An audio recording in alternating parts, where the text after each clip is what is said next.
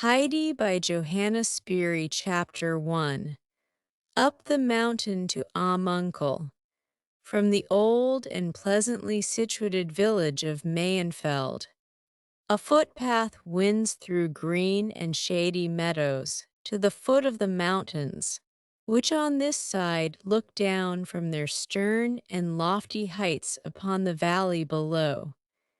The land grows gradually wilder as the path ascends, and the climber has not gone far before he begins to inhale the fragrance of the short grass and sturdy mountain plants, for the way is steep and leads directly up to the summits above.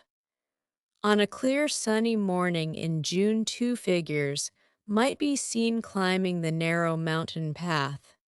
One, a tall, strong-looking girl, the other a child whom she was leading by the hand, and whose little cheeks were so aglow with heat that the crimson color could be seen even through the dark, sunburnt skin.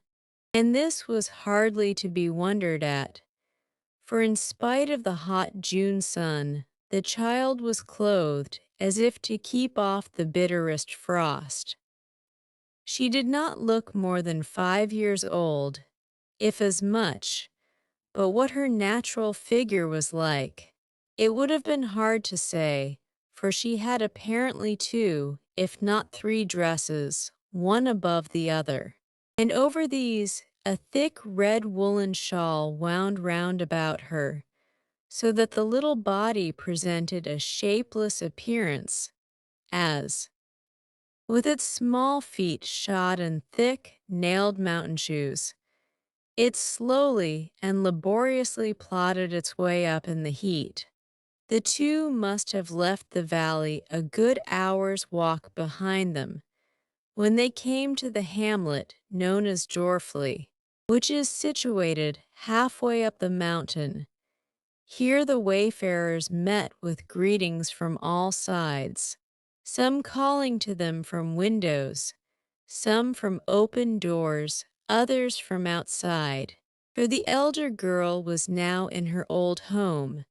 She did not, however, pause in her walk to respond to her friends' welcoming cries and questions, but passed on without stopping for a moment until she reached the last of the scattered houses of the hamlet. Here a voice called to her from the door, "Wait a moment, Dete, if you are going up higher. I will come with you." The girl thus addressed stood still, and the child immediately let go her hand and seated herself on the ground. "Are you tired, Heidi?" asked her companion. "No, I am hot," answered the child. "We shall soon get to the top now. You must walk bravely on a little longer, and take good long steps, and in another hour we shall be there," said Dete in an encouraging voice. They were now joined by a stout, good-natured-looking woman, who walked on ahead with her old acquaintance, the two breaking forth at once into lively conversation about everybody and everything in Dorfli and its surroundings, while the child wandered behind them. "And where are you off to with the child?" asked the one who had just joined the party. "I suppose it is the child your sister left." "Yes," answered Dete. "I am taking her up to Uncle where she must stay." "The child stay up there with Uncle. You must be out of your senses, Dete.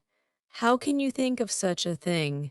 The old man, however, will soon send you and your proposal packing off home again. He cannot very well do that, seeing that he is her grandfather. He must do something for her. I have had the charge of the child till now, and I can tell you, Barble, I am not going to give up the chance which has just fallen to me of getting a good place, for her sake. It is for the grandfather now to do his duty by her. That would be all very well if he were like other people, asseverated stout Barble warmly. But you know what he is. And what can he do with a child, especially with one so young? The child cannot possibly live with him. But where are you thinking of going yourself? To Frankfurt, where an extra good place awaits me, answered Dete. The people I am going to were down at the baths last summer, and it was part of my duty to attend upon their rooms. They would have liked then to take me away with them, but I could not leave. Now they are there again and have repeated their offer, and I intend to go with them. You may make up your mind to that.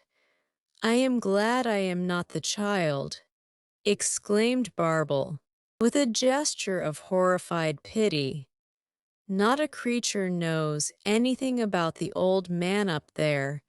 He will have nothing to do with anybody, and never sets his foot inside a church from one year's end to another. When he does come down once in a while, everybody clears out of the way of him and his big stick. The mere sight of him, with his bushy gray eyebrows and his immense beard, is alarming enough. He looks like any old heathen or Indian, and few would care to meet him alone. Well, and what of that? Said Dete in a defiant voice. He is the grandfather all the same, and must look after the child. He is not likely to do her any harm, and if he does, he will be answerable for it, not I.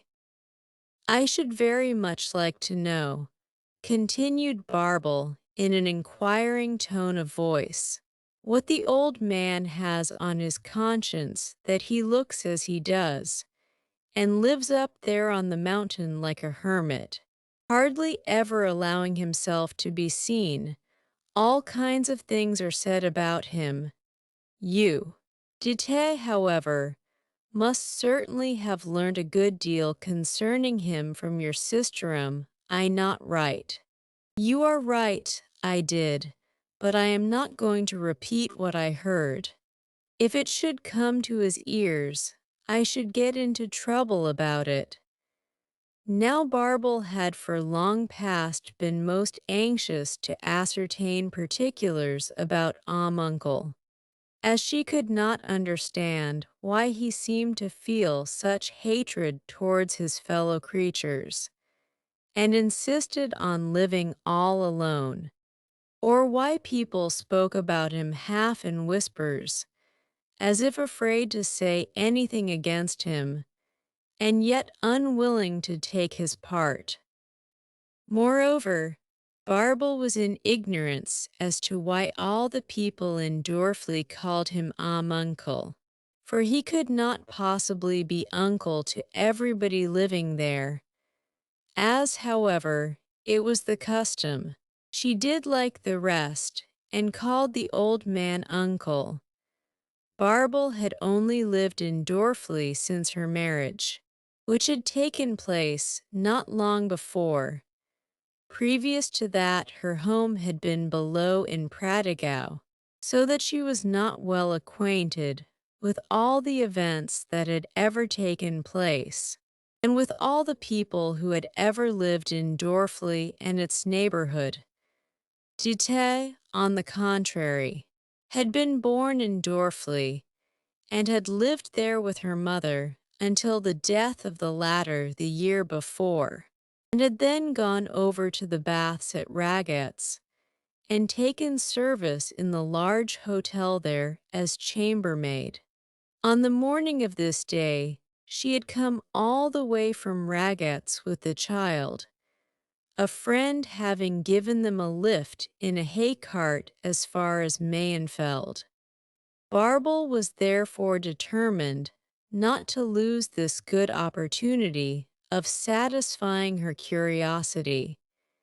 She put her arm through Ditez in a confidential sort of way and said, I know I can find out the real truth from you and the meaning of all these tales that are afloat about him.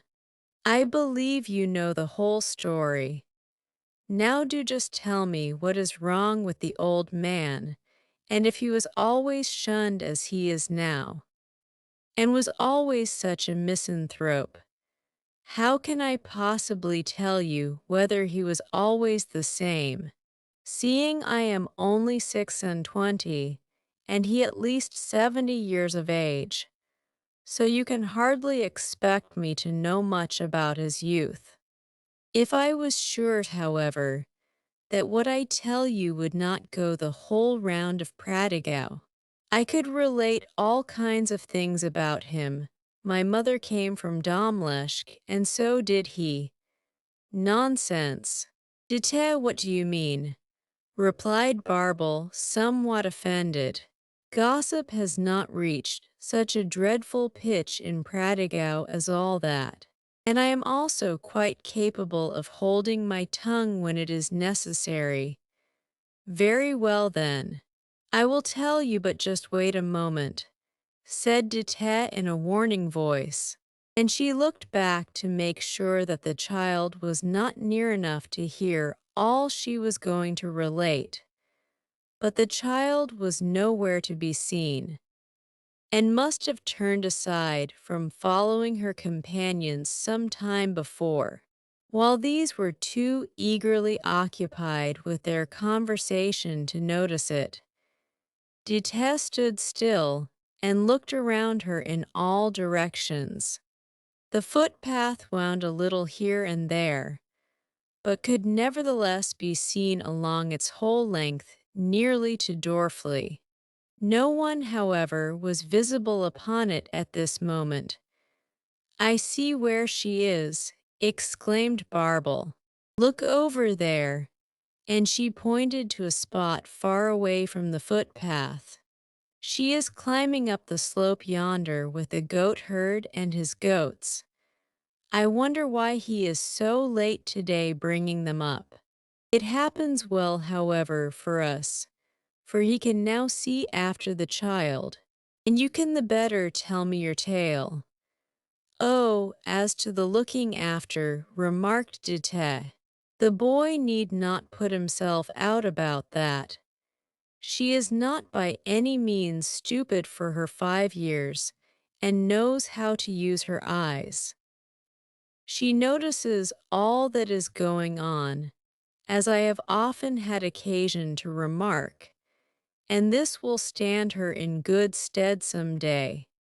For the old man has nothing beyond his 2 goats and his hut. Did he ever have more? Asked Barble. He. I should think so indeed, replied Dite with animation. He was owner once of one of the largest farms in Domleschg. He was the elder of 2 brothers. The younger was a quiet, orderly man, but nothing would please the other but to play the grand gentleman and go driving about the country and mixing with bad company, strangers that nobody knew. He drank and gambled away the whole of his property, and when this became known to his mother and father, they died, one shortly after the other, of sorrow. The younger brother, who was also reduced to beggary, went off in his anger, no one knew whither, while uncle himself, having nothing now left to him but his bad name, also disappeared. For some time his whereabouts were unknown. Then someone found out that he had gone to Naples as a soldier. After that, nothing more was heard of him for 12 or 15 years. At the end of that time, he reappeared in Domleschg, bringing with him a young child, whom he tried to place with some of his kinspeople. Every door, however, was shut in his face. for no one wished to have any more to do with him. Embittered by this treatment, he vowed never to set foot in Domleschg again, and he then came to Dorfli, where he continued to live with his little boy. His wife was probably a native of the Grisons, whom he had met down there, and who died soon after their marriage. He could not have been entirely without money, for he apprenticed his son Tobias to a carpenter. He was a steady lad, and kindly received by everyone in Dorfli.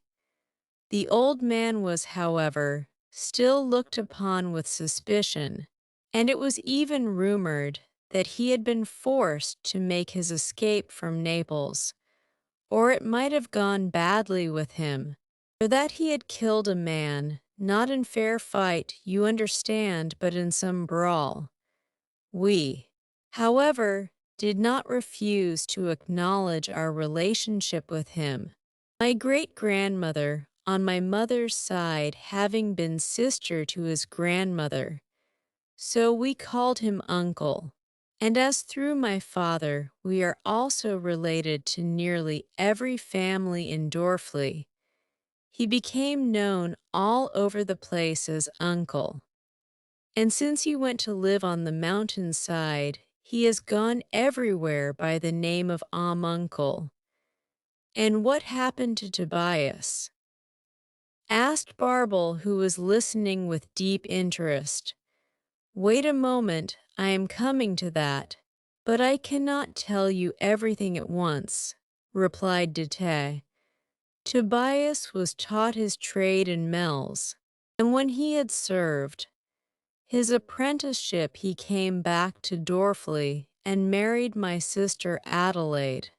They had always been fond of one another, and they got on very well together after they were married. But their happiness did not last long. Her husband met with his death only 2 years after their marriage, a beam falling upon him as he was working and killing him on the spot. They carried him home, and when Adelaide saw the poor disfigured body of her husband, she was so overcome with horror and grief that she fell into a fever from which she never recovered. She had always been rather delicate and subject to curious attacks, during which no one knew whether she was awake or sleeping. And so 2 months after Tobias had been carried to the grave, his wife followed him. Their sad fate was the talk of everybody far and near. And both in private and public, the general opinion was expressed that it was a punishment which Uncle had deserved for the godless life he had led. Some went so far even as to tell him so to his face. Our minister endeavored to awaken his conscience and exhorted him to repentance. But the old man grew only more wrathful and obdurate, and would not speak to a soul, and everyone did their best to keep out of his way. All at once we heard that he had gone to live up the and did not intend ever to come down again, and since then he has led his solitary life on the mountain-side at enmity with God and man. Mother and I took Adelaide's little one, then only a year old, into our care. When Mother died last year, and I went down to the baths to earn some money, I paid old Ursel, who lives in the village just above, to keep and look after the child. I stayed on at the baths through the winter, for as I could sew and knit, I had no difficulty in finding plenty of work. And early in the spring, the same family I had waited on before returned from Frankfurt, and again asked me to go back with them. And so we leave the day after tomorrow, and I can assure you, it is an excellent place for me, and you are going to give the child over to the old man up there. It surprises me beyond words that you can think of doing such a thing, Dete, said Barble, in a voice full of reproach. What do you mean? Retorted Dete. I have done my duty by the child, and what would you have me do with it now? I cannot certainly take a child of 5 years old with me to Frankfurt. But where are you going to yourself, Barble? We are now halfway up the We have just reached the place I wanted, answered Barble. I had something to say to the goatherd's wife, who does some spinning for me in the winter. So goodbye, Dete, and good luck to you. Dete shook hands with her friend and remained standing, while Barble went towards a small, dark brown hut, which stood a few steps away from the path, in a hollow that afforded it some protection from the mountain wind. The hut was situated halfway up the reckoning from Dorfli, and it was well that it was provided with some shelter, for it was so broken down and dilapidated that even then it must have been very unsafe as a habitation, for when the stormy south wind came sweeping over the mountain, everything inside it, doors and windows, shook and rattled, and all the rotten old beams creaked and trembled. On such days as this, had the goatherd's dwelling been standing above on the exposed mountainside, it could not have escaped being blown straight down into the valley without a moment's warning. Here lived Peter, the 11-year-old boy, who every morning went down to Dorfli to fetch his goats and drive them up onto the mountain, where they were free to browse till evening on the delicious mountain plants. Then Peter, with his light-footed animals, would go running and leaping down the mountain again till he reached Dorfli, and there he would give a shrill whistle through his fingers, whereupon all the owners of the goats would come out to fetch home the animals that belonged to them. It was generally the small boys and girls who ran in answer to Peter's whistle, for they were none of them afraid of the gentle goats. And this was the only hour of the day through all the summer months that Peter had any opportunity of seeing his young friends. Since the rest of his time was spent alone with the goats, he had a mother and a blind grandmother at home, it is true, but he was always obliged to start off very early in the morning, and only got home late in the evening from Dorfli, for he always stayed as long as he could talking and playing with the other children, and so he had just time enough at home, and that was all, to swallow down his bread and milk in the morning, and again in the evening to get through a similar meal, lie down in bed and go to sleep. His father, who had been known also as the goatherd, having earned his living as such when younger, had been accidentally killed while cutting wood some years before.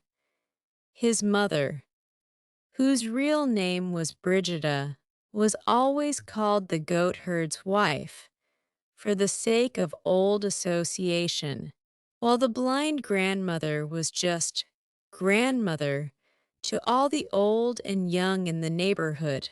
Dete had been standing for a good 10 minutes looking about her in every direction for some sign of the children and the goats. Not a glimpse of them, however, was to be seen, so she climbed to a higher spot, whence she could get a fuller view of the mountain as it sloped beneath her to the valley, while, with ever-increasing anxiety on her face, and in her movements, she continued to scan the surrounding slopes. Meanwhile, the children were climbing up by a far and roundabout way, for Peter knew many spots where all kinds of good food, in the shape of shrubs and plants, grew for his goats, and he was in the habit of leading his flock aside from the beaten track. The child, exhausted with the heat and weight of her thick armor of clothes, panted and struggled after him at first with some difficulty. She said nothing, but her little eyes kept watching first Peter, as he sprang nimbly hither and thither on his bare feet, clad only in his short light breeches, and then the slim-legged goats that went leaping over rocks and shrubs, and up the steep ascents with even greater ease. All at once she sat herself down on the ground, and as fast as her little fingers could move, began pulling off her shoes and stockings. This done, she rose, unwound the hot red shawl and threw it away, and then proceeded to undo her frock. It was off in a second, but there was still another to unfasten, for Dete had put the Sunday frock on over the everyday one, to save the trouble of carrying it. Quick as lightning, the everyday frock followed the other. And now the child stood up, clad only in her light, short-sleeved undergarment, stretching out her little bare arms with glee. She put all her clothes together in a tidy little heap, and then went jumping and climbing up after Peter and the goats as nimbly as any one of the party. Peter had taken no heed of what the child was about when she stayed behind, but when she ran up to him in her new attire, his face broke into a grin, which grew broader still as he looked back and saw the small heap of clothes lying on the ground. Until his mouth stretched almost from ear to ear, he said nothing, however. The child, able now to move at her ease, began to enter into conversation with Peter, who had many questions to answer. For his companion wanted to know how many goats he had, where he was going to with them, and what he had to do when he arrived there. At last, after some time, they and the goats approached the hut and came within view of Cousin Dete. Hardly had the latter caught sight of the little company climbing up towards her when she shrieked out, "Heidi, what have you been doing? What a sight you have made of yourself! And where are your 2 frocks and the red wrapper, and the new shoes I bought, and the new stockings I knitted for you? Everything gone, not a thing left. What can you have been thinking of? Heidi, where are all your clothes?" The child quietly pointed to a spot below on the mountainside and answered, "Down there." Dite followed the direction of her finger. She could just distinguish something lying on the ground, with a spot of red on the top of it, which she had no doubt was the woolen wrapper. "You good-for-nothing little thing!" exclaimed Dite angrily. "What could have put it into your head to do like that? What made you undress yourself? What do you mean by it?"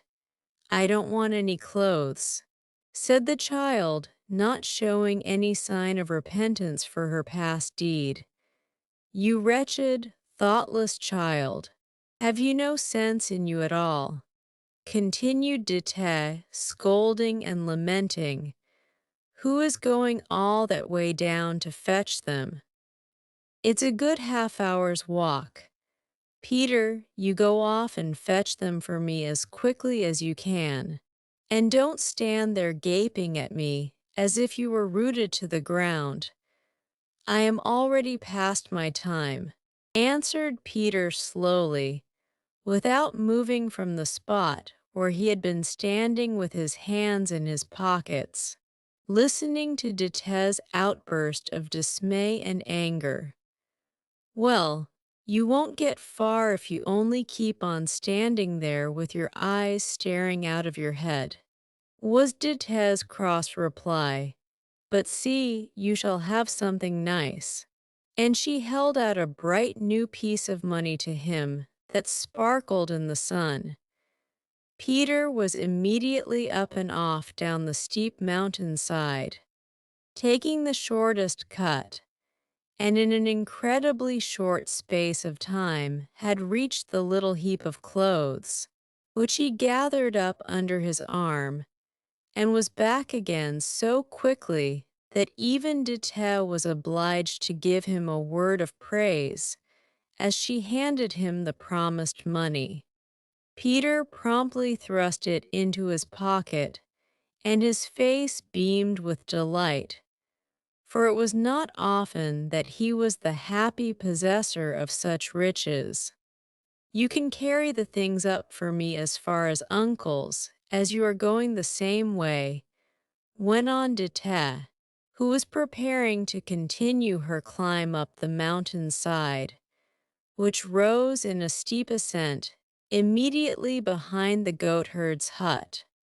Peter willingly undertook to do this, and followed after her on his bare feet, with his left arm round the bundle, and the right swinging his goatherd's stick, while Heidi and the goats went skipping and jumping joyfully beside him.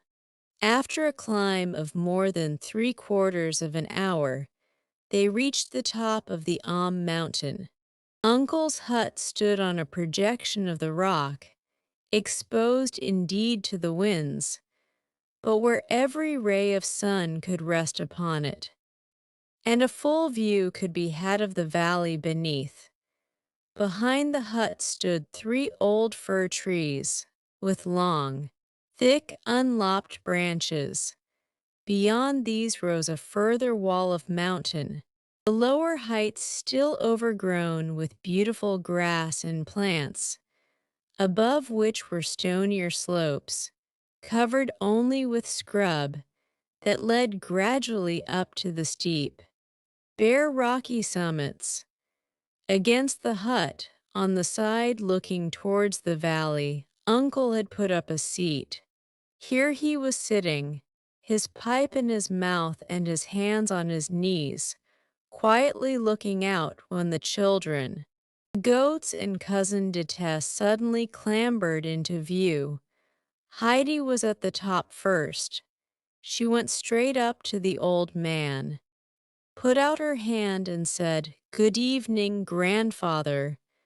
So, what is the meaning of this?" he asked gruffly, as he gave the child an abrupt shake of the hand, and gazed long and scrutinizingly at her from under his bushy eyebrows. Heidi stared steadily back at him in return with unflinching gaze. For the grandfather, with his long beard and thick gray eyebrows that grew together over his nose and looked just like a bush, was such a remarkable appearance that Heidi was unable to take her eyes off him.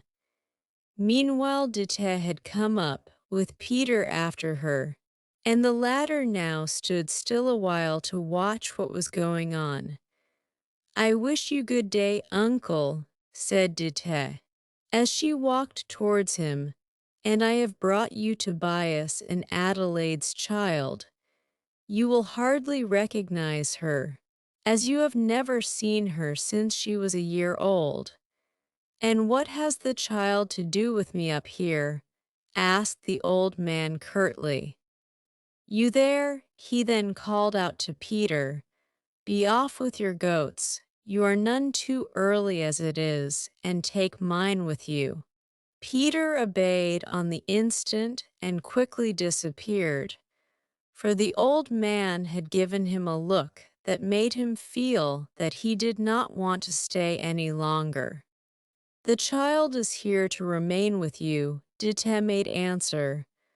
"I have, I think, done my duty by her for these 4 years, and now it is time for you to do yours." "That's it, is it?" said the old man, as he looked at her with a flash in his eye. "And when the child begins to fret and whine after you, as is the way with these unreasonable little beings, what am I to do with her then?" "That's your affair," retorted Dite. "I know I had to put up with her without complaint when she was left on my hands as an infant, and with enough to do as it was for my mother and self. Now I have to go and look after my own earnings, and you are the next of kin to the child. If you cannot arrange to keep her, do with her as you like. You will be answerable for the result if harm happens to her, though you have hardly need, I should think, to add to the burden already on your conscience." Now Dite was not quite easy in her own conscience about what she was doing, and consequently was feeling hot and irritable, and said more than she had intended.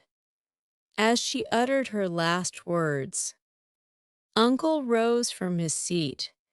He looked at her in a way that made her draw back a step or two, then flinging out his arm, he said to her in a commanding voice, "Be off with you this instant, and get back as quickly as you can to the place whence you came, and do not let me see your face again in a hurry." Dite did not wait to be told twice. "Goodbye to you then, and to you too, Heidi," she called, as she turned quickly away and started to descend the mountain at a running pace, which she did not slacken till she found herself safely again at Dorfley, for some inward agitation drove her forwards as if a steam engine was at work inside her. Again questions came raining down upon her from all sides, for every one knew Dite, as well as all particulars of the birth and former history of the child, and all wondered what she had done with it. From every door and window came voices calling, "Where is the child? Where have you left the child, Dite?" And more reluctantly Dite made answer, "Up there with Uncle." "With Uncle, have I not told you so already?" Then the women began to hurl reproaches at her. First one cried out, "How could you do such a thing?" Then another, "To think of leaving a helpless little thing up there." While again and again came the words, the poor mite," pursuing her as she went along. Unable at last to bear it any longer, Dite ran forward as fast as she could, until she was beyond reach of their voices. She was far from happy at the thought of what she had done, for the child had been left in her care by her dying mother. She quieted herself, however, with the idea that she would be better able to do something for the child if she was earning plenty of money, and it was a relief to her to think that she would soon be far away from all these people who were making such a fuss about the matter. And she rejoiced further still that she was at liberty now to take such a good place. Chapter 2. At Home with Grandfather.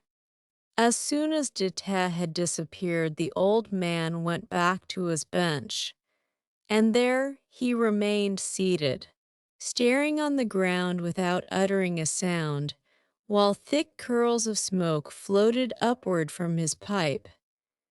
Heidi, meanwhile, was enjoying herself in her new surroundings. She looked about till she found a shed, built against the hut where the goats were kept.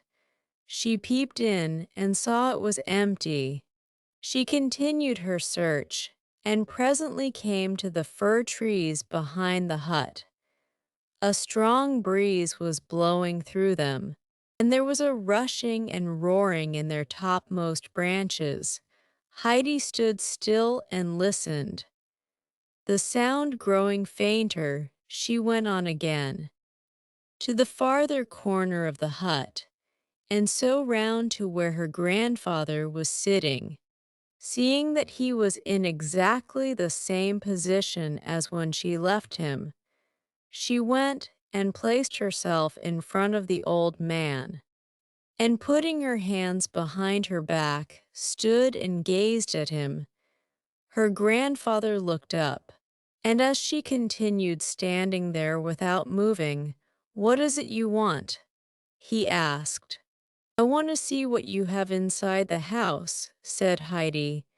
"Come then." And the grandfather rose and went before her towards the hut. "Bring your bundle of clothes in with you," he bid her as she was following. "I shan't want them any more," was her prompt answer.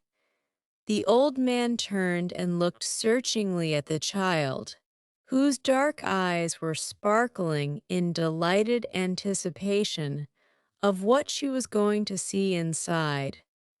"She is certainly not wanting in intelligence," he murmured to himself. "And why shall you not want them any more?" he asked aloud. "Because I want to go about like the goats with their thin light legs." "Well, you can do so if you like," said her grandfather. "But bring the things in. We must put them in the cupboard." Heidi did as she was told.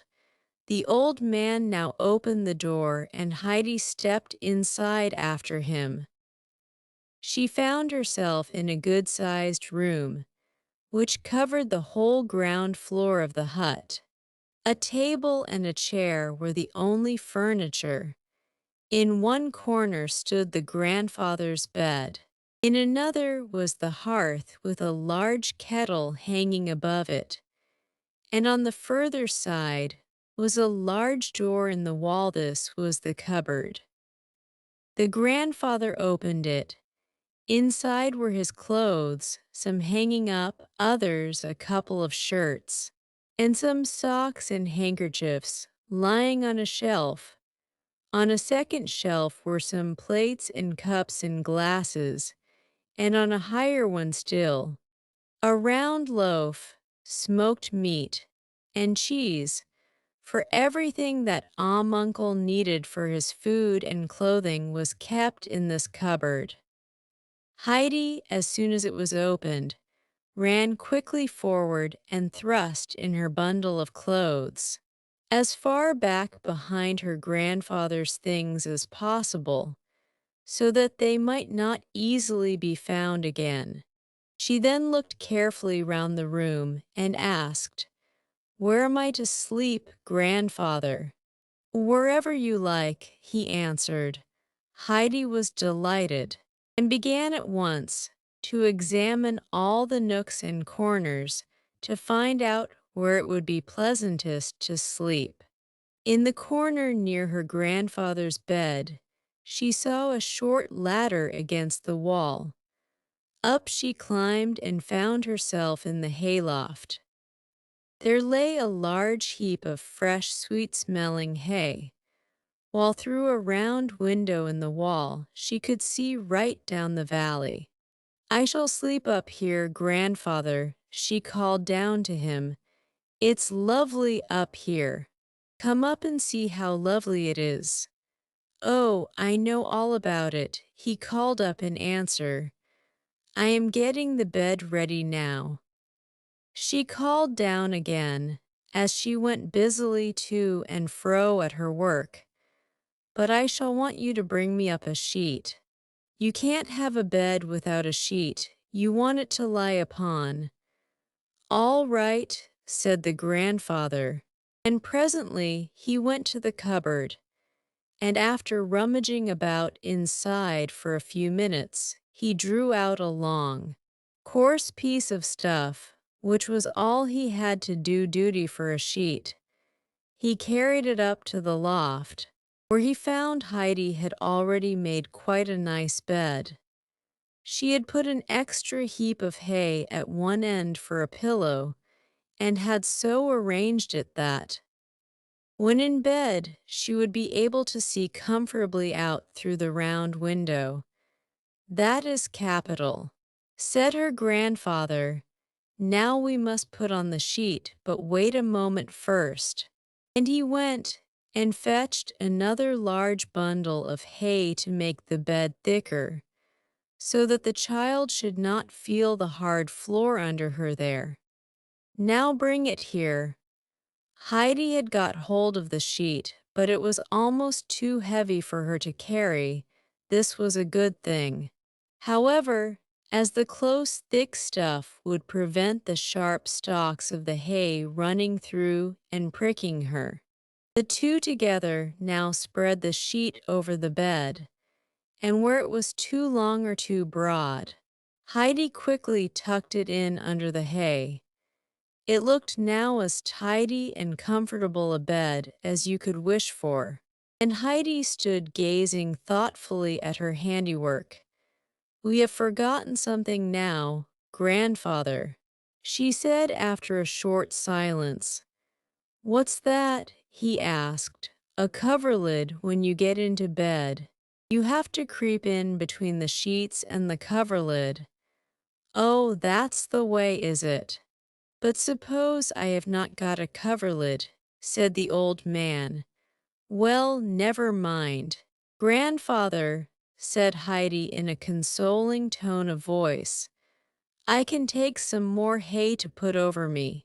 And she was turning quickly to fetch another armful from the heap, when her grandfather stopped her.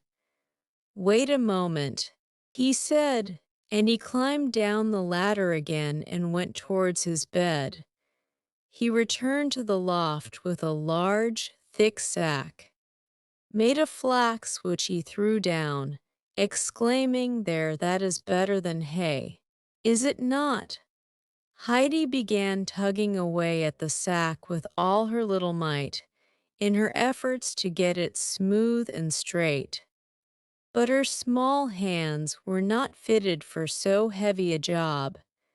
Her grandfather came to her assistance, and when they had got it tidily spread over the bed, it all looked so nice and warm and comfortable that Heidi stood gazing at it in delight. "That is a splendid coverlid," she said, "and the bed looks lovely altogether. I wish it was night, so that I might get inside it at once." "I think we might have something to eat first," said the grandfather. "What do you think?" Heidi, in the excitement of bed-making, had forgotten everything else.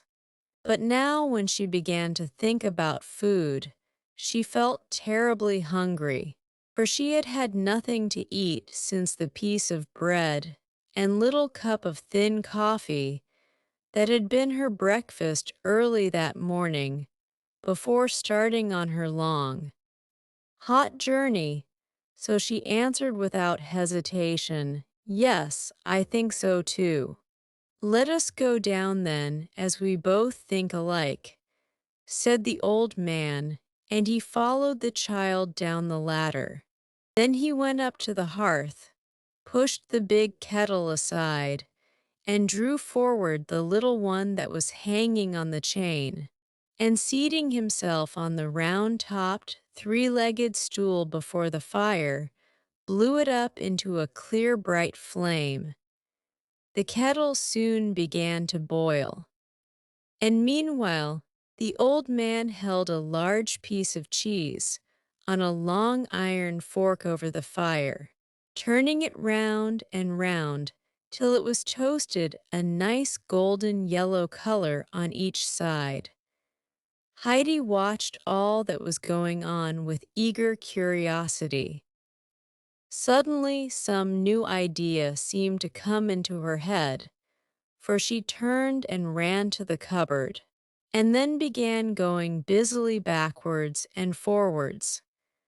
Presently the grandfather got up and came to the table with a jug and the cheese. And there he saw it already tidily laid with a round loaf, and 2 plates, and 2 knives each in its right place. For Heidi had taken exact note that morning of all that there was in the cupboard, and she knew which things would be wanted for their meal. "Ah, that's right," said the grandfather. "I am glad to see that you have some ideas of your own." And as he spoke, he laid the toasted cheese on a layer of bread. But there is still something missing. Heidi looked at the jug that was steaming away invitingly and ran quickly back to the cupboard. At first she could only see a small bowl left on the shelf, but she was not long in perplexity, for a moment later she caught sight of 2 glasses further back. And without an instant's loss of time, she returned with these and the bowl and put them down on the table. "Good. I see you know how to set about things, but what will you do for a seat?" The grandfather himself was sitting on the only chair in the room. Heidi flew to the hearth, and dragging the 3-legged stool up to the table, sat herself down upon it. "Well, you have managed to find a seat for yourself. I see, only rather a low one, I am afraid," said the grandfather. "But you would not be tall enough to reach the table even if you sat in my chair. The first thing now, however, is to have something to eat, so come along." With that he stood up, filled the bowl with milk, and placing it on the chair, pushed it in front of Heidi on her little 3-legged stool, so that she now had a table to herself. Then he brought her a large slice of bread and a piece of the golden cheese, and told her to eat. After which he went and sat down on the corner of the table and began his own meal. Heidi lifted the bowl with both hands and drank without pause till it was empty, for the thirst of all her long hot journey had returned upon her. Then she drew a deep breath in the eagerness of her thirst. She had not stopped to breathe and put down the bowl. "Was the milk nice?" asked her grandfather. "I never drank any so good before," answered Heidi. "Then you must have some more." And the old man filled her bowl again to the brim and set it before the child, who was now hungrily beginning her bread, having first spread it with the cheese, which after being toasted was soft as butter. The two together tasted deliciously, and the child looked the picture of content as she sat eating, and at intervals taking further draughts of milk. The meal being over, the grandfather went outside to put the goat shed in order, and Heidi watched with interest while he first swept it out, and then put fresh straw for the goats to sleep upon. Then he went to the little well shed, and there he cut some long round sticks, and a small round board. In this he bored some holes and stuck the sticks into them, and there, as if made by magic, was a 3-legged stool just like her grandfather's, only higher. Heidi stood and looked at it, speechless with astonishment. "What do you think that is?" asked her grandfather. "It's my stool." "I know, because it is such a high one, and it was made all of a minute," said the child, still lost in wonder and admiration. She understands what she sees. Her eyes are in the right place, remarked the grandfather to himself, as he continued his way round the hut, knocking in a nail here and there, or making fast some part of the door. And so with hammer and nails, and pieces of wood going from spot to spot, mending or clearing away wherever work of the kind was needed, Heidi followed him step by step, her eyes attentively taking in all that he did, and everything that she saw was a fresh source of pleasure to her. And so the time passed happily on till evening. Then the wind began to roar louder than ever through the old fir trees.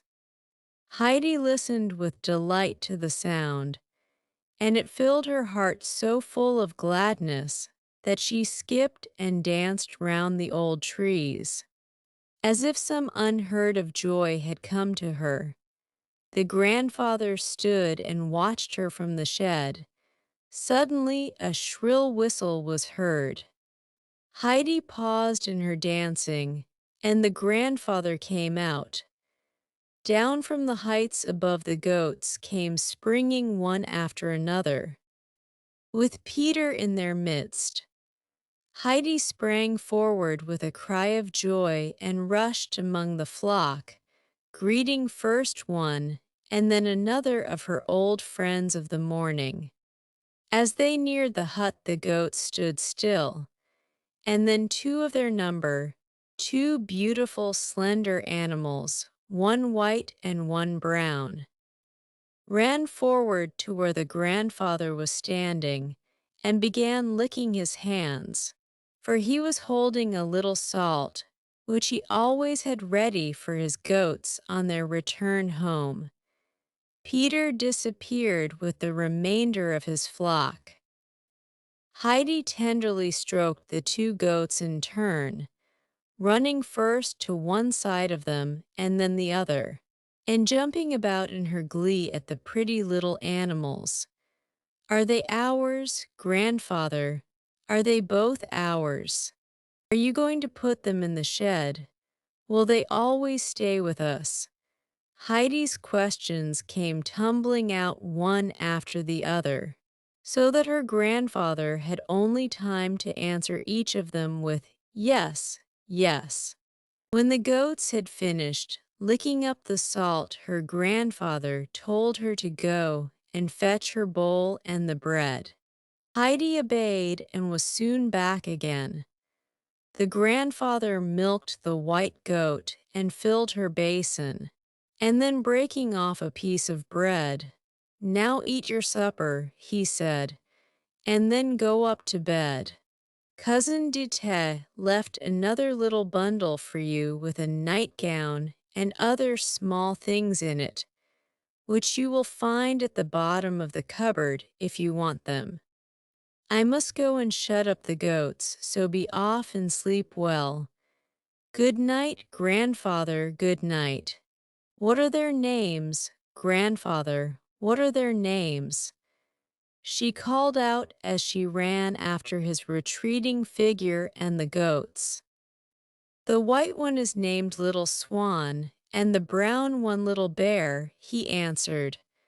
"Good night, Little Swan, good night, Little Bear," she called again at the top of her voice, for they were already inside the shed. Then she sat down on the seat and began to eat and drink. But the wind was so strong that it almost blew her away. So she made haste and finished her supper and then went indoors and climbed up to her bed, where she was soon lying as sweetly and soundly asleep as any young princess on her couch of silk. Not long after, and while it was still twilight, the grandfather also went to bed, for he was up every morning at sunrise, and the sun came climbing up over the mountains at a very early hour during these summer months. The wind grew so tempestuous during the night, and blew in such gusts against the walls, that the hut trembled and the old beams groaned and creaked. It came howling and wailing down the chimney like voices of those in pain. And it raged with such fury among the old fir trees that here and there a branch was snapped and fell. In the middle of the night the old man got up. "The child will be frightened," he murmured half aloud. He mounted the ladder and went and stood by the child's bed. Outside, the moon was struggling with the dark, fast-driving clouds, which at one moment left it clear and shining, and the next swept over it, and all again was dark. Just now the moonlight was falling through the round window straight on to Heidi's bed. She lay under the heavy coverlid, her cheeks rosy with sleep, her head peacefully resting on her little round arm, and with a happy expression on her baby face, as if dreaming of something pleasant. The old man stood looking down on the sleeping child until the moon again disappeared behind the clouds, and he could see no more. Then he went back to bed. Chapter 3. Out with the Goats. Heidi was awakened early the next morning by a loud whistle. The sun was shining through the round window and falling in golden rays on her bed and on the large heap of hay. And as she opened her eyes, everything in the loft seemed gleaming with gold. She looked around her in astonishment and could not imagine for a while where she was.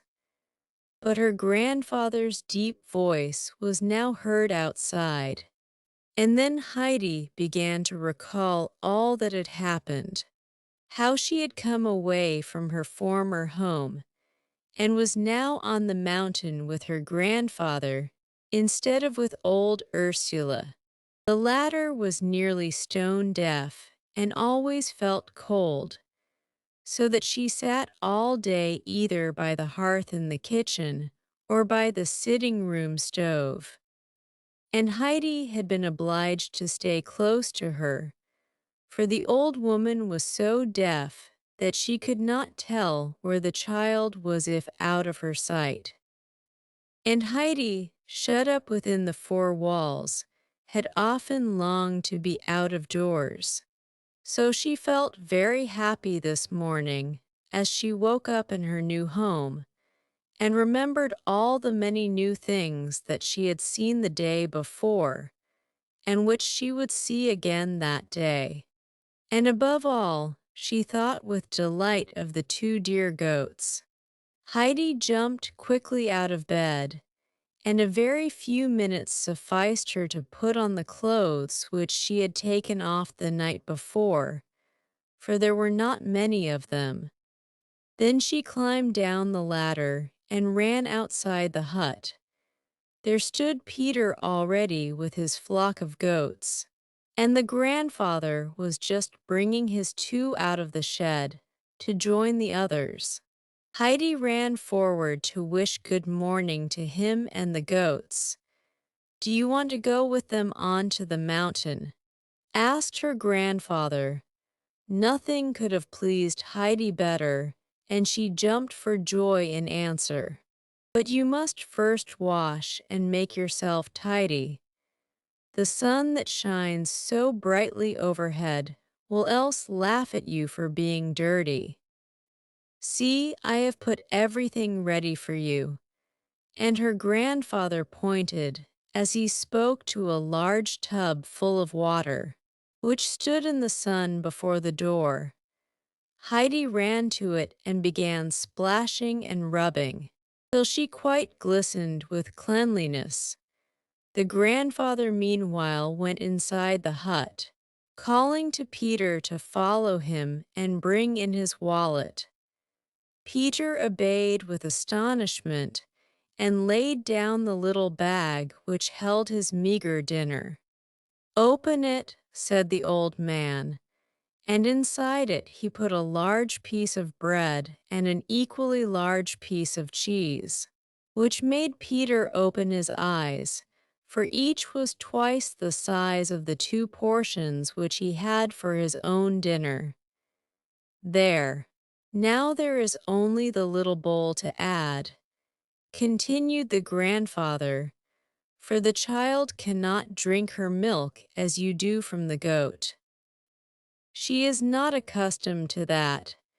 You must milk 2 bowlfuls for her when she has her dinner, for she is going with you and will remain with you till you return this evening. But take care she does not fall over any of the rocks. Do you hear? Heidi now came running in. Will the sun laugh at me now, grandfather? She asked anxiously.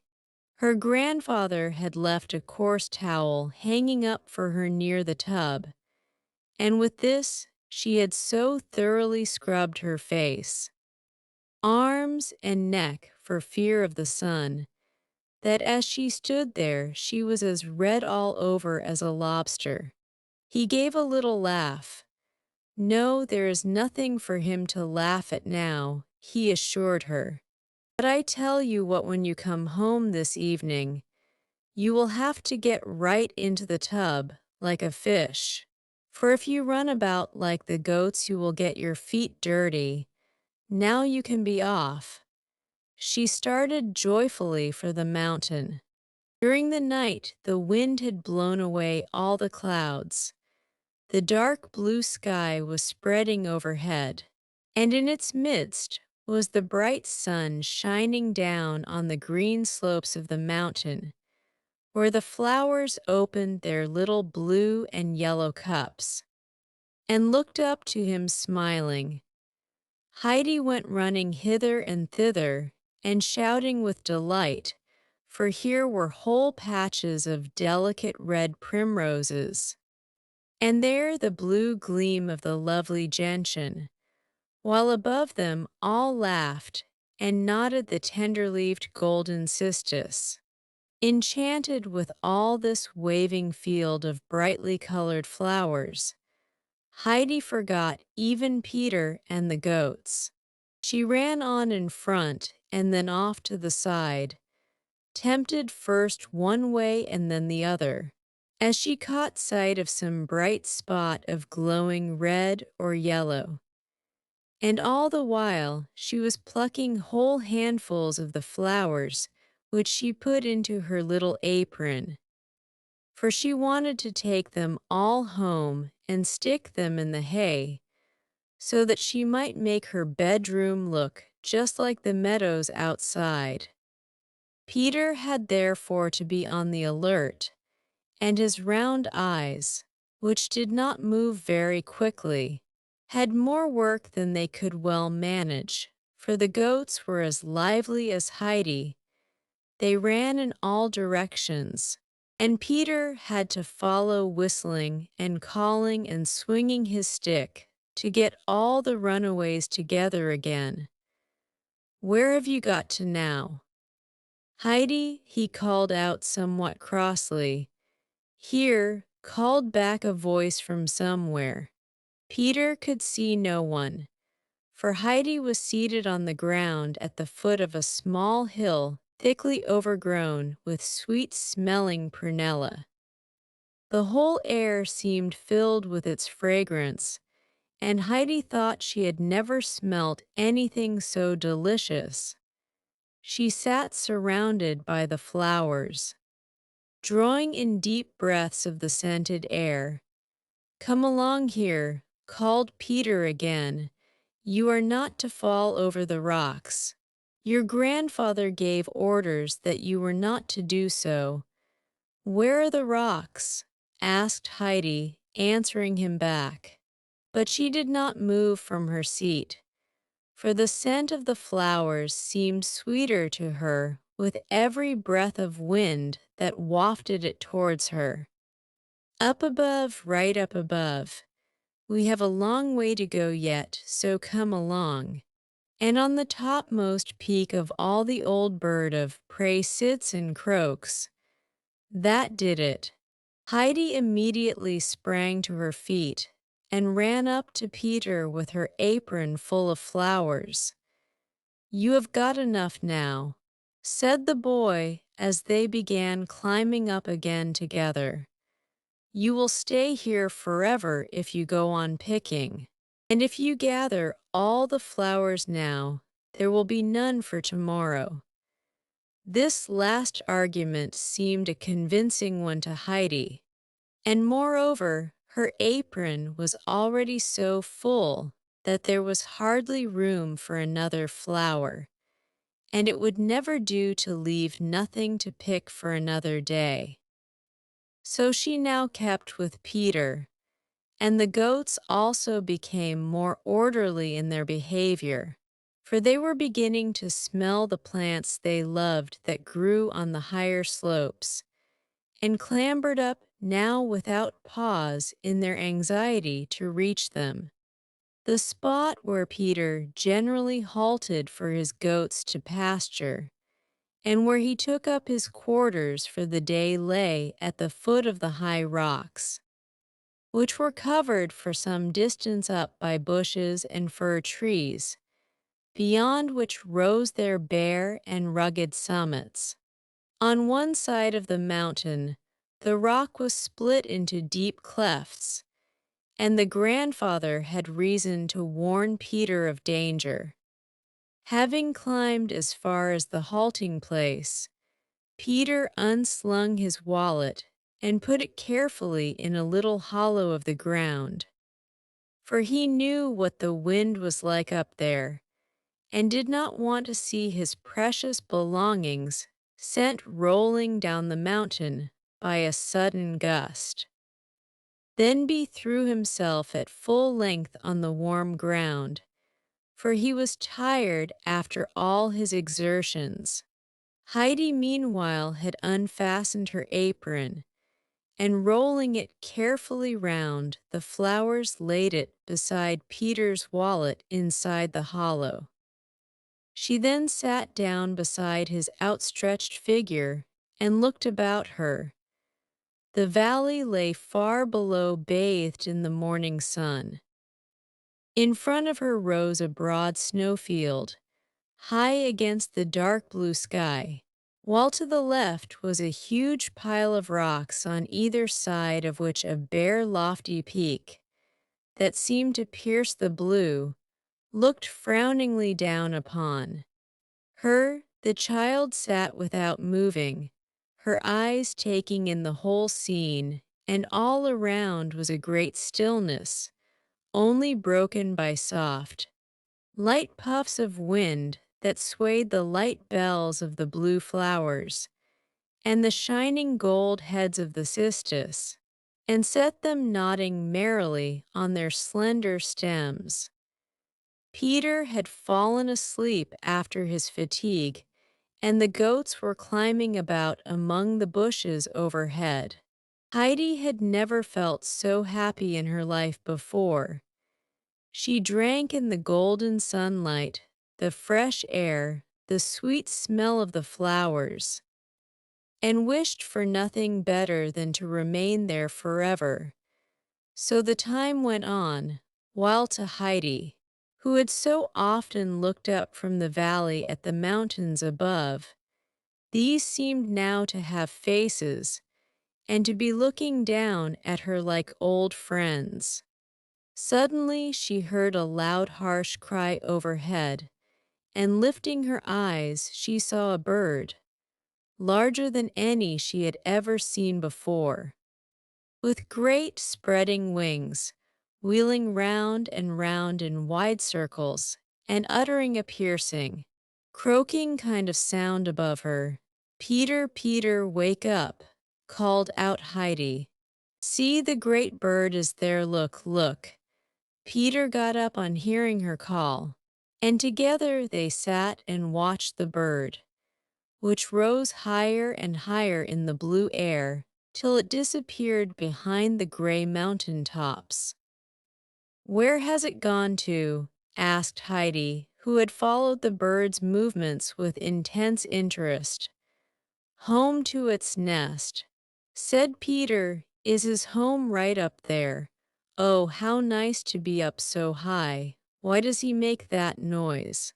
"Because he can't help it," explained Peter. "Let us climb up there and see where his nest is," proposed Heidi.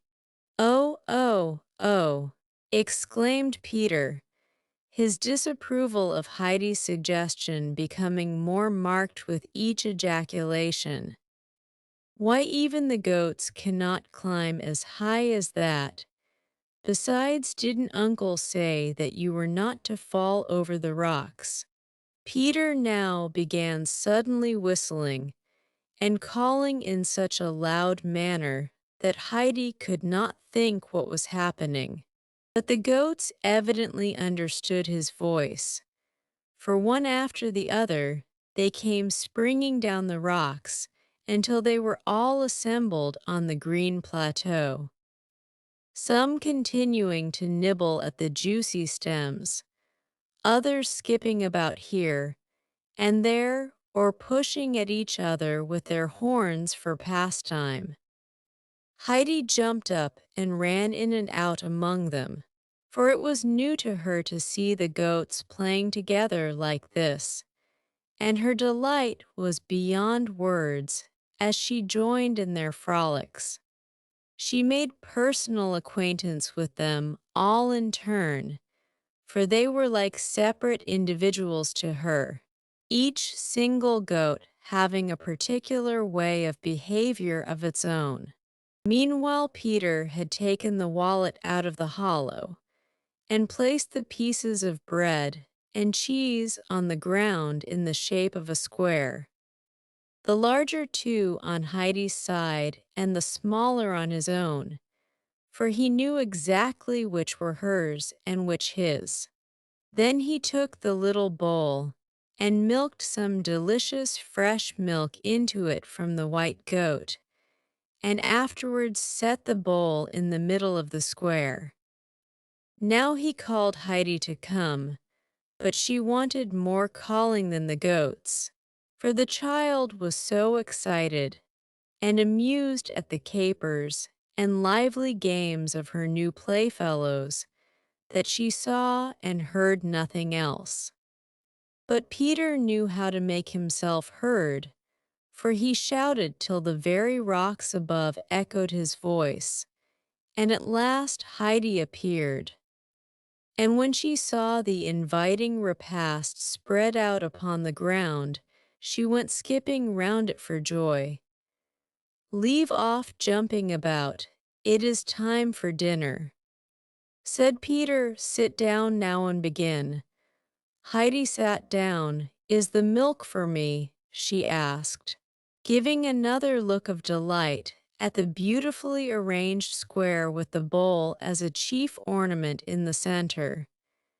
"Yes," replied Peter, "and the two large pieces of bread and cheese are yours also, and when you have drunk up that milk, you are to have another bowlful from the white goat, and then it will be my turn." "And which do you get your milk from?" inquired Heidi. "From my own goat, the piebald one. But go on now with your dinner," said Peter, again reminding her it was time to eat. Heidi now took up the bowl and drank her milk, and as soon as she had put it down empty, Peter rose and filled it again for her.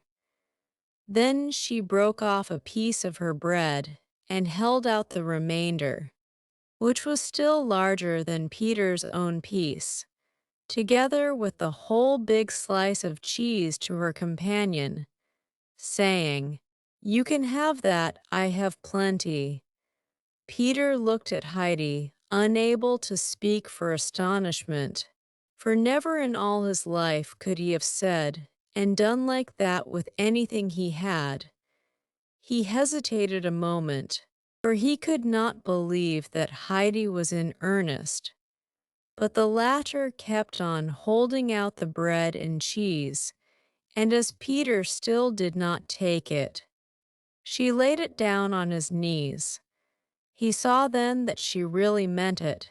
he seized the food, nodded his thanks and acceptance of her present, and then made a more splendid meal than he had known ever since he was a goat herd.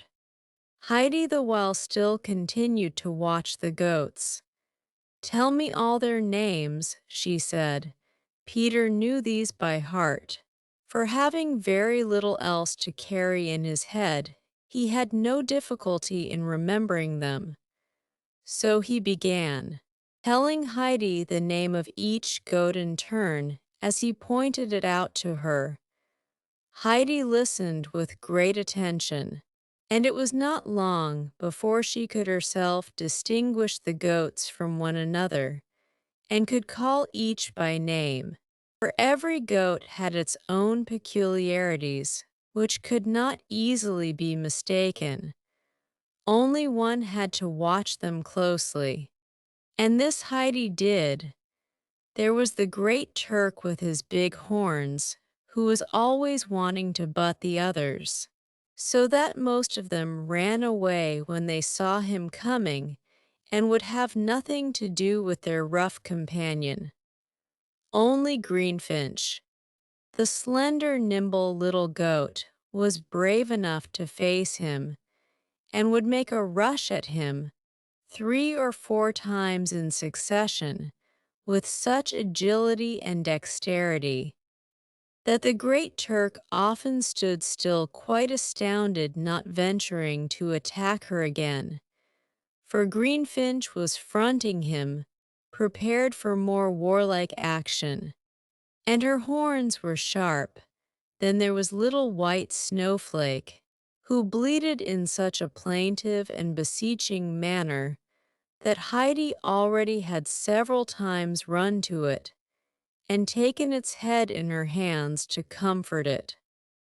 Just at this moment the pleading young cry was heard again, and Heidi jumped up running and, putting her arms round the little creature's neck, asked in a sympathetic voice, "What is it, little Snowflake? Why do you call like that as if in trouble?" The goat pressed closer to Heidi in a confiding way and left off bleating. Peter called out from where he was sitting, for he had not yet got to the end of his bread and cheese. "She cries like that because the old goat is not with her.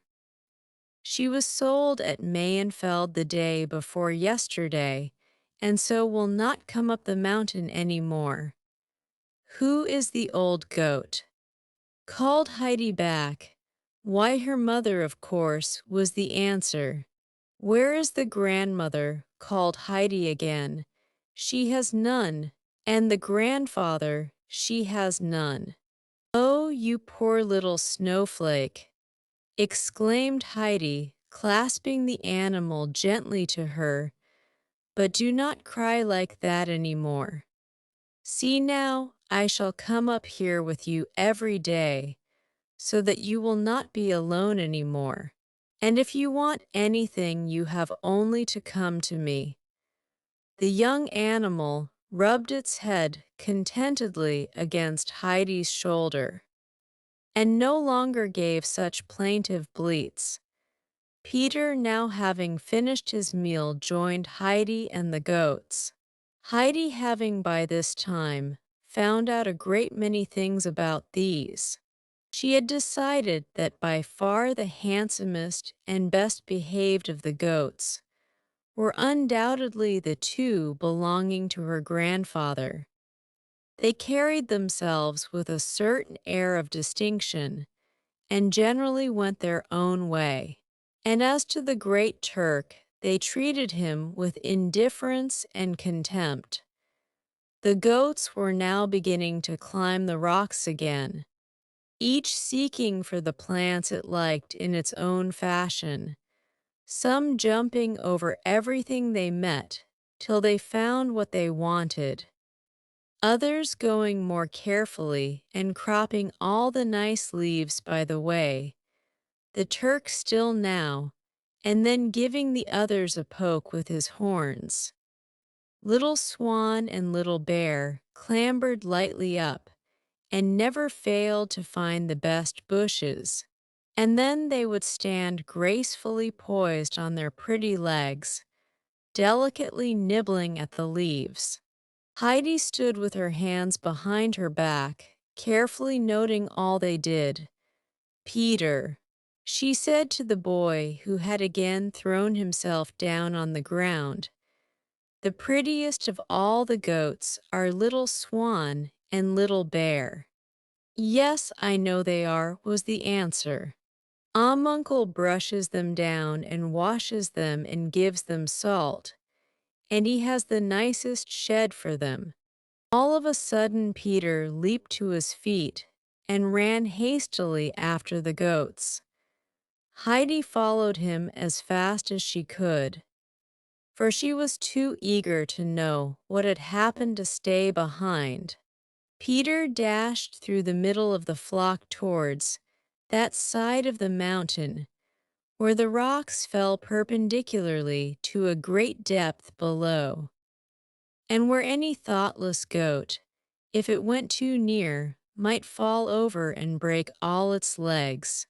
He had caught sight of the inquisitive greenfinch taking leaps in that direction, and he was only just in time, for the animal had already sprung to the edge of the abyss. All Peter could do was to throw himself down and seize one of her hind legs. Greenfinch, thus taken by surprise, began bleating furiously, angry at being held so fast and prevented from continuing her voyage of discovery. She struggled to get loose, and endeavored so obstinately to leap forward that Peter shouted to Heidi to come and help him, for he could not get up, and was afraid of pulling out the goat's leg altogether. Heidi had already run up, and she saw at once the danger both Peter and the animal were in. She quickly gathered a bunch of sweet-smelling leaves, and then, holding them under Greenfinch's nose, said coaxingly, "Come, come, Greenfinch, you must not be naughty. Look, you might fall down there and break your leg, and that would give you dreadful pain." The young animal turned quickly and began contentedly eating the leaves out of Heidi's hand.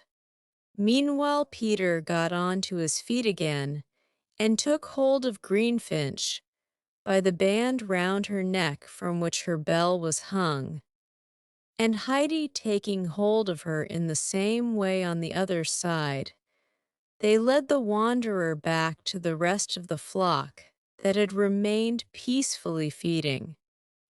Peter, now he had his goat in safety, lifted his stick in order to give her a good beating as punishment, and Greenfinch, seeing what was coming, shrank back in fear.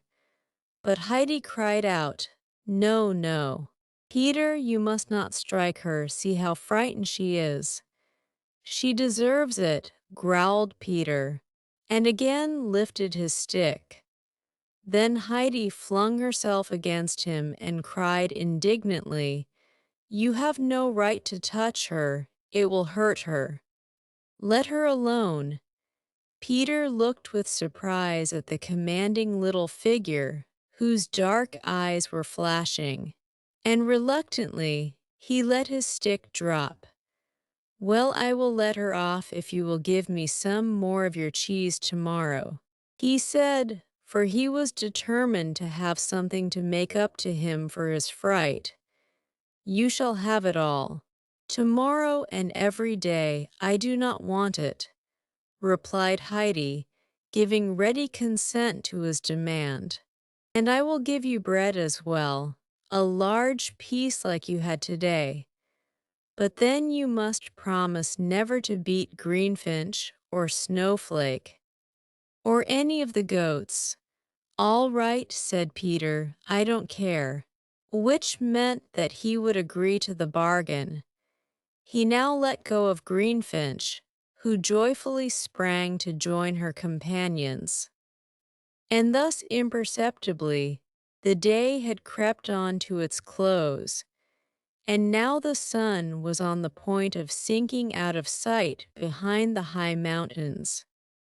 Heidi was again sitting on the ground, silently gazing at the blue bell-shaped flowers. As they glistened in the evening sun, for a golden light lay on the grass and flowers, and the rocks above were beginning to shine and glow. All at once she sprang to her feet. "Peter, Peter, everything is on fire. All the rocks are burning, and the great snow mountain and the sky. Oh, look! Look, the high rock up there is red with flame.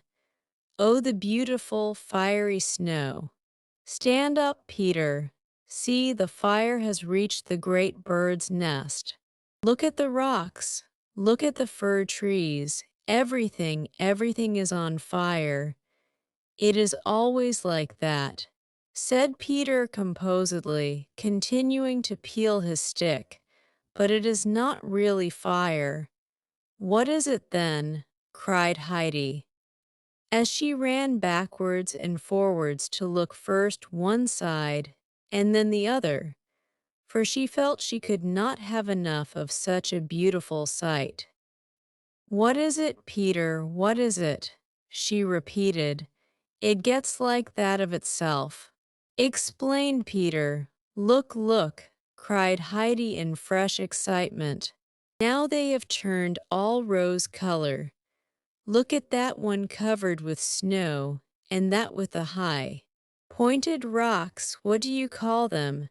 "Mountains have not any names," he answered. "Oh, how beautiful! Look at the crimson snow, and up there on the rocks there are ever so many roses. Oh, now they are turning gray.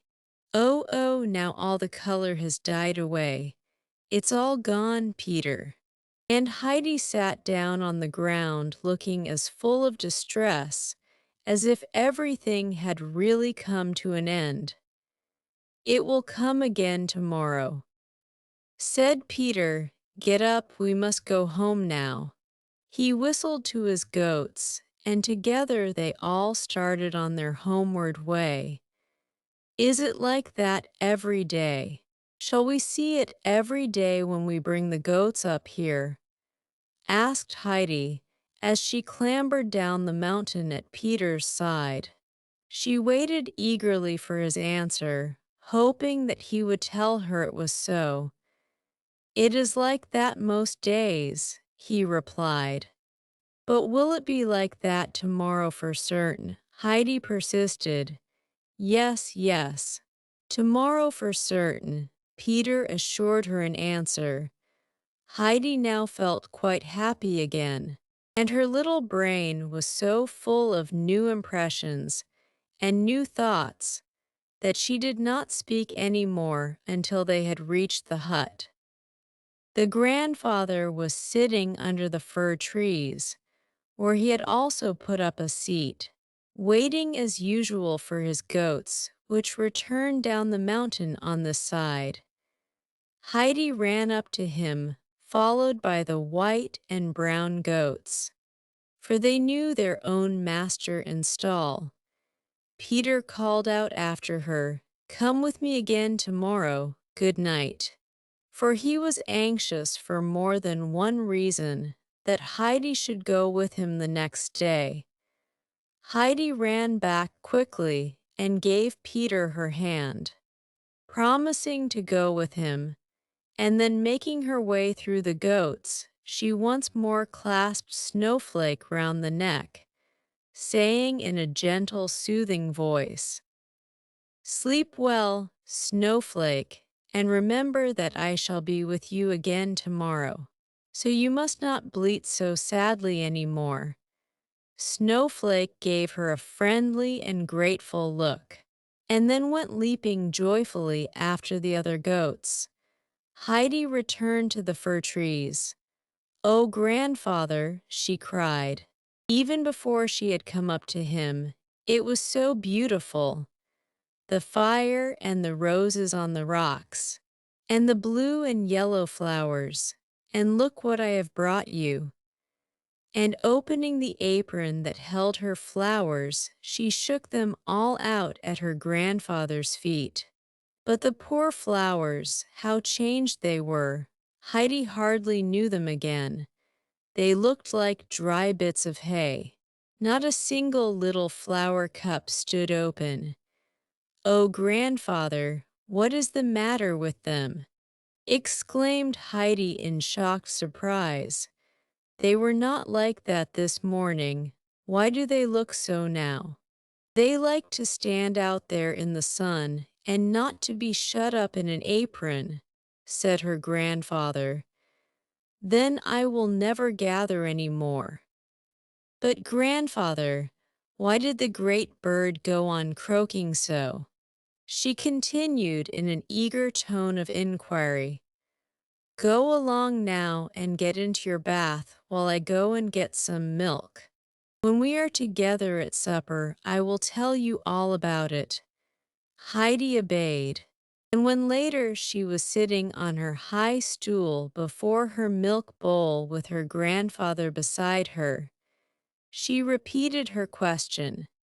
"Why does the great bird go on croaking and screaming down at us, grandfather?"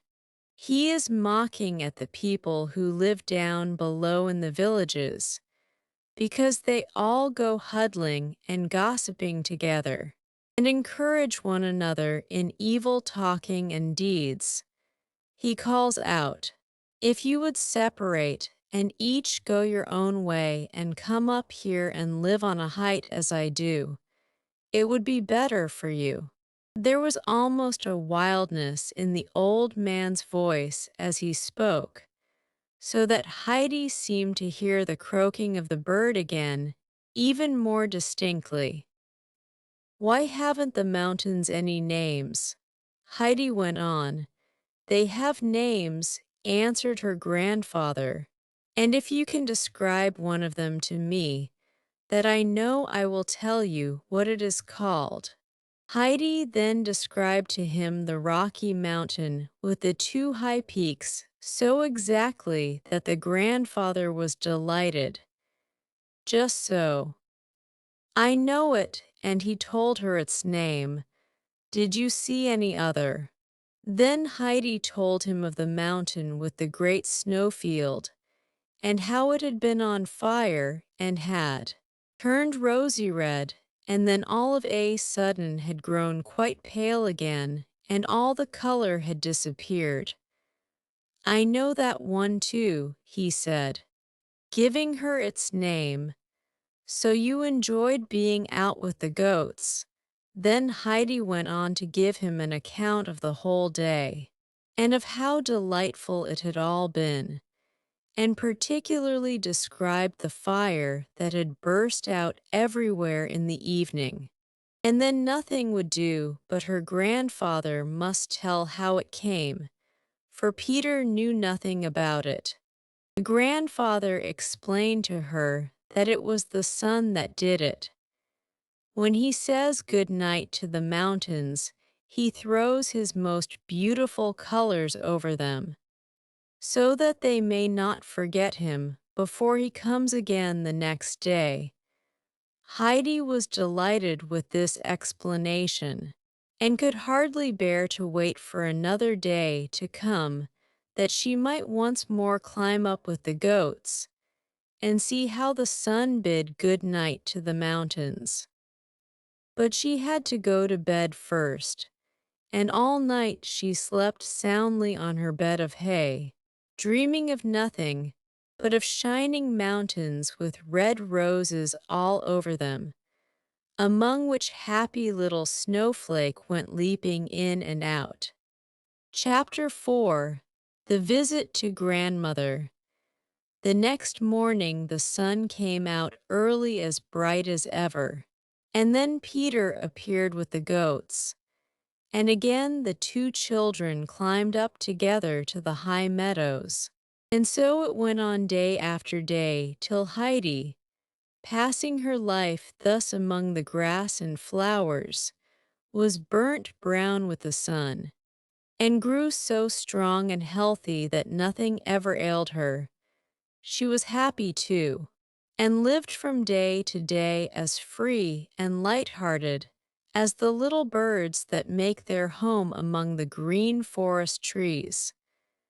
Then the autumn came, and the wind blew louder and stronger, and the grandfather would say sometimes, "Today you must stay at home." Heidi, a sudden gust of the wind, would blow a little thing like you over the rocks into the valley below in a moment. Whenever Peter heard that he must go alone, he looked very unhappy, for he saw nothing but mishaps of all kinds ahead, and did not know how he should bear the long dull day without Heidi. Then, too, there was the good meal he would miss. And besides that, the goats on these days were so naughty and obstinate that he had twice the usual trouble with them, for they had grown so accustomed to Heidi's presence that they would run in every direction and refuse to go on unless she was with them. Heidi was never unhappy, for wherever she was she found something to interest or amuse her. She liked best, it is true, to go out with Peter up to the flowers and the great bird, where there was so much to be seen, and so many experiences to go through among the goats, with their different characters. But she also found her grandfather's hammering and sawing and carpentering very entertaining. And if it should chance to be the day when the large round goat's milk cheese was made, she enjoyed beyond measure looking on at this wonderful performance, and watching her grandfather, as with sleeves rolled back, he stirred the great cauldron with his bare arms. The thing which attracted her most, however, was the waving and roaring of the 3 old fir trees on these windy days. She would run away repeatedly from whatever she might be doing to listen to them, for nothing seemed so strange and wonderful to her as the deep, mysterious sound in the tops of the trees. She would stand underneath them and look up, unable to tear herself away, looking and listening while they bowed and swayed, and roared as the mighty wind rushed through them. There was no longer now the warm, bright sun that had shone all through the summer. So Heidi went to the cupboard and got out her shoes and stockings and dress, for it was growing colder every day. And when Heidi stood under the fir trees, the wind blew through her as if she was a thin little leaf.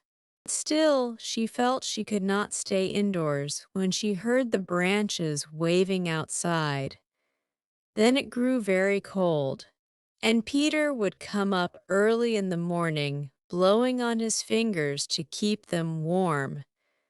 But he soon left off coming, for one night there was a heavy fall of snow, and the next morning the whole mountain was covered with it, and not a single little green leaf was to be seen anywhere upon it. There was no Peter that day, and Heidi stood at the little window looking out in wonderment, for the snow was beginning again, and the thick flakes kept falling till the snow was up to the window, and still they continued to fall, and the snow grew higher, so that at last the window could not be opened, and she and her grandfather were shut up fast within the hut. Heidi thought this was great fun, and ran from one window to the other to see what would happen next, and whether the snow was going to cover up the whole hut, so that they would have to light a lamp, although it was broad daylight. But things did not get as bad as that, And the next day, the snow having ceased, the grandfather went out and shoveled away the snow round the house, and threw it into such great heaps that they looked like mountains standing at intervals on either side the hut. And now the windows and door could be opened, and it was well it was so, for as Heidi and her grandfather were sitting one afternoon on their three-legged stools before the fire, there came a great thump at the door, followed by several others. And then the door opened. It was Peter, who had made all that noise knocking the snow off his shoes. He was still white all over with it, for he had had to fight his way through deep snowdrifts, and large lumps of snow that had frozen upon him still clung to his clothes. He had been determined, however, not to be beaten and to climb up to the hut, for it was a week now since he had seen Heidi. "Good evening," he said as he came in. Then he went and placed himself as near the fire as he could, without saying another word. But his whole face was beaming with pleasure at finding himself there. Heidi looked on in astonishment, for Peter was beginning to thaw all over with the warmth, so that he had the appearance of a trickling waterfall. "Well, General, and how goes it with you?" said the grandfather. "Now that you have lost your army, you will have to turn to your pen and pencil." "Why must he turn to his pen and pencil?" asked Heidi immediately, full of curiosity. "During the winter he must go to school," explained her grandfather, "and learn how to read and write. It's a bit hard, although useful sometimes afterwards. Am I not right, General?" "Yes, indeed," assented Peter. Heidi's interest was now thoroughly awakened, and she had so many questions to put to Peter about all that was to be done and seen and heard at school, and the conversation took so long that Peter had time to get thoroughly dry. Peter had always great difficulty in putting his thoughts into words, and he found his share of the talk doubly difficult today, for by the time he had an answer ready to one of Heidi's questions, she had already put two or three more to him, and generally such as required a whole long sentence in reply. The grandfather sat without speaking during this conversation. Only now and then a twitch of amusement at the corners of his mouth showed that he was listening. "Well, now, General, you have been under fire for some time and must want some refreshment. Come and join us," he said at last, and as he spoke he rose and went to fetch the supper out of the cupboard, and Heidi pushed the stools to the table. There was also now a bench fastened against the wall, for as he was no longer alone, the grandfather had put up seats of various kinds here and there, long enough to hold two persons. For Heidi had a way of always keeping close to her grandfather, whether he was walking, sitting, or standing. So there was comfortable place for them all three, and Peter opened his round eyes very wide when he saw what a large piece of meat Uncle gave him on his thick slice of bread. It was a long time since Peter had had anything so nice to eat. As soon as the pleasant meal was over, Peter began to get ready for returning home, for it was already growing dark. He had said his good night and his thanks, and was just going out when he turned again and said, "I shall come again next Sunday, this day week, and grandmother sent word that she would like you to come and see her one day. It was quite a new idea to Heidi that she should go and pay anybody a visit, and she could not get it out of her head. So the first thing she said to her grandfather the next day was, "I must go down to see the grandmother today. She will be expecting me." "The snow is too deep," answered the grandfather, trying to put her off. But Heidi had made up her mind to go, since the grandmother had sent her that message. She stuck to her intention, and not a day passed, but what in the course of it she said 5 or 6 times to her grandfather, "I must certainly go today. The grandmother will be waiting for me." On the fourth day, when with every step one took the ground crackled with frost, and the whole vast field of snow was hard as ice, Heidi was sitting on her high stool at dinner, with the bright sun shining in upon her through the window, and again repeated her little speech, "I must certainly go down to see the grandmother today, or else I shall keep her waiting too long." The grandfather rose from table, climbed up to the hayloft, and brought down the thick sack that was Heidi's coverlid, and said, "Come along then." The child skipped out gleefully after him into the glittering world of snow. The old fir trees were standing now quite silent, their branches covered with the white snow, and they looked so lovely as they glittered and sparkled in the sunlight that Heidi jumped for joy at the sight and kept on calling out, come here, grandfather. The fir trees are all silver and gold." The grandfather had gone into the shed, and he now came out dragging a large hand sleigh along with him. Inside it was a low seat, and the sleigh could be pushed forward and guided by the feet of the one who sat upon it with the help of a pole that was fastened to the side. After he had been taken round the fir trees by Heidi that he might see their beauty from all sides, he got into the sleigh and lifted the child on to his lap.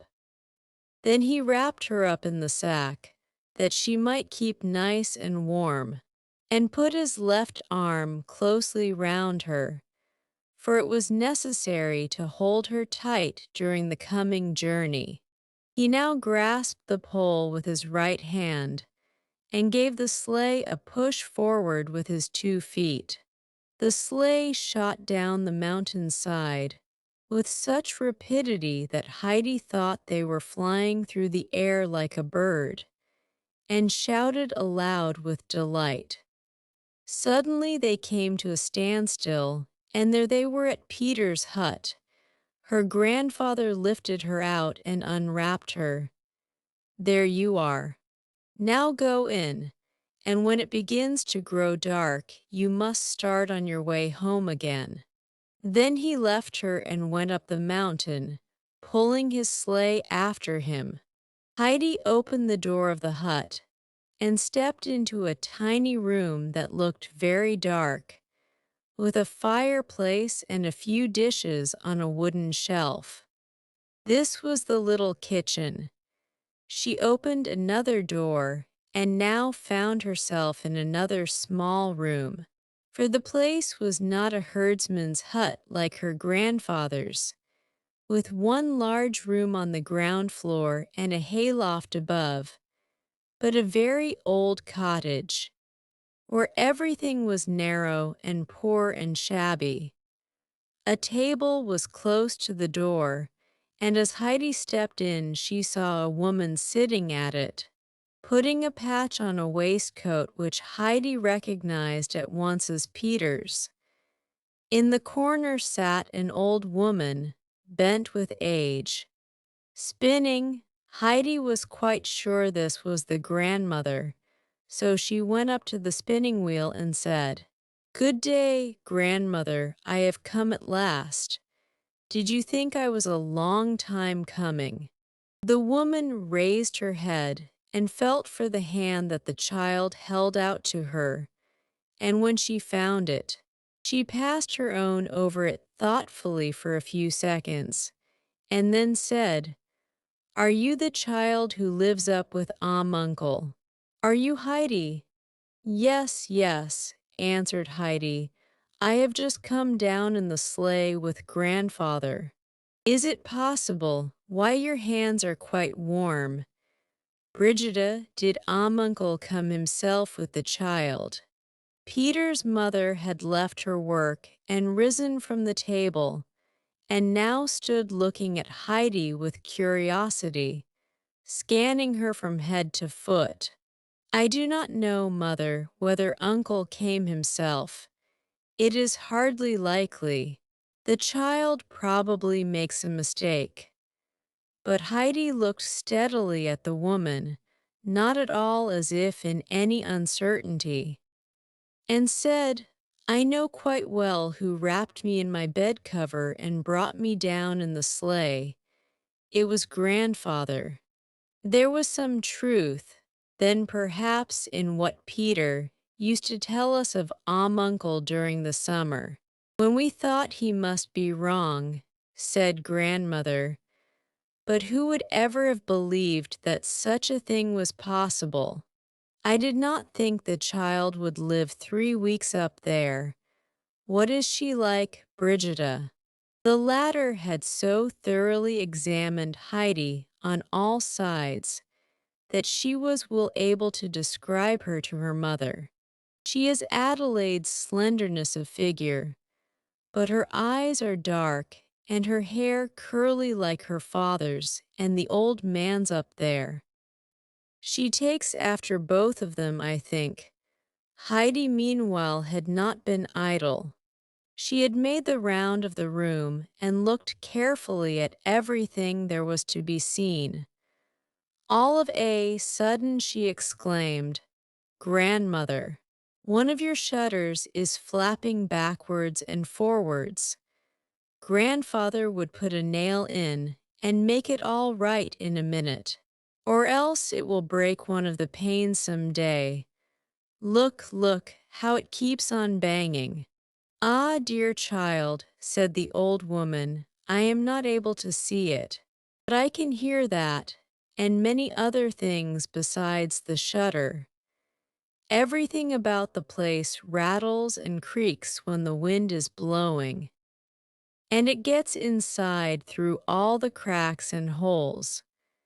The house is going to pieces, and in the night, when the two others are asleep, I often lie awake in fear and trembling, thinking that the whole place will give way and fall and kill us. And there is not a creature to mend anything for us, for Peter does not understand such work. But why cannot you see, grandmother, that the shutter is loose? Look, there it goes again, see. That one there," and Heidi pointed to the particular shutter. "Alas, child, it is not only that I cannot see, I can see nothing, nothing," said the grandmother in a voice of lamentation. "But if I were to go outside and put back the shutter so that you had more light, then you could see, grandmother." "No, no, not even then. No one can make it light for me again. But if you were to go outside among all the white snow, then surely you would find it light. Just come with me, grandmother, and I will show you." Heidi took hold of the old woman's hand to lead her along, for she was beginning to feel quite distressed at the thought of her being without light. "Let me be, dear child.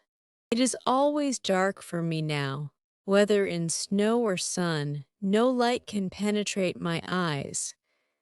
But surely it does in summer, grandmother," said Heidi, more and more anxious to find some way out of the trouble, when the hot sun is shining down again, and he says good night to the mountains, and they all turn on fire, and the yellow flowers shine like gold.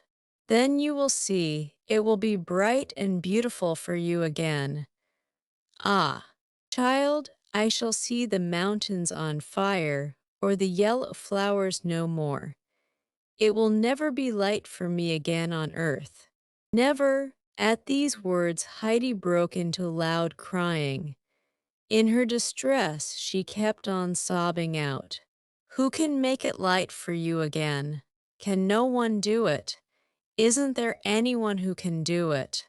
The grandmother now tried to comfort the child, but it was not easy to quiet her.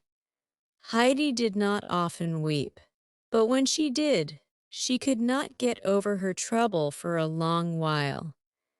The grandmother had tried all means in her power to allay the child's grief, for it went to her heart to hear her sobbing so bitterly. At last she said, "Come here, dear Heidi. Come and let me tell you something. You cannot think how glad one is to hear a kind word when one can no longer see. And it is such a pleasure to me to listen to you while you talk. So come and sit beside me and tell me something.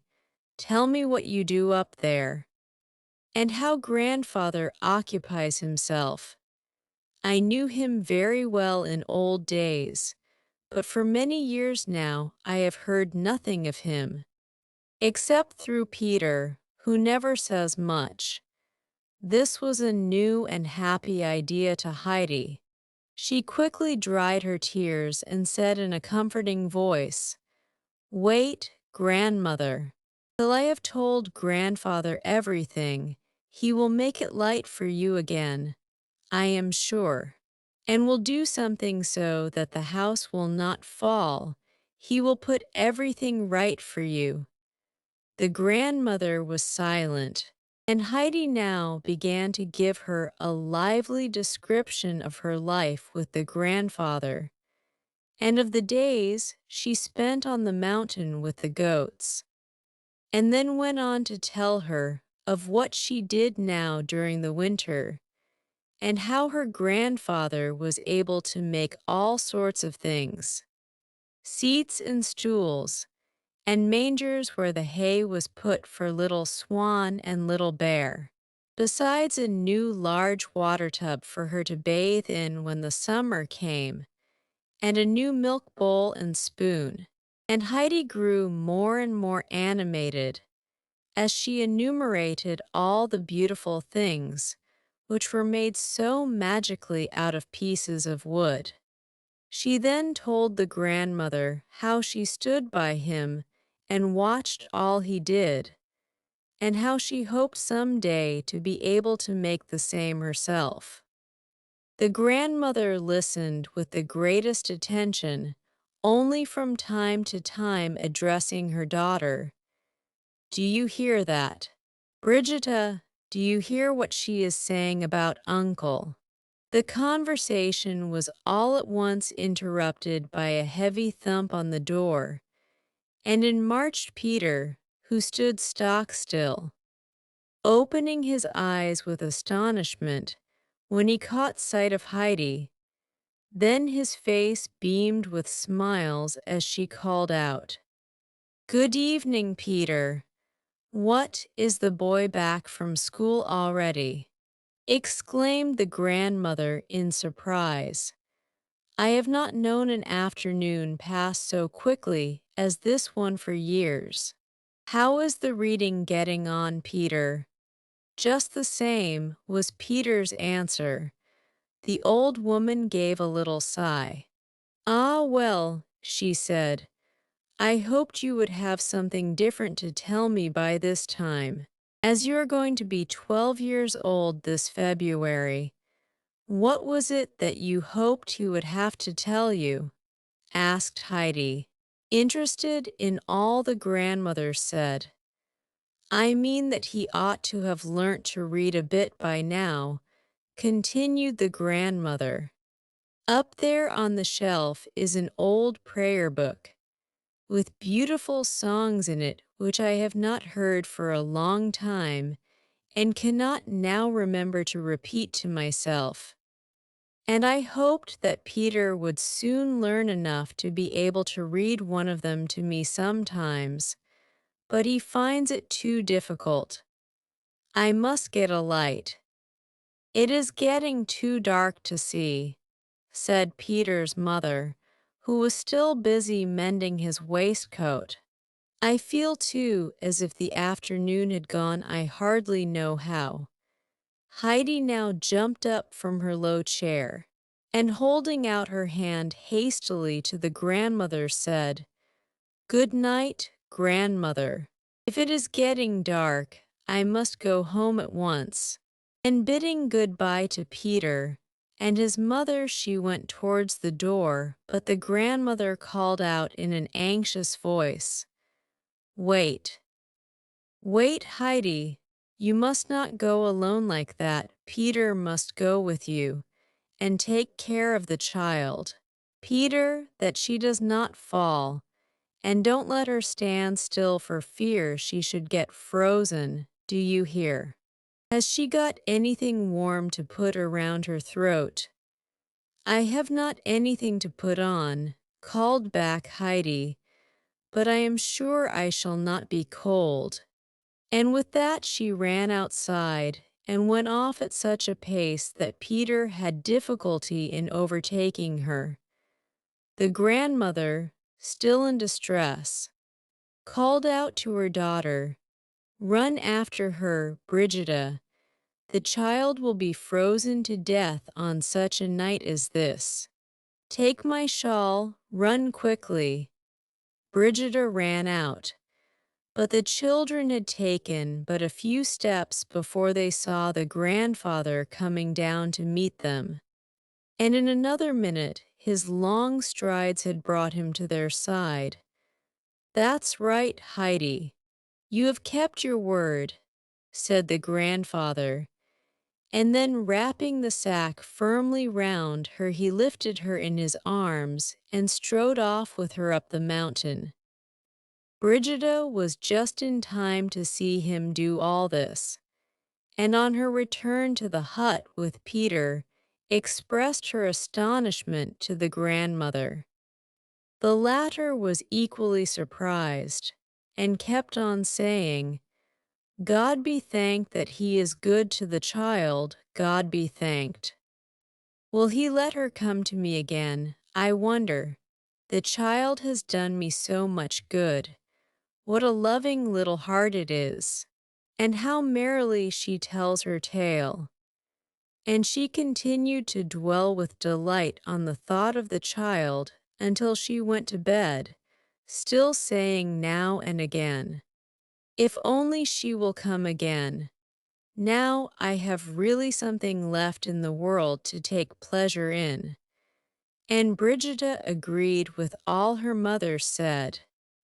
And Peter nodded his head in approval each time his grandmother spoke, saying, with a broad smile of satisfaction, "I told you so." Meanwhile Heidi was chattering away to her grandfather from inside her sack. Her voice, however, could not reach him through the many thick folds of her wrap, and as therefore it was impossible to understand a word she was saying, he called to her, "Wait till we get home, and then you can tell me all about it." They had no sooner got inside the hut than Heidi, having been released from her covering, at once began what she had to say.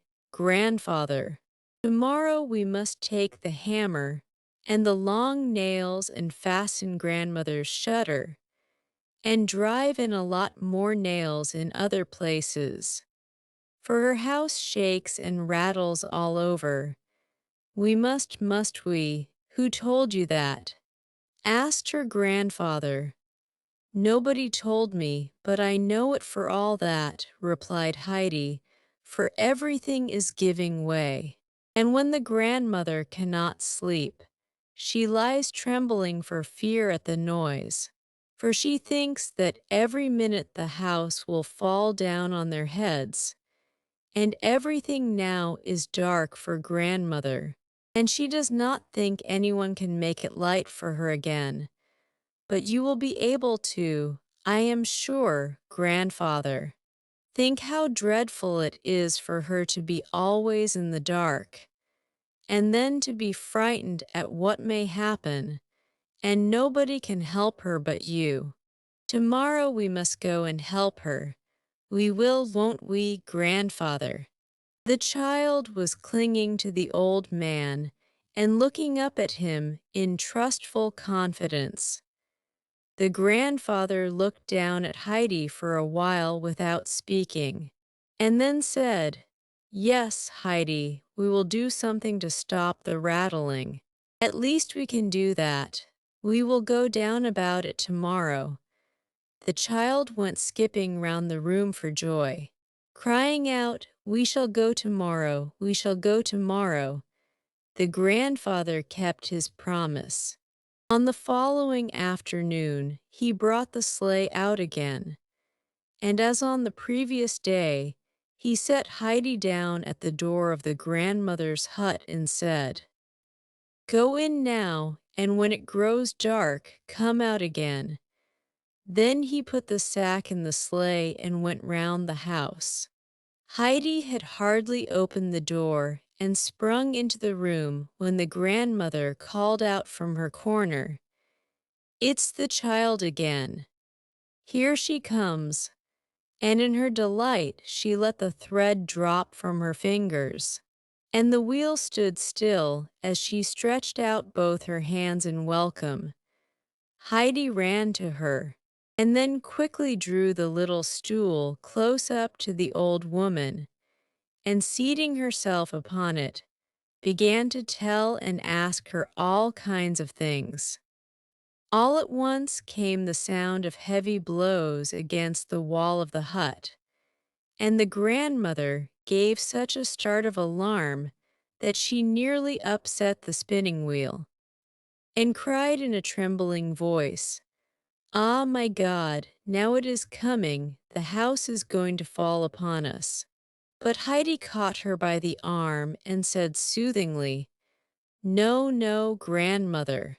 Do not be frightened. It is only grandfather with his hammer.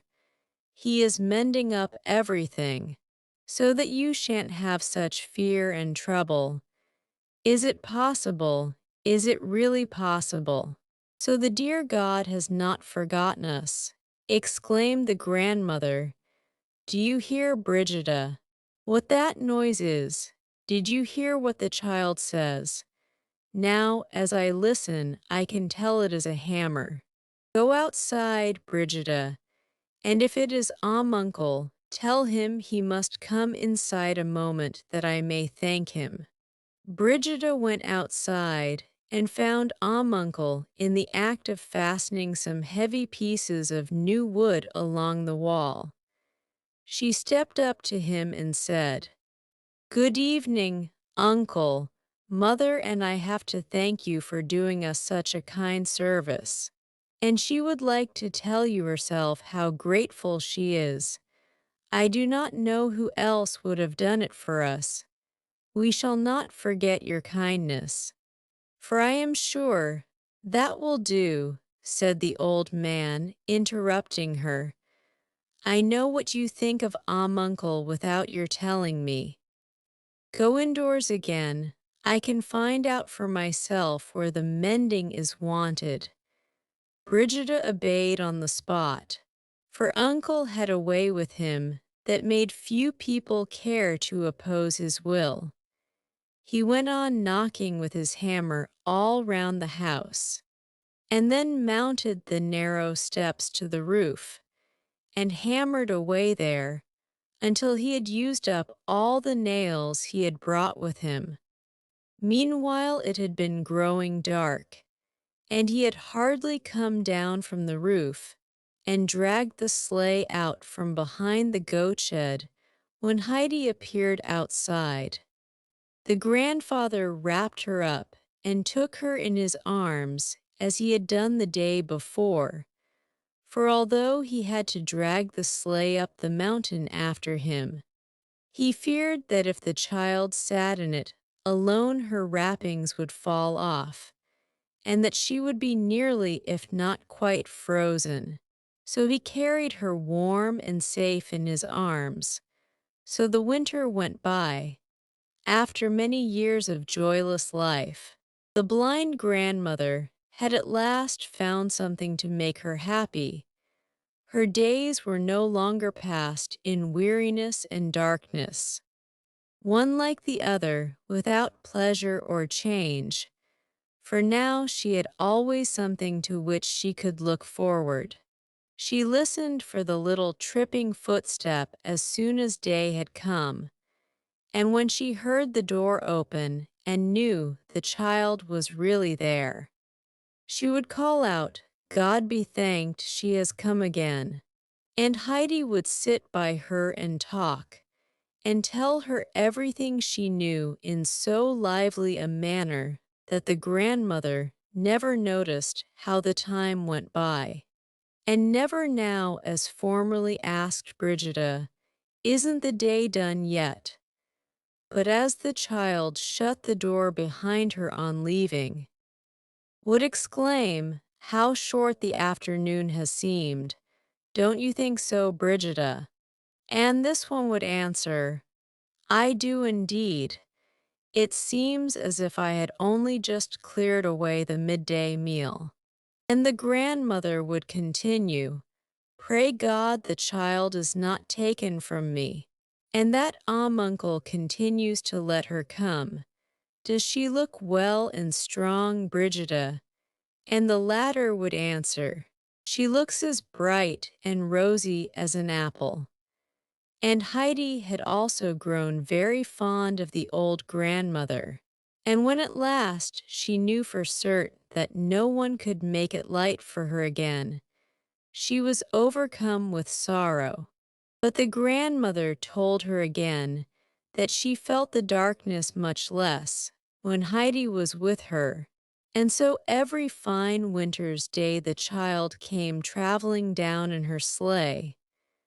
The grandfather always took her, never raising any objection. Indeed, he always carried the hammer and sundry other things down in the sleigh with him, and many an afternoon was spent by him in making the goatherd's cottage sound and tight.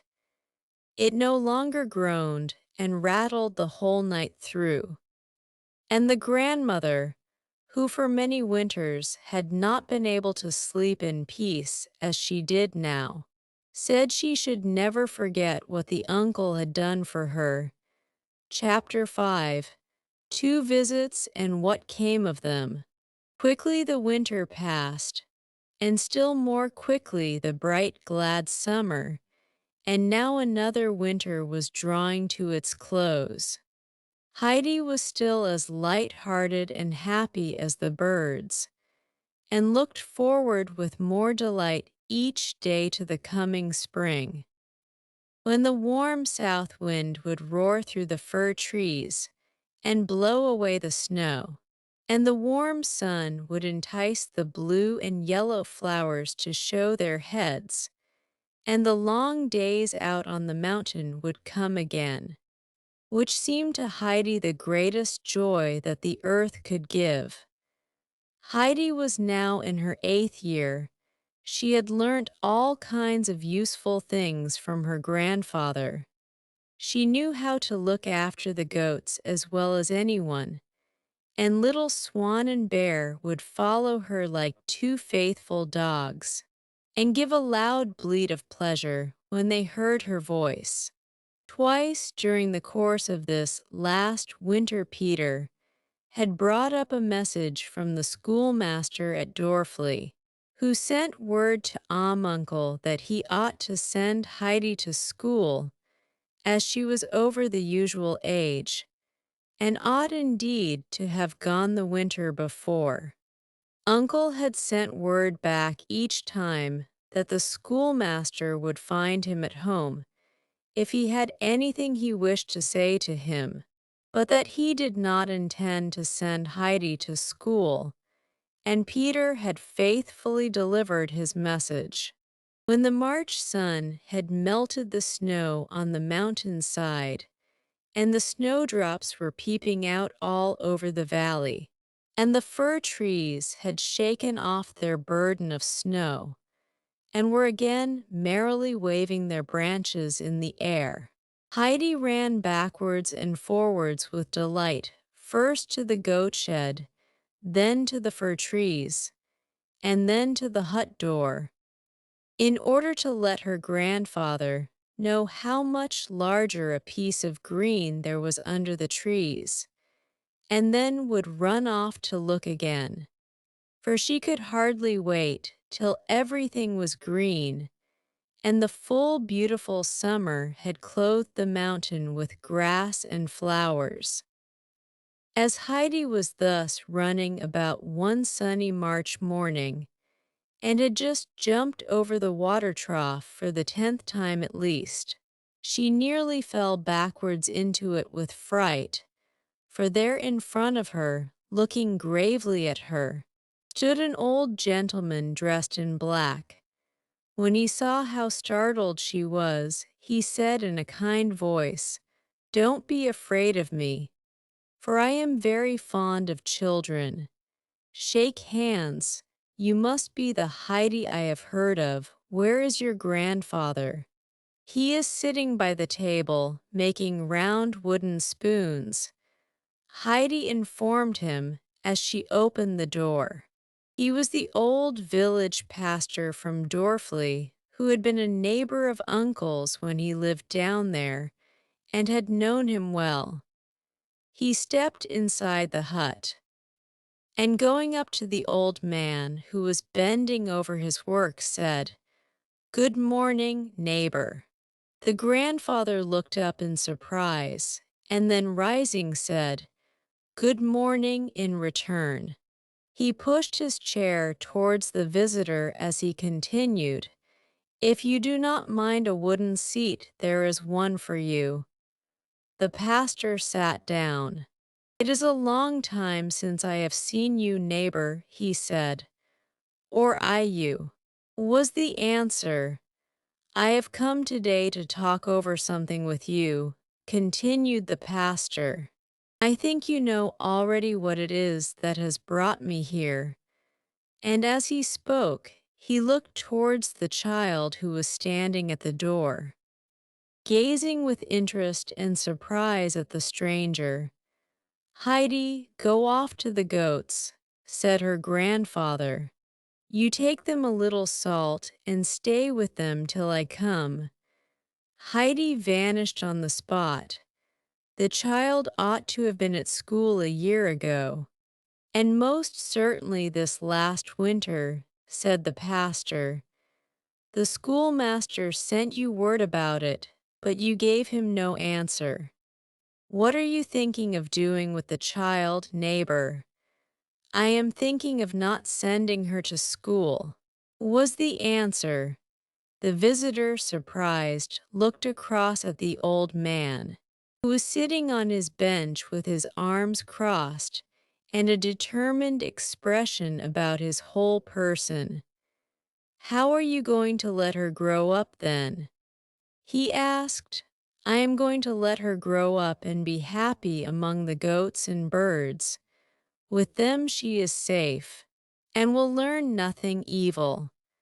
But the child is not a goat or a bird, she is a human being.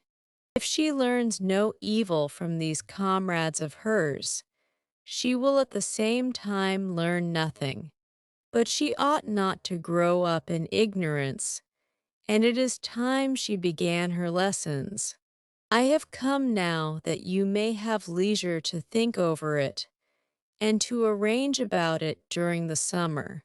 This is the last winter that she must be allowed to run wild, Next winter she must come regularly to school every day. She will do no such thing, said the old man with calm determination. Do you mean that by no persuasion can you be brought to see reason, and that you intend to stick obstinately to your decision?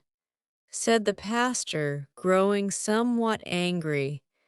You have been about the world, and must have seen and learnt much, and I should have given you credit for more sense, neighbor. Indeed, replied the old man, and there was a tone in his voice that betrayed a growing irritation on his part too. And does the worthy pastor really mean that he would wish me next winter to send a young child like that some miles down the mountain on ice-cold mornings, through storm and snow, and let her return at night when the wind is raging, when even one like ourselves would run a risk of being blown down by it and buried in the snow? And perhaps he may not have forgotten the child's mother, Adelaide. She was a sleepwalker and had fits. Might not the child be attacked in the same way if obliged to overexert herself? And someone thinks they can come and force me to send her. I will go before all the courts of justice in the country, and then we shall see who will force me to do it. You are quite right.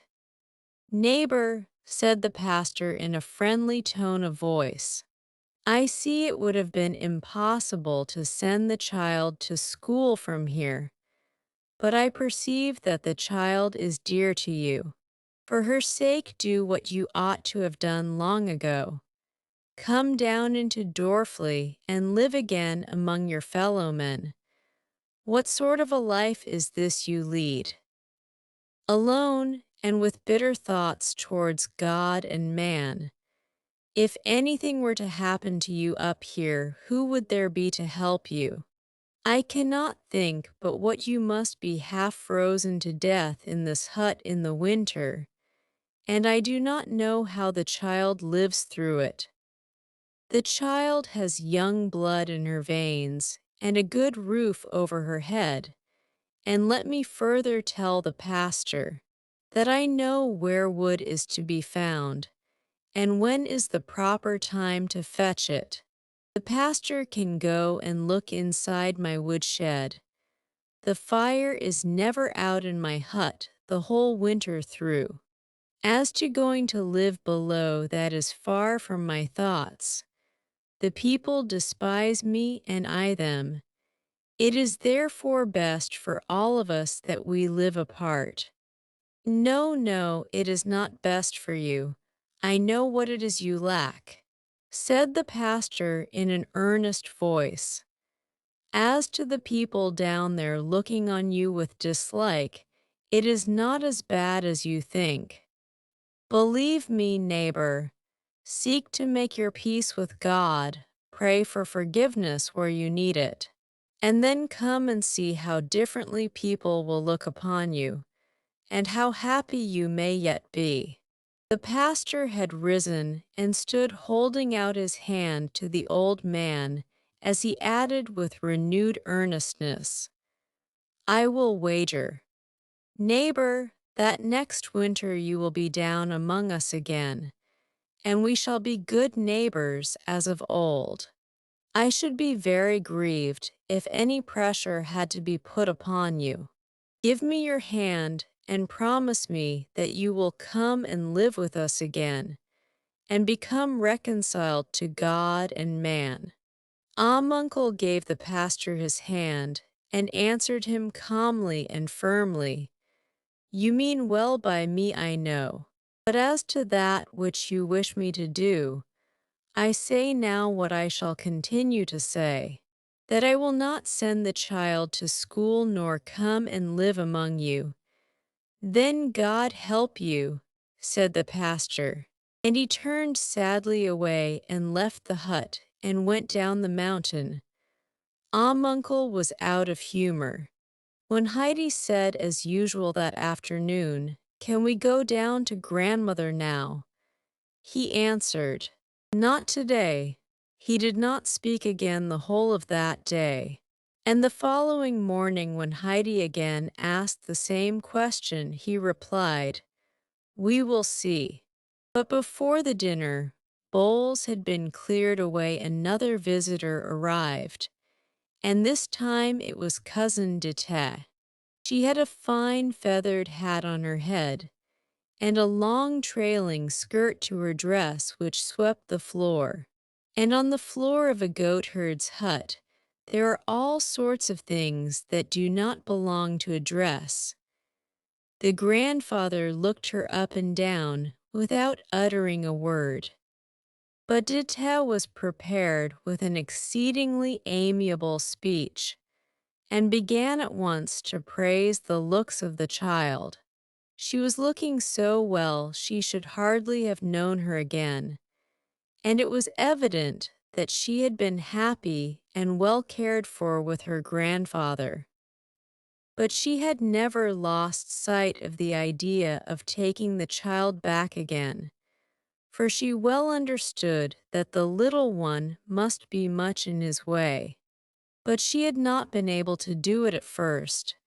Day and night, however, she had thought over the means of placing the child somewhere, and that was why she had come today, for she had just heard of something that would be a lucky chance for Heidi beyond her most ambitious hopes.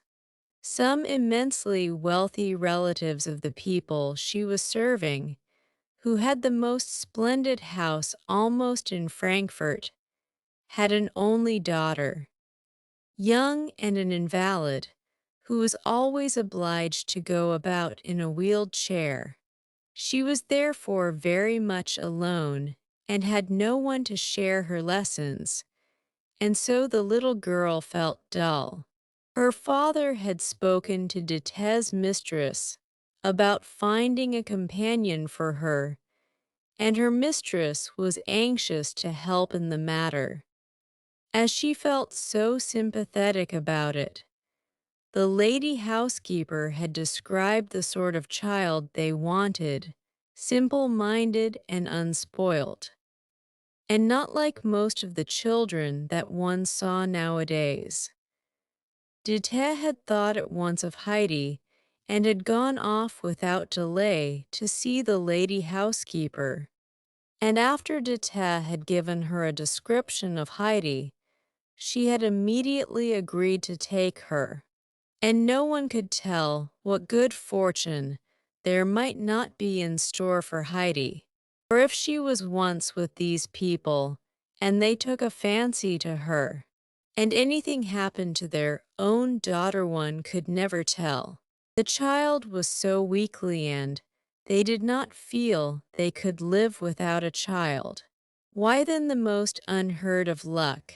Have you nearly finished what you had to say?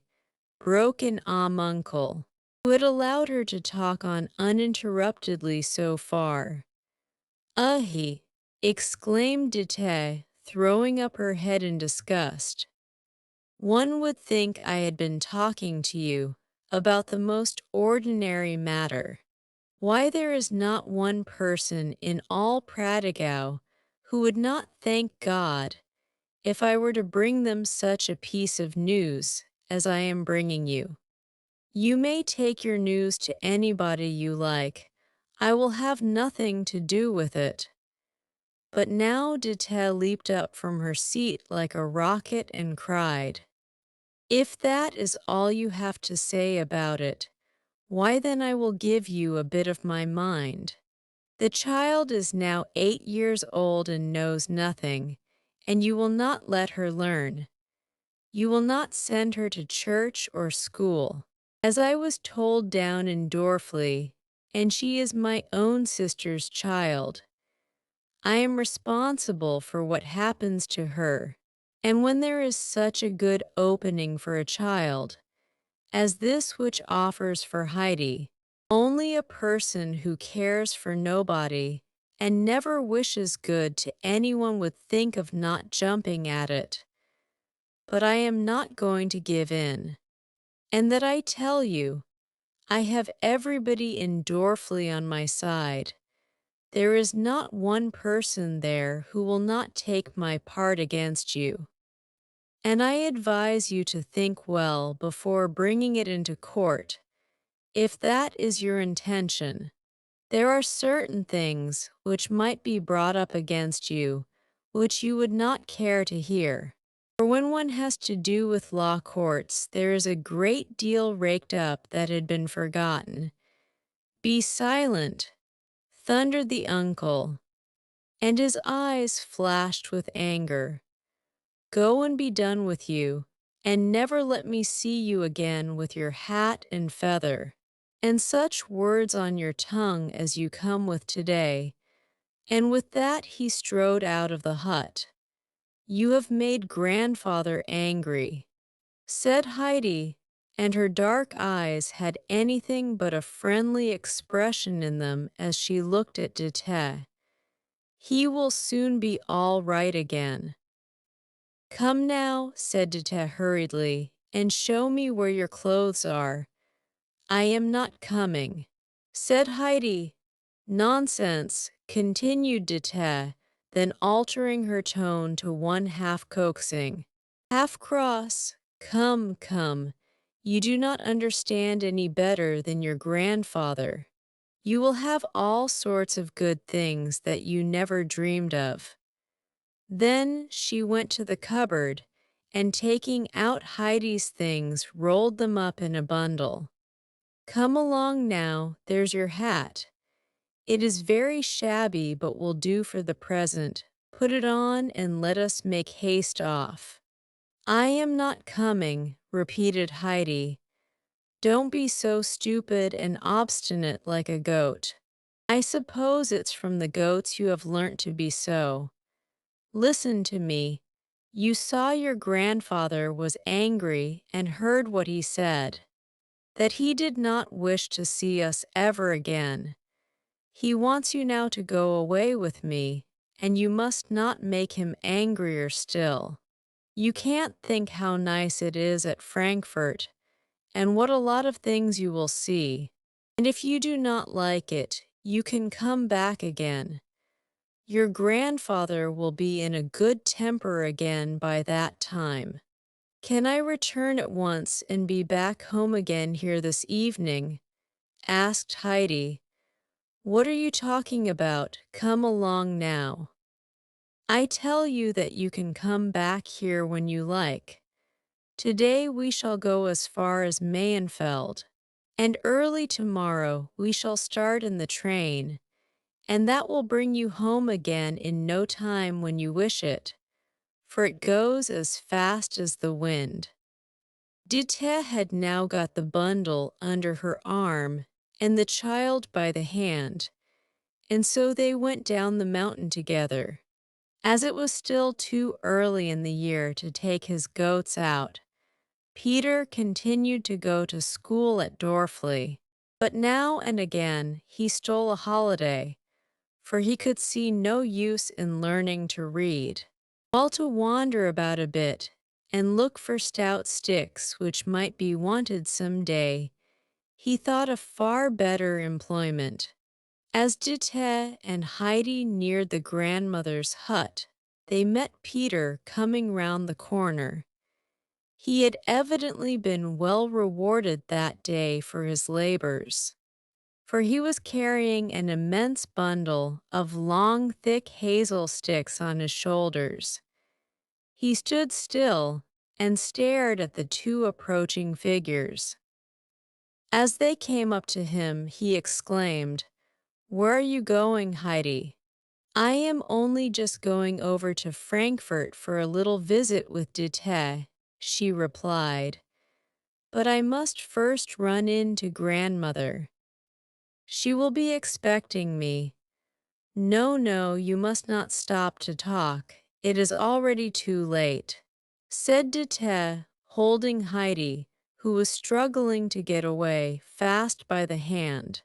"You can go in when you come back. you must come along now," and she pulled the child on with her, fearing that if she let her go and Heidi might take it into her head again that she did not wish to come, and that the grandmother might stand by her. Peter ran into the hut and banged against the table with his bundle of sticks with such violence that everything in the room shook, and his grandmother leaped up with a cry of alarm from her spinning wheel. Peter had felt that he must give vent to his feelings somehow. "What is the matter? What is the matter?"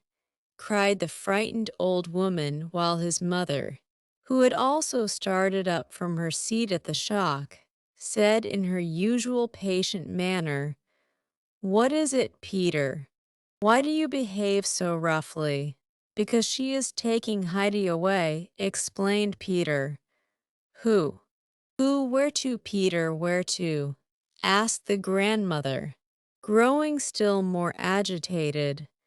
But even as she spoke, she guessed what had happened, for Brigida had told her shortly before that she had seen Dite going up to Uncle.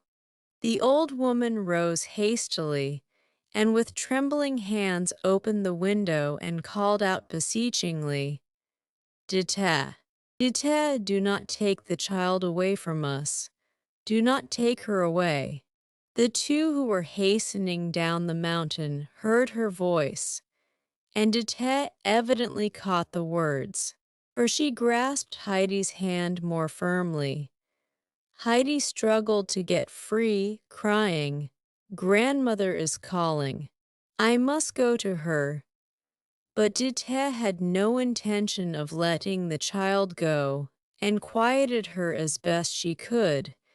They must make haste now, she said, or they would be too late and not able to go on the next day to Frankfurt, and there the child would see how delightful it was, and Dite was sure would not wish to go back when she was once there. But if Heidi wanted to return home, she could do so at once, and then she could take something she liked back to grandmother. This was a new idea to Heidi, and it pleased her so much that Dite had no longer any difficulty in getting her along. After a few minutes' silence, Heidi asked, "What could I take back to her?" "We must think of something nice," answered Dite, "a soft roll of white bread. She would enjoy that, for now she is old she can hardly eat the hard, black bread. No, she always gives it back to Peter, telling him it is too hard, for I have seen her do it myself," affirmed Heidi. "Do let us make haste, for then perhaps we can get back soon from Frankfurt, and I shall be able to give her the white bread today." And Heidi started off running so fast that Dite with the bundle under her arm could scarcely keep up with her. But she was glad, nevertheless, to get along so quickly, for they were nearing Dorfli, where her friends would probably talk and question in a way that might put other ideas into Heidi's head. So she went on straight ahead through the village, holding Heidi tightly by the hand, so that they might all see that it was on the child's account she was hurrying along at such a rate. To all their questions and remarks she made answer as she passed, "I can't stop now, as you see. I must make haste with the child as we have yet some way to go. Are you taking her away? Is she running away from Uncle? It's a wonder she is still alive, but what rosy cheeks she has."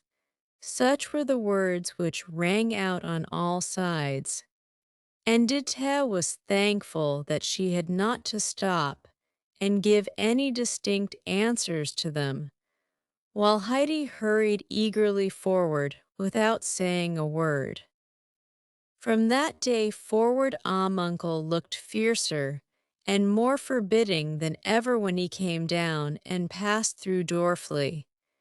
He spoke to no one, and looked such an ogre as he came along with his pack of cheeses on his back, his immense stick in his hand, and his thick, frowning eyebrows, that the women would call to their little ones, "Take care, get out of Amuncle's way, or he may hurt you." The old man took no notice of anybody as he strode through the village on his way to the valley below, where he sold his cheeses and bought what bread and meat he wanted for himself. After he had passed, the villagers all crowded together looking after him, and each had something to say about him, how much wilder he looked than usual, how now he would not even respond to anybody's greeting. While they all agreed that it was a great mercy the child had got away from him, and had they not all noticed how the child had hurried along, as if afraid that her grandfather might be following to take her back? Only the blind grandmother would have nothing to say against him, and told those who came to her to bring her work, or take away what she had spun. How kind and thoughtful he had been with the child, how good to her and her daughter, and how many afternoons he had spent mending the house which, but for his help, would certainly by this time have fallen down over their heads. And all this was repeated down in Dorfley. But most of the people who heard it said that grandmother was too old to understand, and very likely had not heard rightly what was said. As she was blind, she was probably also deaf. Amuncle went no more now to the grandmother's house, and it was well that he had made it so safe, for it was not touched again for a long time. The days were sad again now for the old blind woman, and not one passed but what she would murmur complainingly, "Alas! all our happiness and pleasure have gone with the child, and now the days are so long and dreary. Pray God, I see Heidi again once more before I die." Chapter 6. A new chapter about new things. In her home at Frankfurt, Clara, the little daughter of Herr Sesemann, was lying on the invalid couch on which she spent her whole day, being wheeled in it from room to room. Just now she was in what was known as the study, where, to judge by the various things standing and lying about, which added to the cozy appearance of the room, the family was fond of sitting. A handsome bookcase with glass doors explained why it was called the study, and here evidently the little girl was accustomed to have her lessons. Clara's little face was thin and pale, and at this moment her two soft blue eyes were fixed on the clock, which seemed to her to go very slowly this day, and with a slight accent of impatience, which was very rare with her, she asked, "Isn't it time yet, Fräulein Rottenmeier?" This lady was sitting very upright at a small work table, busy with her embroidery. She had on a mysterious-looking loose garment, a large collar or shoulder cape that gave a certain solemnity to her appearance, which was enhanced by a very lofty dome-shaped head-dress. For many years past, since the mistress of the house had died, the housekeeping and the superintendence of the servants had been entrusted by Herr Sesemann to Fräulein Rottenmeier. He himself was often away from home, and he left her in sole charge, with the condition, only that his little daughter should have a voice in all matters, and that nothing should be done against her wish. As Clara was putting her impatient question for the second time, Dete and Heidi arrived at the front door, and the former inquired of the coachman, who had just got down from his box, if it was too late to see Fräulein Rottenmeier. "That's not my business," grumbled the coachman. "Ring the bell in the hall for Sebastian." Dete did so, and Sebastian came downstairs.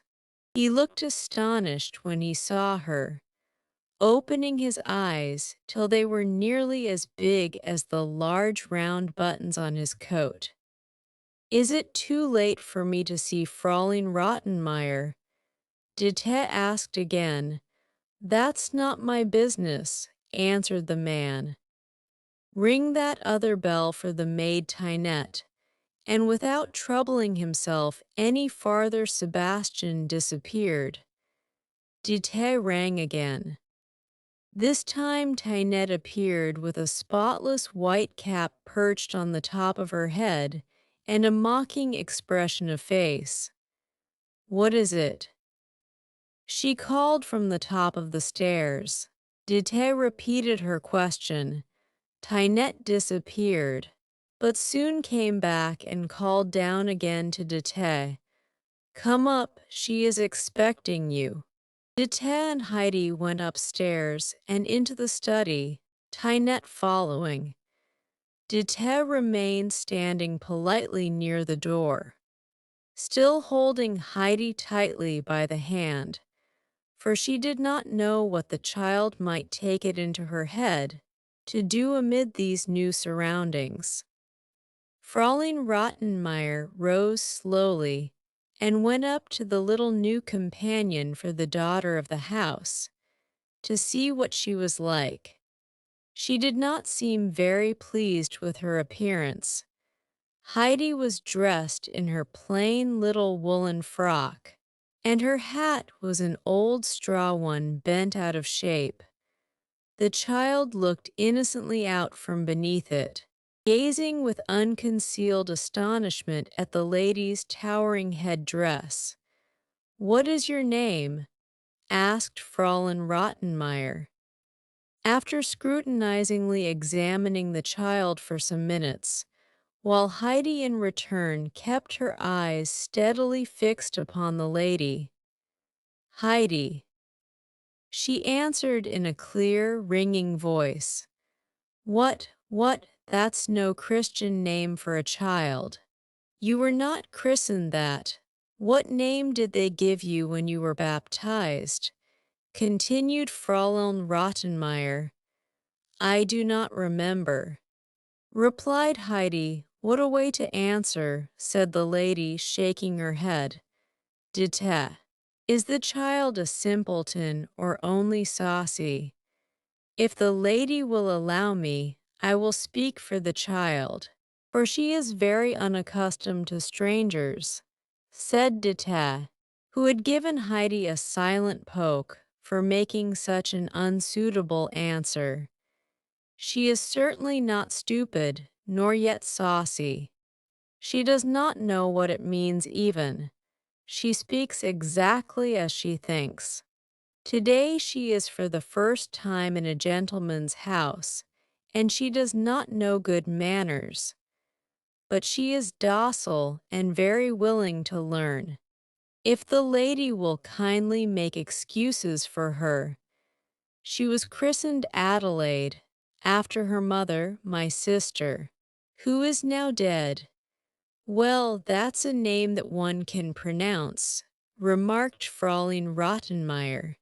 "But I must tell you, Dete, that I am astonished to see so young a child.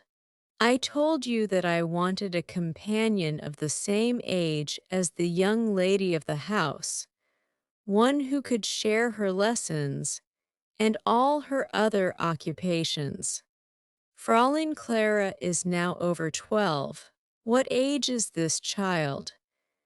"If the lady will allow me," began Dete again in her usual fluent manner. I myself had lost count of her exact age. She is certainly a little younger, but not much. I cannot say precisely, but I think she is 10 or thereabouts.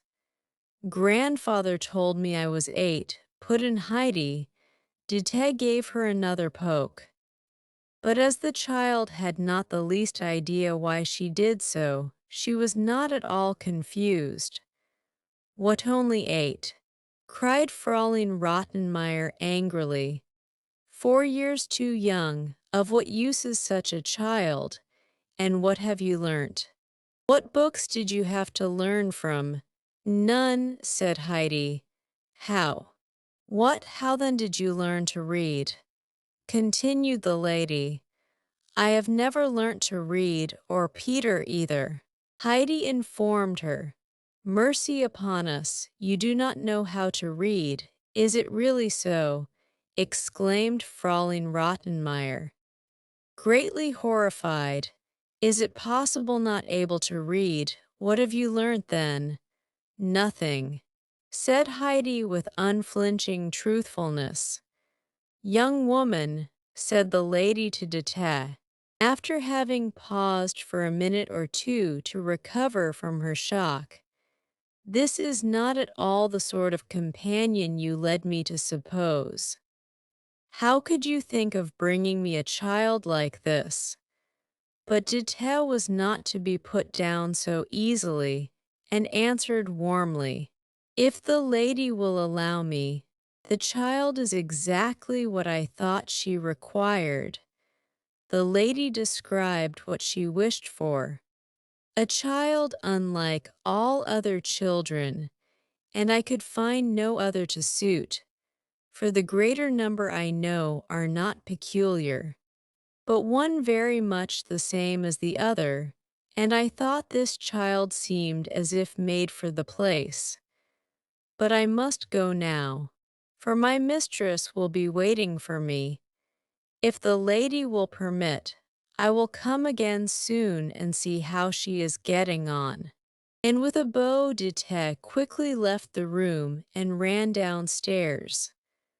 Fräulein Rottenmeier stood for a moment taken aback, and then ran after Dete.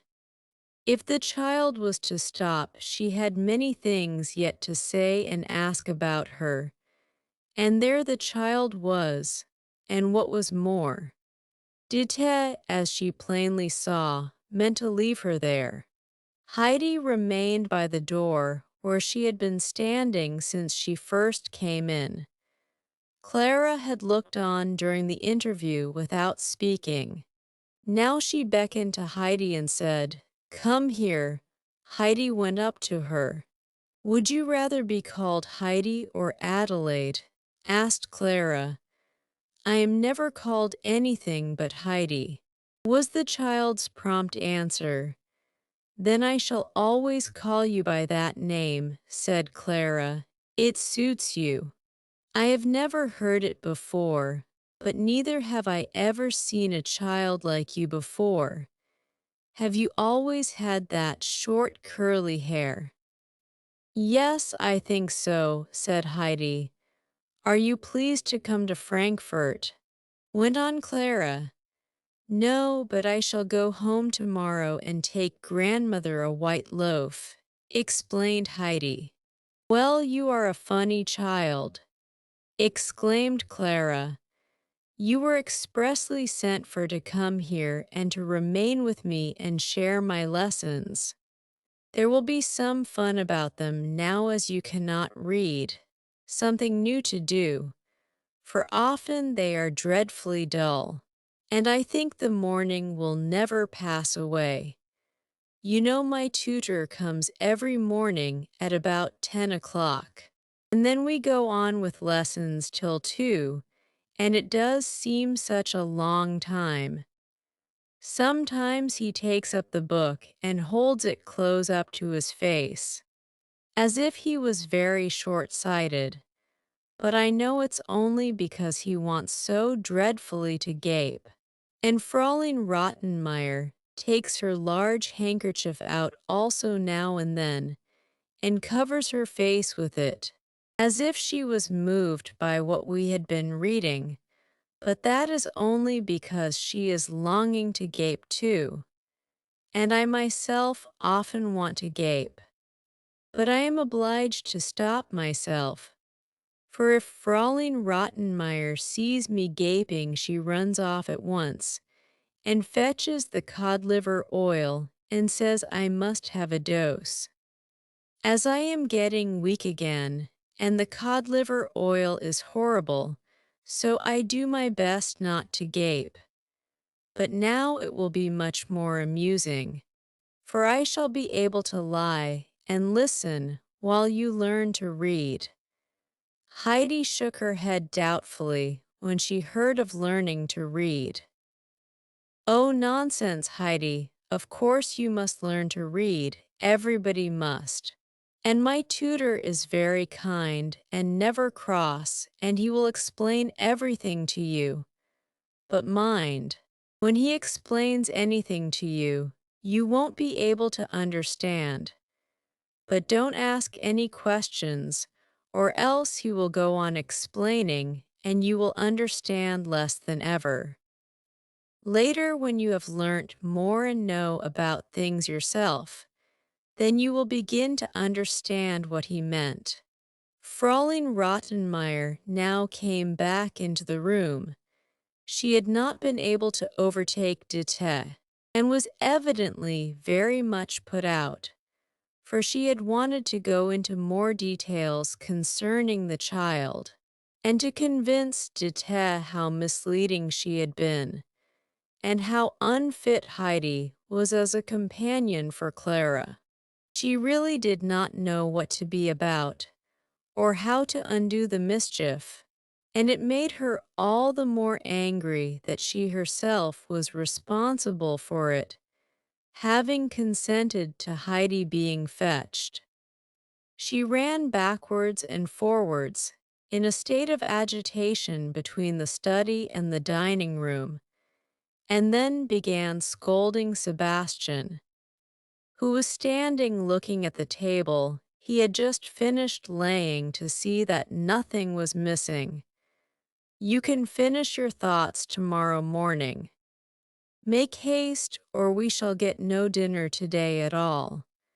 Then hurrying out, she called Tinette, but in such an ill-tempered voice that the maid came tripping forward with even more mincing steps than usual.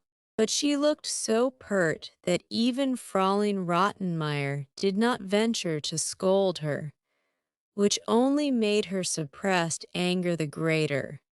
See that the room is prepared for the little girl who has just arrived, said the lady, with a violent effort at self-control. Everything is ready. It only wants dusting. It's worth my troubling about, said Tinette mockingly as she turned away. Meanwhile, Sebastian had flung open the folding doors, leading into the dining room with rather more noise than he need, for he was feeling furious. Although he did not dare answer back when Fraulein Rottenmeier spoke to him, he then went up to Clara's chair to wheel her into the next room. As he was arranging the handle at the back preparatory to doing so, Heidi went near and stood staring at him. Seeing her eyes fixed upon him, he suddenly growled out, "Well, what is there in me to stare at like that?" Which he would certainly not have done if he had been aware that Fraulein Rottenmeier was just then entering the room. "You look so like Peter," answered Heidi. The lady housekeeper clasped her hands in horror. "Is it possible?" she stammered half aloud. She is now addressing the servant as if he were a friend. I never could have imagined such a child. Sebastian wheeled the couch into the dining room and helped Clara on to her chair. Fraulein Rottenmeier took the seat beside her and made a sign to Heidi to take the one opposite. They were the only three at table, and as they sat far apart, there was plenty of room for Sebastian to hand his dishes. Beside Heidi's plate lay a nice white roll, and her eyes lighted up with pleasure as she saw it. The resemblance which Heidi had noticed had evidently awakened in her a feeling of confidence towards Sebastian, for she sat as still as a mouse, and without moving until he came up to her side and handed her the dish of fish. Then she looked at the roll and asked, "Can I have it?" Sebastian nodded, throwing a side glance at Fraulein Rottenmeier to see what effect this request would have upon her. Heidi immediately seized the roll and put it in her pocket. Sebastian's face became convulsed. He was overcome with inward laughter, but knew his place too well to laugh aloud. Mute and motionless, he still remained standing beside Heidi. It was not his duty to speak, nor to move away until she had helped herself. Heidi looked wonderingly at him for a minute or two, and then said, "Am I to eat some of that too?" Sebastian nodded again. "Give me some then," she said, looking calmly at her plate. At this Sebastian's command of his countenance became doubtful, and the dish began to tremble suspiciously in his hands. "You can put the dish on the table and come back presently," said Fraulein Rottenmeier with a severe expression of face. Sebastian disappeared on the spot. "As for you, Adelaide, I see I shall have to teach you the first rules of behavior," continued the lady housekeeper with a sigh. "I will begin by explaining to you how you are to conduct yourself at table." And she went on to give Heidi minute instructions as to all she was to do. "And now," she continued, "I must make you particularly understand that you are not to speak to Sebastian at table, or at any other time, unless you have an order to give him, or a necessary question to put to him, and then you are not to address him as if he was someone belonging to you. Never let me hear you speak to him in that way again. It is the same with Tynette, and for myself you are to address me as you hear others doing. Clara must herself decide what you are to call her." "Why, Clara, of course. Put the latter." Then followed a long list of rules as to general behavior: getting up and going to bed, going in and out of the room, shutting the doors, keeping everything tidy, during the course of which Heidi's eyes gradually closed, for she had been up before 5 o'clock that morning and had had a long journey. She leant back in her chair and fell fast asleep. Fraulein Rottenmeier, having at last come to the end of her sermonizing, said, "Now remember what I have said, Adelaide. Have you understood it all?"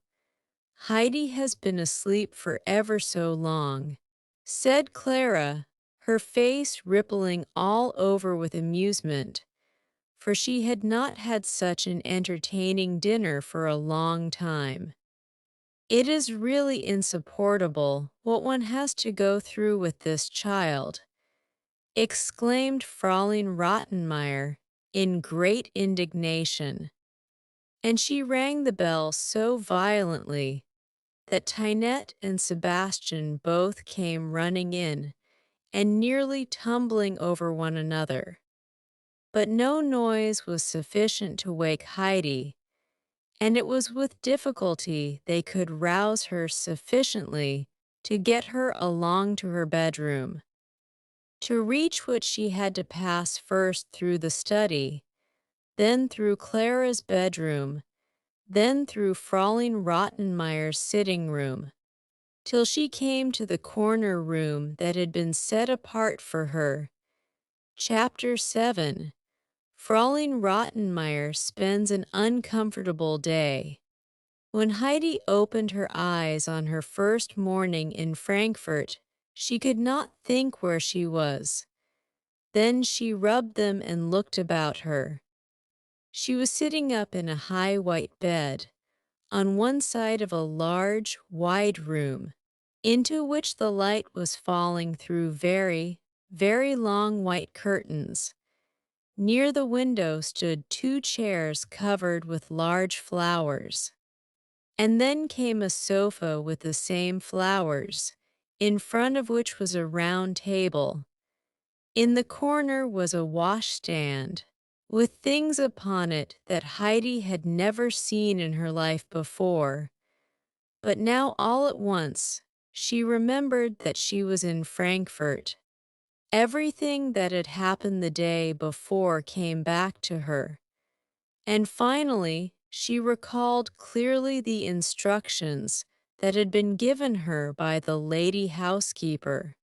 As far as she had heard them, Heidi jumped out of bed and dressed herself. Then she ran first to one window and then another. She wanted to see the sky and country outside. She felt like a bird in a cage behind those great curtains. But they were too heavy for her to put aside, so she crept underneath them to get to the window. But these again were so high that she could only just get her head above the sill to peer out.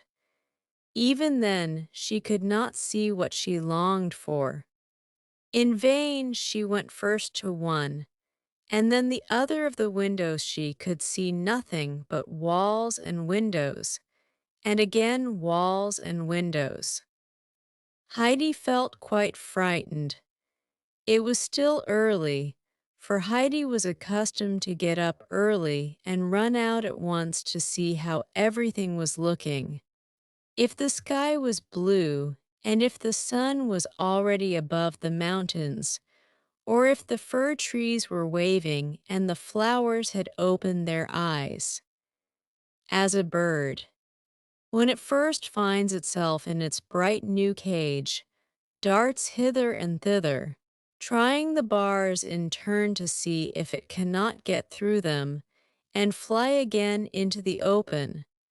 So Heidi continued to run backwards and forwards, trying to open first one and then the other of the windows, for she felt she could not bear to see nothing but walls and windows. And somewhere outside there must be the green grass, and the last unmelted snows on the mountain slopes, which Heidi so longed to see. But the windows remained immovable, try what Heidi would to open them, even endeavoring to push her little fingers under them to lift them up. But it was all no use.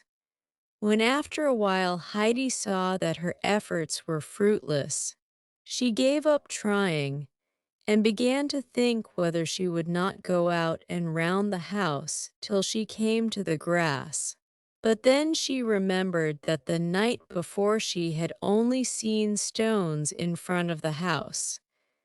At that moment, a knock came to the door, and immediately after Tinette put her head inside and said, "Breakfast is ready." Heidi had no idea what an invitation so worded meant, and Tinette's face did not encourage any questioning on Heidi's part, but rather the reverse. Heidi was sharp enough to read its expression and acted accordingly, so she drew the little stool out from under the table, put it in the corner and sat down upon it, and there silently awaited what would happen next. Shortly after, With a good deal of rustling and bustling, Fraulein Rottenmeier appeared, who again seemed very much put out, and called to Heidi, "What is the matter with you, Adelheid? Don't you understand what breakfast is? Come along at once." Heidi had no difficulty in understanding now, and followed at once. Clara had been some time at the breakfast table, and she gave Heidi a kindly greeting, her face looking considerably more cheerful than usual, for she looked forward to all kinds of new things happening again that day. Breakfast passed off quietly. Heidi ate her bread and butter in a perfectly correct manner, and when the meal was over and Clara wheeled back into the study, Fraulein Rottenmeier told her to follow and remain with Clara until the tutor should arrive and lessons begin. As soon as the children were alone again, Heidi asked, "How can one see out from here and look right down onto the ground?" "You must open the window and look out," replied Clara, amused. "But the windows won't open," responded Heidi sadly. "Yes, they will," Clara assured her. "You cannot open them, nor I either, but when you see Sebastian, you can ask him to open one." It was a great relief to Heidi to know that the windows could be opened and that one could look out, for she still felt as if she was shut up in prison. Clara now began to ask her questions about her home, and Heidi was delighted to tell her all about the mountain and the goats, and the flowery meadows which were so dear to her. Meanwhile her tutor had arrived. Fraulein Rottenmeier, however, did not bring him straight into the study, but drew him first aside into the dining room, where she poured forth her troubles and explained to him the awkward position in which she was placed and how it had all come about. It appeared that she had written some time back to Herr Sesemann to tell him that his daughter very much wished to have a companion, and had added how desirable she thought it herself, as it would be a spur to Clara at her lessons and an amusement for her in her playtime. Fraulein Rottenmeier had privately wished for this arrangement on her own behalf, as it would relieve her from having always to entertain the sick girl herself, which she felt at times was too much for her. The father had answered that he was quite willing to let his daughter have a companion, provided she was treated in every way like his own child, as he would not have any child tormented or put upon, which was a very unnecessary remark, put in Fraulein Rottenmeier. For who wants to torment children? But now she went on to explain how dreadfully she had been taken in about the child, and related all the unimaginable things of which she had already been guilty, so that not only would he have to begin with teaching her the ABC, but would have to start with the most rudimentary instruction as regarded everything to do with daily life. She could see only one way out of this disastrous state of affairs, and that was for the tutor to declare that it was impossible for the two to learn together without detriment to Clara, who was so far ahead of the other. That would be a valid excuse for getting rid of the child, and Herr Sesemann would be sure to agree to the child being sent home again. But she dared not do this without his order, since he was aware that by this time the companion had arrived. But the tutor was a cautious man, and not inclined to take a partial view of matters. He tried to calm Fraulein Rottenmeier, and gave it as his opinion that if the little girl was backward in some things, she was probably advanced in others, and a little regular teaching would soon set the balance right. When Fraulein Rottenmeier saw that he was not ready to support her, and evidently quite ready to undertake teaching the alphabet, she opened the study door, which she quickly shut again as soon as he had gone through, remaining on the other side herself, for she had a perfect horror of the ABC. She walked up and down the dining room, thinking over in her own mind how the servants were to be told to address Adelaide. The father had written that she was to be treated exactly like his own daughter, and this would especially refer, she imagined, to the servants. She was not allowed, however, a very long interval of time for consideration, for suddenly the sound of a frightful crash was heard in the study, followed by frantic cries for Sebastian. She rushed into the room. There on the floor lay in a confused heap books, exercise books, inkstand, and other articles with the tablecloth on the top, while from beneath them a dark stream of ink was flowing all across the floor. Heidi had disappeared. "Here's a state of things," exclaimed Fraulein Rottenmeier, wringing her hands. "Tablecloth, books, work-basket, everything lying in the ink. It was that unfortunate child, I suppose." The tutor was standing looking down at the havoc in distress. There was certainly only one view to be taken of such a matter as this, and that an unfavorable one.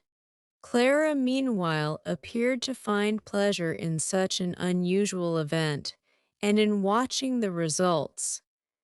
Yes, Heidi did it, she explained, but quite by accident. She must on no account be punished. She jumped up in such violent haste to get away that she dragged the tablecloth along with her, and so everything went over. There were a number of vehicles passing. That is why she rushed off like that. Perhaps she has never seen a carriage. Is it not as I said? She has not the smallest notion about anything, not the slightest idea that she ought to sit still and listen while her lessons are going on. But where is the child who has caused all this trouble? Surely she has not run away.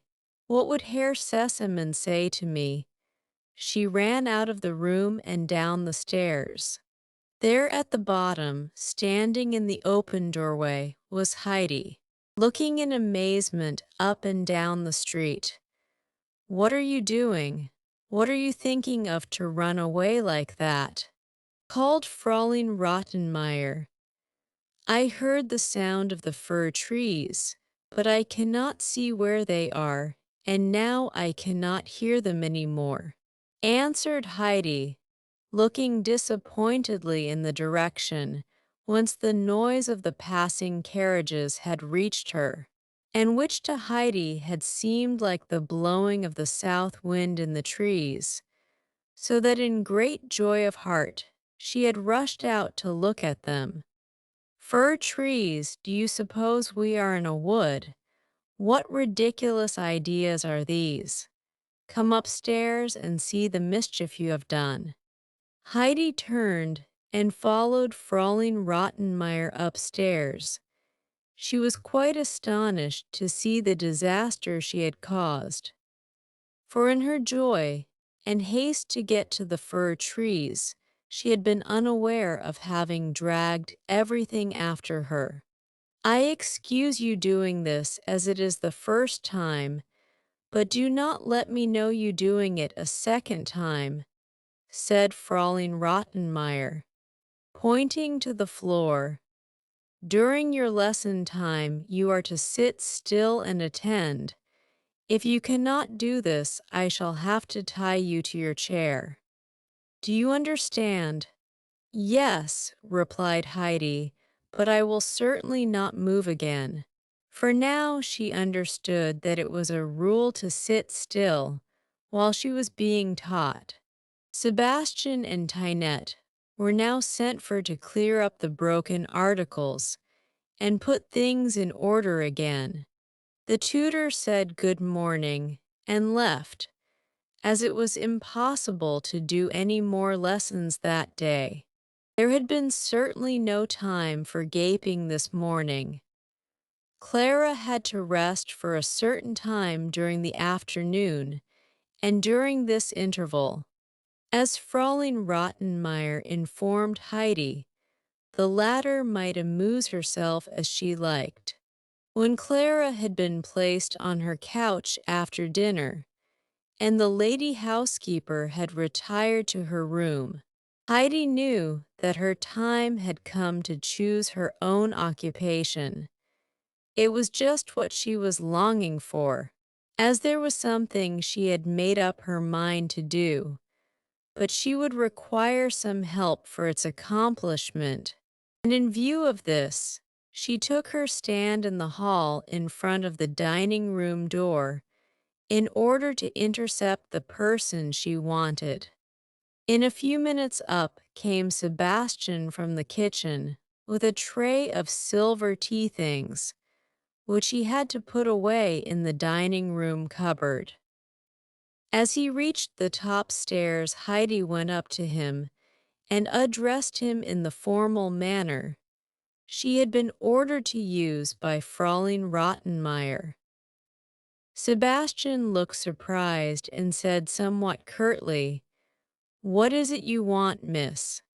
"I only wished to ask you something, but it is nothing bad like this morning," said Heidi, anxious to conciliate him, for she saw that Sebastian was rather in a cross temper, and quite thought that it was on account of the ink she had spilt on the floor. "Indeed, and why? I should first like to know, do you address me like that?" replied Sebastian, evidently still put out. "Fraulein Rottenmeier told me always to speak to you like that," said Heidi. Then Sebastian laughed, which very much astonished Heidi, who had seen nothing amusing in the conversation. But Sebastian, now he understood that the child was only obeying orders, added in a friendly voice, "What is it then that Miss wants?" It was now Heidi's turn to be a little put out, and she said, "My name is not Miss, it is Heidi." "Quite so, but the same lady has ordered me to call you Miss," explained Sebastian. "Has she? Oh, then I must be called so," said Heidi submissively, for she had already noticed that whatever Fraulein Rottenmeier said was law. "Then now I have 3 names," she added with a sigh. "What was it little miss wished to ask?" said Sebastian, as he went on into the dining room to put away his silver. "How can a window be opened?" "Why, like that," and Sebastian flung up one of the large windows. Heidi ran to it, but she was not tall enough to see out, for her head only reached the sill. "There. Now Miss can look out and see what is going on below," said Sebastian as he brought her a high wooden stool to stand on. Heidi climbed up, and at last, as she thought, was going to see what she had been longing for. But she drew back her head with a look of great disappointment on her face. "Why, there is nothing outside but the stony streets," she said mournfully. But if I went right round to the other side of the house, what should I see there, Sebastian? Nothing but what you see here. He told her. Then where can I go to see right away over the whole valley? You would have to climb to the top of a high tower. A church tower, like that one over there with the gold ball above it. From there you can see right away ever so far. Heidi climbed down quickly from her stool, ran to the door, down the steps and out into the street. Things were not, however, quite so easy as she thought. Looking from the window, the tower had appeared so close that she imagined she had only to run over the road to reach it. But now, although she ran along the whole length of the street, she still did not get any nearer to it, and indeed soon lost sight of it altogether. She turned down another street and went on, but still no tower. She passed a great many people, but they all seemed in such a hurry that Heidi thought they had not time to tell her which way to go. Then suddenly, at one of the street corners, she saw a boy standing, carrying a hand organ on his back and a funny-looking animal on his arm. Heidi ran up to him and said, "Where is the tower with the gold ball on the top?" "I don't know," was the answer. "Who can I ask to show me?" she asked again. "I don't know. Do you know any other church with a high tower?" "Yes, I know one." "Come then and show it me." "Show me first what you will give me for it." And the boy held out his hand as he spoke. Heidi searched about in her pockets and presently drew out a card on which was painted a garland of beautiful red roses. She looked at it first for a moment or two, for she felt rather sorry to part with it. Clara had only that morning made her a present of it, but then, to look down into the valley and see all the lovely green slopes. "There," said Heidi, holding out the card. "Would you like to have that?" The boy drew back his hand and shook his head. "What would you like then?" asked Heidi, not sorry to put the card back in her pocket. "Money. I have none, but Clara has. I am sure she will give me some. How much do you want?" "Tuppence." "Come along then." They started off together along the street, and on the way Heidi asked her companion what he was carrying on his back. It was a hand organ, he told her, which played beautiful music when he turned the handle. All at once they found themselves in front of an old church with a high tower. The boy stood still and said, "There it is." "But how shall I get inside?" asked Heidi, looking at the fast-closed doors. "I don't know," was the answer. "Do you think that I can ring as they do for Sebastian?" "I don't know." Heidi had by this time caught sight of a bell in the wall which she now pulled with all her might. "If I go up you must stay down here, for I do not know the way back, and you will have to show me." "What will you give me then for that?" "What do you want me to give you?" "Another tuppence." They heard the key turning inside, and then someone pulled open the heavy creaking door. An old man came out, and at first looked with surprise, and then in anger at the children, as he began scolding them. "What do you mean by ringing me down like this? Can't you read what is written over the bell? For those who wish to go up the tower." The boy said nothing, but pointed his finger at Heidi. The latter answered, "But I do want to go up the tower." "What do you want up there?" said the old man. Has somebody sent you? No, replied Heidi. I only wanted to go up that I might look down. Get along home with you, and don't try this trick on me again, or you may not come off so easily a second time. And with that he turned and was about to shut the door. But Heidi took hold of his coat and said beseechingly, Let me go up just once. He looked around, and his mood changed as he saw her pleading eyes. He took hold of her hand and said kindly, Well, if you really wish it so much, I will take you. The boy sat down on the church steps to show that he was content to wait where he was. Hand in hand with the old man, Heidi went up the many steps of the tower. They became smaller and smaller as they neared the top. And at last came one very narrow one, and there they were at the end of their climb. The old man lifted Heidi up that she might look out of the open window. There, now you can look down, he said. Heidi saw beneath her a sea of roofs, towers, and chimney pots.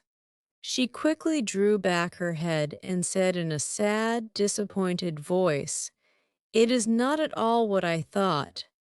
You see now, a child like you does not understand anything about a view. Come along down, and don't go ringing at my bell again. He lifted her down and went on before her down the narrow stairway. To the left of the turn, where it grew wider, stood the door of the tower keeper's room, and the landing ran out beside it to the edge of the steep slanting roof. At the far end of this was a large basket, in front of which sat a big gray cat that snarled as it saw them, for she wished to warn the passers-by that they were not to meddle with her family. Heidi stood still and looked at her in astonishment, for she had never seen such a monster cat before. There were whole armies of mice, however, in the old tower, so the cat had no difficulty in catching half a dozen for her dinner every day. The old man, seeing Heidi so struck with admiration, said, She will not hurt you while I am near. Come, you can have a peep at the kittens. Heidi went up to the basket and broke out into expressions of delight.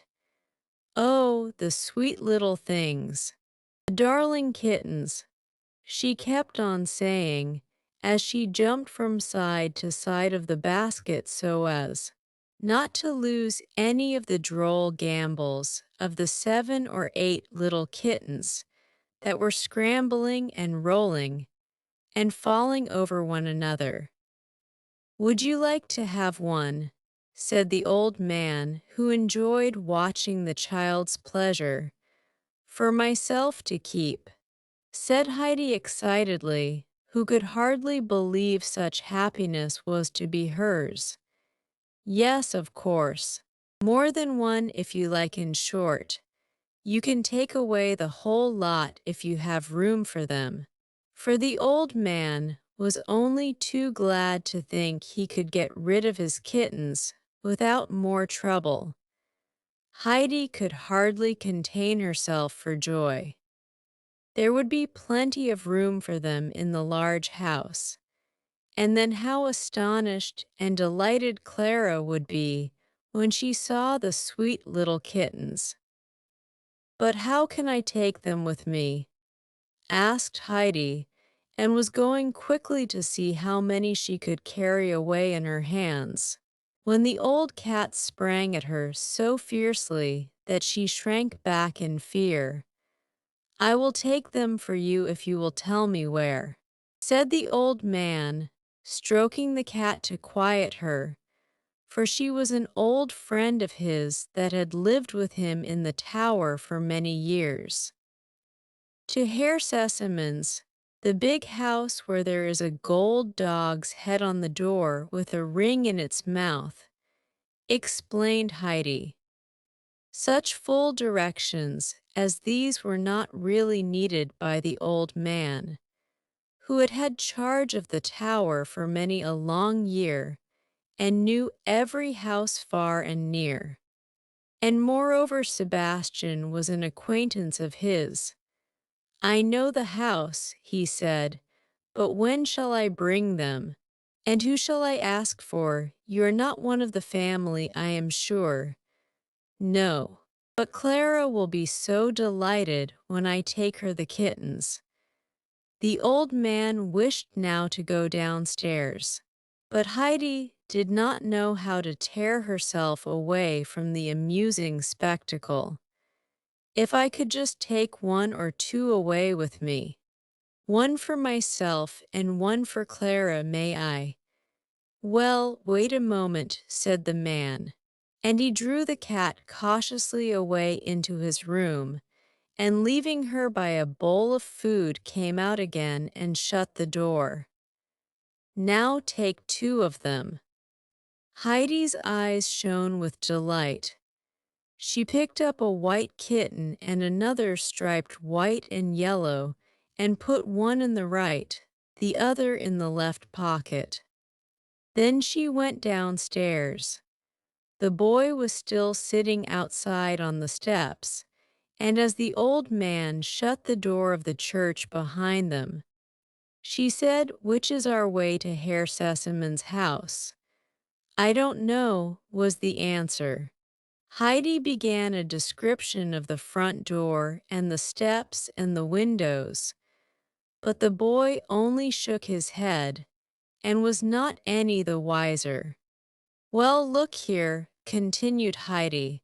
"From one window you can see a very, very large gray house, and the roof runs like this." And Heidi drew a zigzag line in the air with her forefinger. With this, the boy jumped up. He was evidently in the habit of guiding himself by similar landmarks. He ran straight off with Heidi after him, and in a very short time they had reached the door with the large dog's head for the knocker. Heidi rang the bell.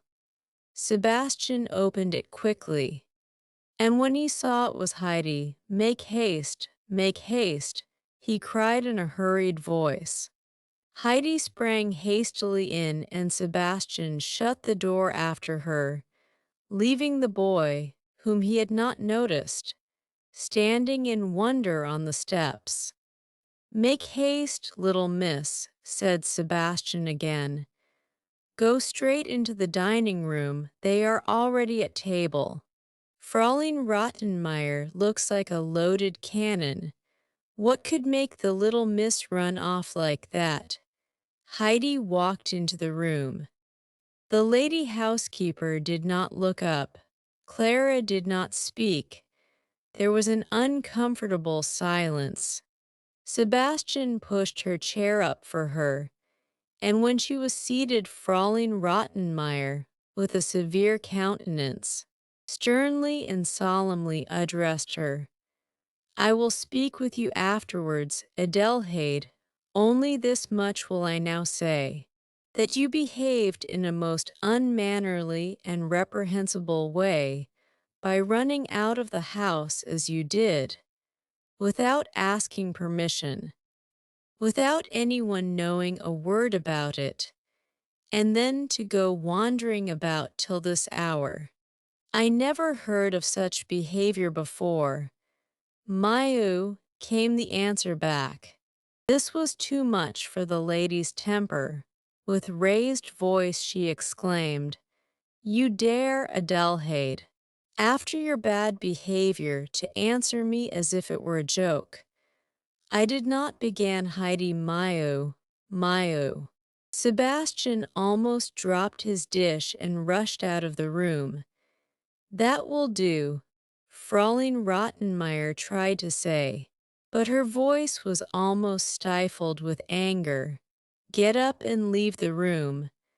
Heidi stood up frightened. and again made an attempt to explain. I really did not mio. But Heidi, now put in Clara, when you see that it makes Fräulein Rottenmeier angry, why do you keep on saying mio? It isn't I, it's the kittens. Heidi was at last given time to say. How what kittens? Shrieked Fräulein Rottenmeier. Sebastian, Tinette, find the horrid little things. Take them away. And she rose and fled into the study and locked the door, so as to make sure that she was safe from the kittens, which to her were the most horrible things in creation. Sebastian was obliged to wait a few minutes outside the door to get over his laughter before he went into the room again. He had, while serving Heidi, caught sight of a little kitten's head peeping out of her pocket, and guessing the scene that would follow, had been so overcome with amusement at the first Maias that he had hardly been able to finish handing the dishes. The lady's distressed cries for help had ceased before he had sufficiently regained his composure to go back into the dining room. It was all peace and quietness there now. Clara had the kittens on her lap, and Heidi was kneeling beside her, both laughing and playing with the tiny, graceful little animals. Sebastian, exclaimed Clara as he came in, you must help us. You must find a bed for the kittens where Fräulein Rottenmeier will not spy them out, for she is so afraid of them that she will send them away at once. But we want to keep them and have them out whenever we are alone. Where can you put them? I will see to that, answered Sebastian willingly. I will make a bed in a basket and put it in some place where the lady is not likely to go. You leave it to me. He set about the work at once, sniggling to himself the while, for he guessed there would be a further rumpus about this some day. And Sebastian was not without a certain pleasure in the thought of Fräulein Rottenmeier being a little disturbed. Not until some time had elapsed, and it was nearing the hour for going to bed, did Fräulein Rottenmeier venture to open the door a crack and call through, have you taken those dreadful little animals away, Sebastian? He assured her twice that he had done so. He had been hanging about the room in anticipation of this question, and now quickly and quietly caught up the kittens from Clara's lap and disappeared with them. The castigatory sermon, which Fräulein Rottenmeier had held in reserve for Heidi, was put off till the following day, as she felt too exhausted now, after all the emotions she had gone through of irritation, anger, and fright, of which Heidi had unconsciously been the cause. She retired without speaking, Clara and Heidi following, happy in their minds at knowing that the kittens were lying in a comfortable bed. Chapter 8. There is great commotion in the large house. Sebastian had just shown the tutor into the study on the following morning when there came another and very loud ring at the bell, which Sebastian ran quickly to answer. Only Herr Sesemann rings like that, he said to himself. He must have returned home unexpectedly. He pulled open the door, and there in front of him he saw a ragged little boy carrying a hand organ on his back. What's the meaning of this? Said Sebastian angrily. I'll teach you to ring bells like that. What do you want here? I want to see Clara, the boy answered. You dirty. Good-for-nothing little rascal, can't you be polite enough to say, Miss Clara, what do you want with her? Continued Sebastian roughly. She owes me fourpence, explained the boy. You must be out of your mind. And how do you know that any young lady of that name lives here? She owes me twopence for showing her the way there, and twopence for showing her the way back. See what a pack of lies you are telling. The young lady never goes out, cannot even walk. Be off and get back to where you came from before I have to help you along. But the boy was not to be frightened away. He remained standing and said in a determined voice, "But I saw her in the street, and can describe her to you. She has short, curly black hair and black eyes, and wears a brown dress, and does not talk quite like we do." "Oh ho," thought Sebastian, laughing to himself. "The little miss has evidently been up to more mischief." Then, drawing the boy inside, he said aloud, "I understand now. Come with me and wait outside the door till I tell you to go in. Be sure you begin playing your organ the instant you get inside the room. The lady is very fond of music." Sebastian knocked at the study door, and a voice said, "Come in. There is a boy outside who says he must speak to Miss Clara herself." Sebastian announced. Clara was delighted at such an extraordinary and unexpected message. "Let him come in at once," replied Clara. "He must come in, must he not?" she added, turning to her tutor. "If he wishes so particularly to see me." The boy was already inside the room, and according to Sebastian's directions, immediately began to play his organ. Fraulein Rottenmeier, wishing to escape the ABC, had retired with her work to the dining room. All at once she stopped and listened. Did those sounds come up from the street? And yet they seemed so near. But how could there be an organ playing in the study? And yet it surely was so. She rushed to the other end of the long dining room and tore open the door. She could hardly believe her eyes. There, in the middle of the study, stood a ragged boy turning away at his organ in the most energetic manner. The tutor appeared to be making efforts to speak, but his voice could not be heard. Both children were listening delightedly to the music.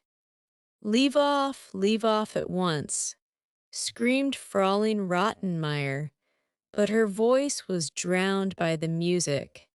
She was making a dash for the boy, when she saw something on the ground crawling towards her feet, a dreadful dark object, a tortoise. At this sight she jumped higher than she had for many long years before, shrieking with all her might, "Sebastian! Sebastian!" The organ player suddenly stopped, for this time her voice had risen louder than the music. Sebastian was standing outside, bent double with laughter, for he had been peeping to see what was going on. By the time he entered the room, Fraulein Rottenmeier had sunk into a chair. "Take them all out, boy and animal. Get them away at once," she commanded him. Sebastian pulled the boy away, the latter having quickly caught up the tortoise. And when he had got him outside, he put something into his hand. "There is the fourpence from Miss Clara, and another fourpence for the music. You did it all quite right." And with that he shut the front door upon him. Quietness reigned again in the study, and lessons began once more. Fraulein Rottenmeier, now took up her station in the study in order, by her presence, to prevent any further dreadful goings-on. But soon another knock came to the door, and Sebastian again stepped in, this time to say that someone had brought a large basket with orders that it was to be given at once to Miss Clara. "For me," said Clara in astonishment, her curiosity very much excited. "Bring it in at once that I may see what it is like." Sebastian carried in a large covered basket and retired. "I think the lessons had better be finished first, before the basket is unpacked," said Fraulein Rottenmeier. Clara could not conceive what was in it, and cast longing glances towards it. In the middle of one of her declensions, she suddenly broke off and said to the tutor, "Mayn't I just give one peep inside to see what is in it before I go on? On some considerations I am for it, on others against it." He began an answer, "For it, on the ground that if your whole attention is directed to the basket," but the speech remained unfinished. The cover of the basket was loose, and at this moment 1, 2, 3, and then 2 more. And again more kittens came suddenly tumbling onto the floor and racing about the room in every direction, and with such indescribable rapidity that it seemed as if the whole room was full of them. They jumped over the tutor's boots, bit at his trousers, climbed up Fraulein Rottenmeier's dress, rolled about her feet, sprang up onto Clara's couch. Scratching, scrambling, and mewing, it was a sad scene of confusion. Clara, meanwhile, pleased with their gambols, kept on exclaiming, "Oh, the dear little things! How pretty they are! Look, Heidi, at this one, look! Look at that one over there!" And Heidi in her delight kept running after them, first into one corner and then into the other. The tutor stood up by the table, not knowing what to do, lifting first his right foot and then his left to get it away from the scrambling, scratching kittens. Fraulein Rottenmeier was unable at first to speak at all, so overcome was she with horror, and she did not dare rise from her chair for fear that all the dreadful little animals should jump upon her at once. At last she found voice to call loudly, "Tinette! Tinette, Sebastian! Sebastian!" They came in answer to her summons and gathered up the kittens. By degrees they got them all inside the basket again, and then carried them off to put with the other 2. Today again there had been no opportunity for gaping. Late that evening, when Fraulein Rottenmeier had somewhat recovered from the excitement of the morning, she sent for the 2 servants, and examined their closely concerning the events of the morning, and then it came out that Heidi was at the bottom of them, everything being the result of her excursion of the day before. Fraulein Rottenmeier sat pale with indignation and did not know at first how to express her anger.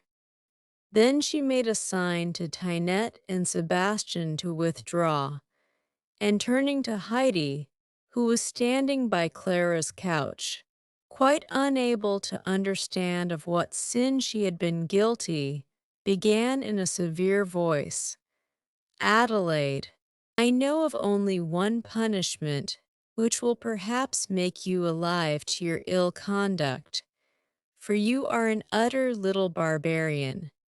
But we will see if we cannot tame you so that you shall not be guilty of such deeds again. by putting you in a dark cellar with the rats and black beetles." Heidi listened in silence and surprised to her sentence, for she had never seen a cellar such as was now described.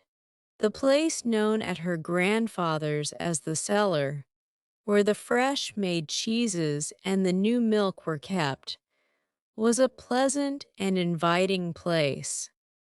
Neither did she know at all what rats and black beetles were like, but now Clara interrupted in great distress. "No, no, Fräulein Rottenmeier, you must wait till Papa comes. He has written to say that he will soon be home, and then I will tell him everything, and he will say what is to be done with Heidi." Fräulein Rottenmeier could not do anything against this superior authority, especially as the father was really expected very shortly. She rose and said with some displeasure, "As you will, Clara, but I too shall have something to say to Herr Sesemann." And with that she left the room. 2 days now went by without further disturbance. Fräulein Rottenmeier, however, could not recover her equanimity. She was perpetually reminded by Heidi's presence of the deception that had been played upon her, and it seemed to her that ever since the child had come into the house, everything had been topsy-turvy, and she could not bring things into proper order again. Clara had grown much more cheerful.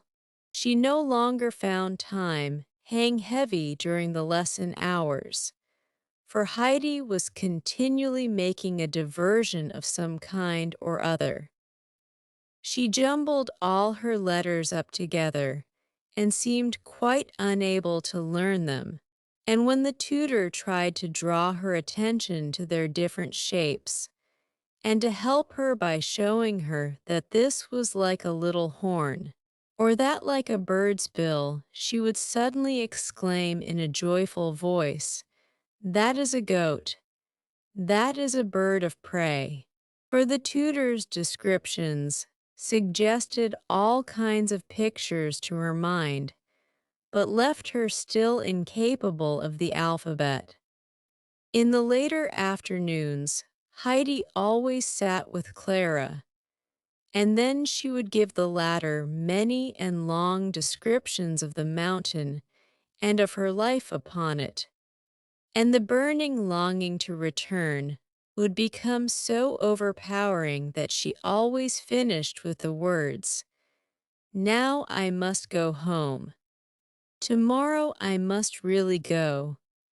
But Clara would try to quiet her and tell Heidi that she must wait till her father returned, and then they would see what was to be done. And if Heidi gave in each time and seemed quickly to regain her good spirits, it was because of a secret delight she had in the thought that every day added 2 more white rolls to the number she was collecting for grandmother. For she always pocketed the roll placed beside her plate at dinner and supper, feeling that she could not bear to eat them, knowing that grandmother had no white bread and could hardly eat the black bread which was so hard. After dinner, Heidi had to sit alone in her room for a couple of hours, for she understood now that she might not run about outside at Frankfurt as she did on the mountain, and so she did not attempt it. Any conversation with Sebastian in the dining room was also forbidden her, and as to Tinette, she kept out of her way, and never thought of speaking to her, for Heidi was quite aware that the maid looked scornfully at her and always spoke to her in a mocking voice.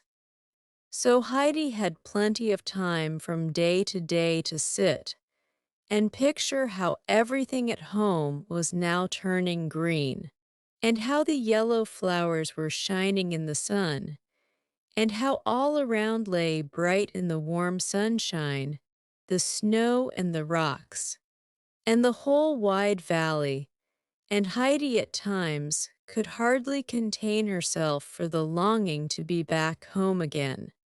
And Dite had told her that she could go home whenever she liked. So it came about one day that Heidi felt she could not bear it any longer, and in haste she tied all the rolls up in her red shawl, put on her straw hat, and went downstairs. But just as she reached the hall door, she met Fraulein Rottenmeier herself, just returning from a walk, which put a stop to Heidi's journey. Fraulein Rottenmeier stood still a moment, looking at her from top to toe in blank astonishment, her eye resting particularly on the red bundle. Then she broke out, "What have you dressed yourself like that for? What do you mean by this? Have I not strictly forbidden you to go running about in the streets? And here you are ready to start off again, and going out looking like a beggar." "I was not going to run about, I was going home," said Heidi. Frightened, "What are you talking about? Going home, you want to go home," exclaimed Fraulein Rottenmeier, her anger rising. "To run away like that, what would Herr Sesemann say if he knew? Take care that he never hears of this. And what is the matter with his house, I should like to know? Have you not been better treated than you deserved? Have you wanted for a thing? Have you ever in your life before had such a house to live in? Such a table or so many to wait upon you, have you?" "No," replied Heidi. "I should think not indeed," continued the exasperated lady. "You have everything you can possibly want here, and you are an ungrateful little thing. It's because you are too well off and comfortable that you have nothing to do but think what naughty thing you can do next." Then Heidi's feelings got the better of her, and she poured forth her trouble. "Indeed, I only want to go home, for if I stay so long away, Snowflake will begin crying again, and grandmother is waiting for me, and Greenfinch will get beaten, because I am not there to give Peter any cheese, and I can never see how the sun says good night to the mountains. And if the great bird were to fly over Frankfurt, he would croak louder than ever about people huddling all together and teaching each other bad things, and not going to live up on the rocks where it is so much better. Heaven have mercy on us, the child is out of her mind," cried Fraulein Rottenmeier, and she turned in terror and went quickly up the steps, running violently against Sebastian in her hurry. "Go and bring that unhappy little creature in at once," she ordered him, putting her hand to her forehead which she had bumped against his. Sebastian did as he was told, rubbing his own head as he went, for he had received a still harder blow. Heidi had not moved. She stood with her eyes aflame and trembling all over with inward agitation. "What, got into trouble again?" said Sebastian in a cheerful voice. But when he looked more closely at Heidi and saw that she did not move, he put his hand kindly on her shoulder and said, trying to comfort her, "There, there, don't take it to heart so much. Keep up your spirits, that is the great thing. She has nearly made a hole in my head, but don't you let her bully you. Then, seeing that Heidi still did not stir, "We must go. She ordered me to take you in." Heidi now began mounting the stairs, but with a slow, crawling step, very unlike her usual manner. Sebastian felt quite sad as he watched her, and as he followed her up, he kept trying to encourage her. "Don't you give in. Don't let her make you unhappy. You keep up your courage. Why, we've got such a sensible little miss that she has never cried once since she was here. Many at that age cry a good dozen times a day. The kittens are enjoying themselves very much up in their home. They jump about all over the place and behave as if they were little mad things. Later we will go up and see them when Fraulein is out of the way. Shall we?" Heidi gave a little nod of assent, but in such a joyless manner that it went to Sebastian's heart, and he followed her with sympathetic eyes as she crept away to her room. At supper that evening, Fraulein Rottenmeier did not speak, but she cast watchful looks towards Heidi, as if expecting her at any minute to break out in some extraordinary way. But Heidi sat without moving or eating. All that she did was to hastily hide her roll in her pocket. When the tutor arrived next morning, Fraulein Rottenmeier drew him privately aside and confided her fear to him that the change of air and the new mode of life and unaccustomed surroundings had turned Heidi's head. Then she told him of the incident of the day before and of Heidi's strange speech. But the tutor assured her she need not be in alarm. He had already become aware that the child was somewhat eccentric, but otherwise quite right in her mind, and he was sure that, with careful treatment and education, the right balance would be restored, and it was this he was striving after. He was the more convinced of this by what he now heard, and by the fact that he had so far failed to teach her the alphabet, Heidi seeming unable to understand the letters. Fraulein Rottenmeier was considerably relieved by his words and released the tutor to his work. In the course of the afternoon, the remembrance of Heidi's appearance the day before, as she was starting out on her travels, suddenly returned to the lady, and she made up her mind that she would supplement the child's clothing with various garments from Clara's wardrobe, so as to give her a decent appearance when Herr Sesemann returned.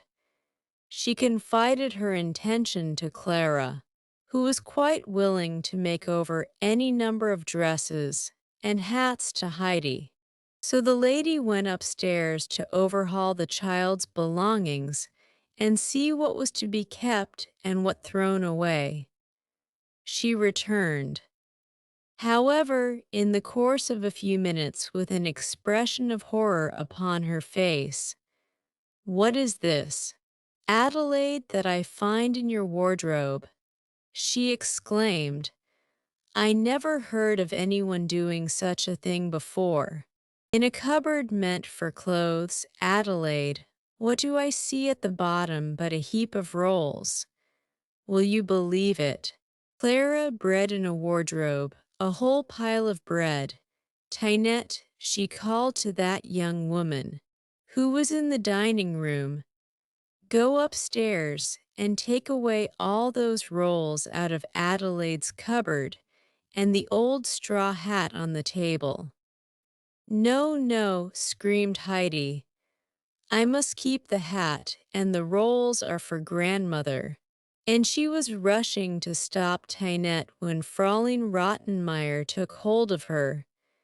"You will stop here. and all that bread and rubbish shall be taken to the place they belong to, she said in a determined tone, as she kept her hand on the child to prevent her running forward. Then Heidi, in despair, flung herself down on Clara's couch and broke into a wild fit of weeping, her crying becoming louder and more full of distress. Every minute, while she kept on sobbing out at intervals, "Now grandmother's bread is all gone. They were all for grandmother, and now they are taken away, and grandmother won't have one." And she wept as if her heart would break. Fraulein Rottenmeier ran out of the room. Clara was distressed and alarmed at the child's crying. "Heidi, Heidi," she said imploringly, "pray do not cry so. Listen to me, don't be so unhappy. Look now, I promise you that you shall have just as many rolls, or more, all fresh and new to take to grandmother when you go home. Yours would have been hard and stale by then. Come, Heidi, do not cry any more." Heidi could not get over her sobs for a long time. She would never have been able to leave off crying at all if it had not been for Clara's promise, which comforted her. But to make sure that she could depend upon it, she kept on saying to Clara, her voice broken with her gradually subsiding sobs, "Will you give me as many, quite as many as I had for grandmother?" And Clara assured her each time that she would give her as many, or more, she added, "Only be happy again." Heidi appeared at supper with her eyes red with weeping, and when she saw her roll she could not suppress a sob. But she made an effort to control herself, for she knew she must sit quietly at table. Whenever Sebastian could catch her eye this evening, he made all sorts of strange signs, pointing to his own head and then to hers, and giving little nods as much as to say, "Don't you be unhappy, I have got it all safe for you." When Heidi was going to get into bed that night, she found her old straw hat lying under the counterpane. She snatched it up with delight, made it more out of shape still in her joy, and then, after wrapping a handkerchief round it, she stuck it in a corner of the cupboard as far back as she could. It was Sebastian who had hidden it there for her. He had been in the dining room when Tinette was called, and had heard all that went on with the child and the latter's loud weeping. So he followed Tinette, and when she came out of Heidi's room carrying the rolls and the hat, he caught up the hat and said, "I will see to this old thing."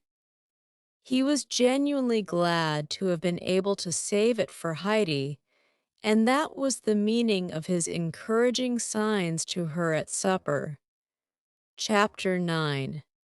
Herr Sesemann hears of things which are new to him. A few days after these events, there was great commotion and much running up and down stairs in Herr Sesamann's house. The master had just returned, and Sebastian and Tinette were busy carrying up one package after another from the carriage. For Herr Sesemann always brought back a lot of pretty things for his home. He himself had not waited to do anything before going in to see his daughter. Heidi was sitting beside her, for it was late afternoon. When the two were always together, father and daughter greeted each other with warm affection, for they were deeply attached to one another. Then he held out his hand to Heidi, who had stolen away into the corner, and said kindly to her, "And this is our little Swiss girl, come and shake hands with me. That's right now. Tell me, are Clara and you good friends with one another, or do you get angry and quarrel, and then cry and make it up, and then start quarreling again on the next occasion? No, Clara is always kind to me, answered Heidi. And Heidi, put in Clara quickly, has not once tried to quarrel. That's all right, I am glad to hear it, said her father as he rose from his chair. But you must excuse me, Clara, for I want my dinner. I have had nothing to eat all day. Afterwards, I will show you all the things I have brought home with me. He found Fräulein Rottenmeier in the dining room superintending the preparation for his meal, and when he had taken his place, she sat down opposite to him, looking the every embodiment of bad news, so that he turned to her and said, "What am I to expect, Fräulein Rottenmeier? You greet me with an expression of countenance that quite frightens me. What is the matter? Clara seems cheerful enough." "Herr Sesemann," began the lady in a solemn voice, "it is a matter which concerns Clara. We have been frightfully imposed upon." "Indeed, in what way?" asked Herr Sesemann as he went on calmly drinking his wine. "We had decided, as you remember, to get a companion for Clara, and as I knew how anxious you were to have only those who were well behaved and nicely brought up about her, I thought I would look for a little Swiss girl, as I hoped to find such a one as I have often read about, who, born as it were of the mountain air, lives and moves without touching the earth.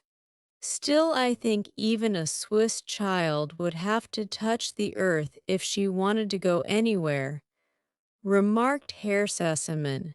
"Otherwise they would have been given wings instead of feet." "Ah, Herr Sesemann, you know what I mean," continued Fräulein Rottenmeier. "I mean one so at home among the living creatures of the high, pure mountain regions, that she would be like some idealistic being from another world among us. And what could Clara do with such an idealistic being as you describe, Fräulein Rottenmeier? I am not joking. Herr Sesemann, the matter is a more serious one than you think. I have been shockingly, disgracefully imposed upon." "But how? What is there shocking and disgraceful?" "I see nothing shocking in the child," remarked Herr Sesemann quietly. "If you only knew of one thing she has done, if you only knew of the kind of people and animals she has brought into the house during your absence. The tutor can tell you more about that.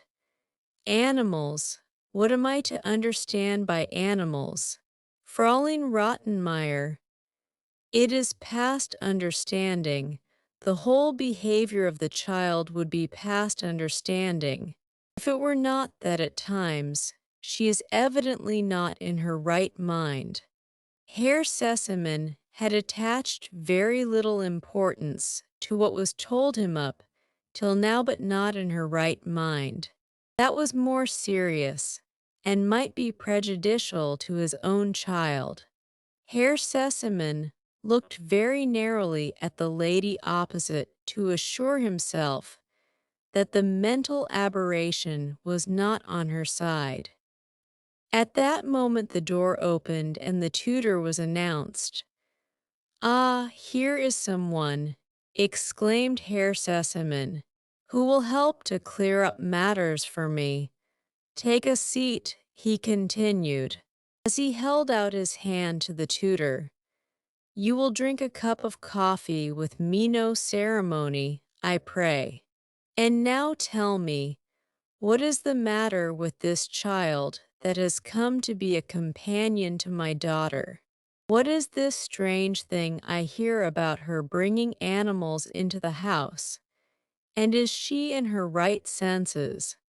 The tutor felt he must begin with expressing his pleasure at Herr Seseman's return, and with explaining that he had come in on purpose to give him welcome.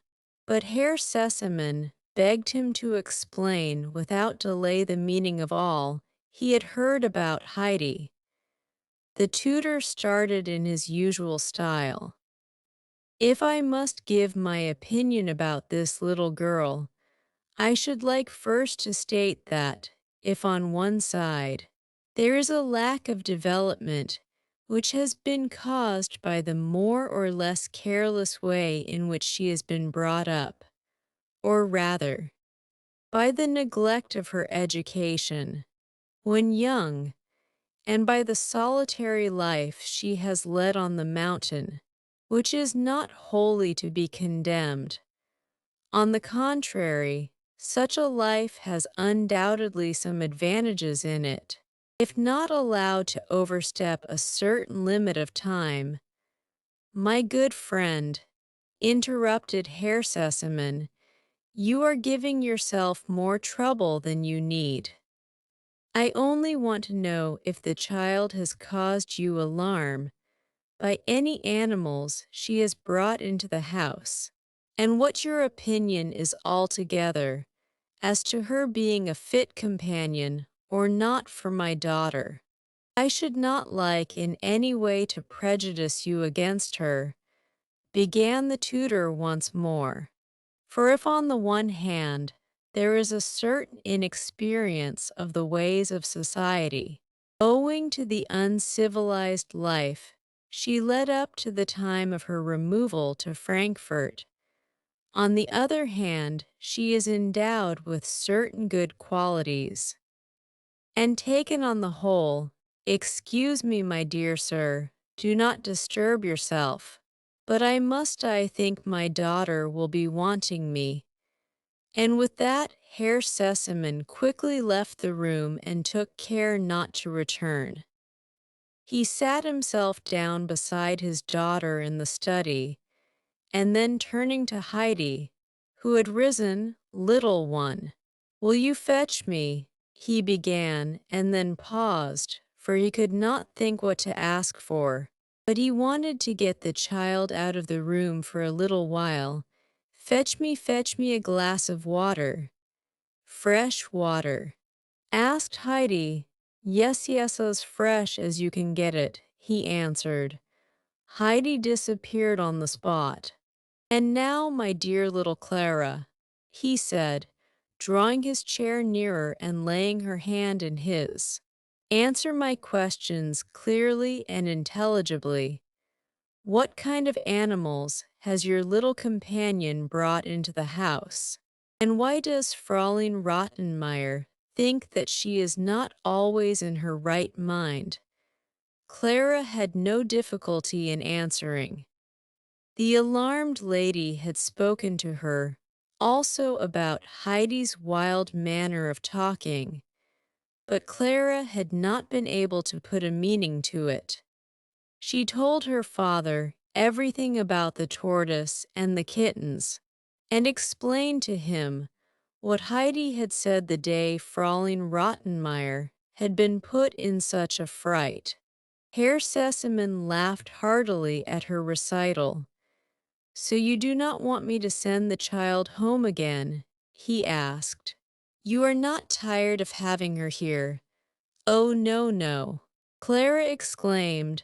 Please do not send her away.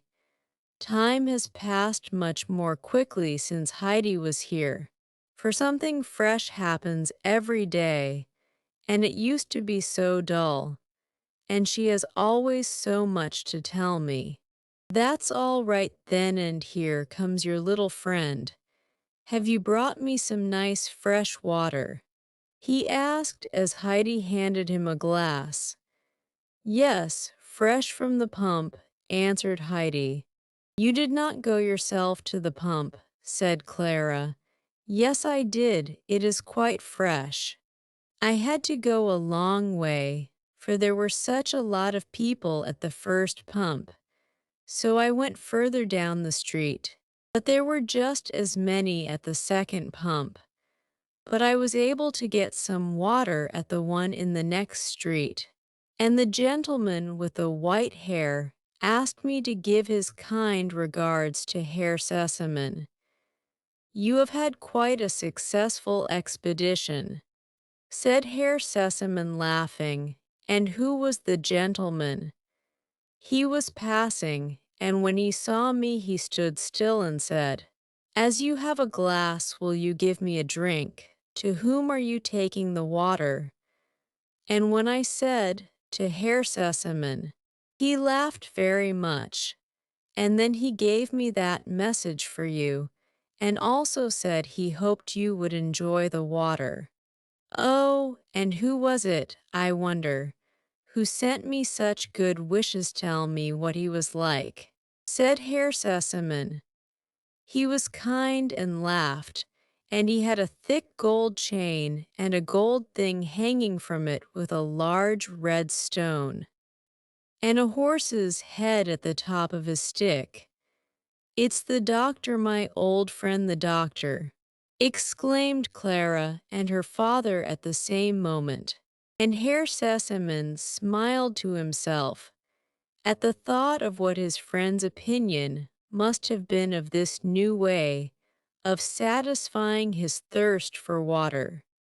That evening, when Herr Sesemann and Fräulein Rottenmeier were alone, settling the household affairs, he informed her that he intended to keep Heidi. He found the child in a perfectly right state of mind, and his daughter liked her as a companion. I desire, therefore, he continued, laying stress upon his words, that the child shall be in every way kindly treated, and that her peculiarities shall not be looked upon as crimes. If you find her too much for you alone, I can hold out a prospect of help, for I am shortly expecting my mother here on a long visit. And she, as you know, can get on with anybody, whatever they may be like. Oh, yes, I know, replied Fräulein Rottenmeier, but there was no tone of relief in her voice as she thought of the coming help. Herr Sesemann was only home for a short time. He left for Paris again before the fortnight was over, comforting Clara, who could not bear that he should go from her again so soon, with the prospect of her grandmother's arrival, which was to take place in a few days' time. Herr Sesemann had indeed only just gone when a letter came from Frau Sesemann, announcing her arrival on the following day, and stating the hour when she might be expected, in order that a carriage should be sent to meet her at the station. Clara was overjoyed, and talked so much about her grandmother that evening, that Heidi began also to call her Grandmamma, which brought down on her a look of displeasure from Fräulein Rottenmeier. This, however, had no particular effect on Heidi, for she was accustomed now to being continually in that lady's black books. But as she was going to her room that night, Fräulein Rottenmeier waylaid her, and drawing her into her own, gave her strict injunctions as to how she was to address Frau Sesemann when she arrived. On no account was she to call her Grandmamma, but always to say Madam to her. Do you understand? Said the lady, as she saw a perplexed expression on Heidi's face. The latter had not understood, but seeing the severe expression of the lady's face, she did not ask for more explanation. Chapter 10. Another Grandmother. There was much expectation and preparation about the house on the following evening, and it was easy to see that the lady who was coming was one whose opinion was highly thought of, and for whom everybody had a great respect. Tinette had a new white cap on her head, and Sebastian collected all the footstools he could find and placed them in convenient spots, so that the lady might find one ready to her feet whenever she chose to sit.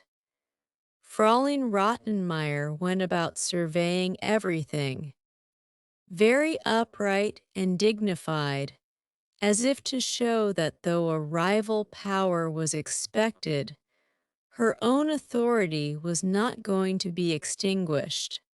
And now the carriage came driving up to the door, and Tinette and Sebastian ran down the steps, followed with a slower and more stately step by the lady, who advanced to greet the guest. Heidi had been sent up to her room and ordered to remain there until called down, as the grandmother would certainly like to see Clara alone first. Heidi sat herself down in a corner and repeated her instructions over to herself. She had not to wait long before Tinette put her head in and said abruptly, "Go downstairs into the study." Heidi had not dared to ask Fräulein Rottenmeier again how she was to address the grandmother. She thought the lady had perhaps made a mistake, for she had never heard anyone called by other than their right name. As she opened the study door, she heard a kind voice say, "Ah, here comes the child. Come along in and let me have a good look at you." Heidi walked up to her and said very distinctly in her clear voice, "Good evening," and then wishing to follow her instructions called her what would be in English, Mrs. Madam. "Well," said the grandmother, laughing, "is that how they address people in your home on the mountain?" "No," replied Heidi gravely, "I never knew anyone with that name before." "Nor I either," laughed the grandmother again as she patted Heidi's cheek. "Never mind. When I am with the children, I am always grandmamma.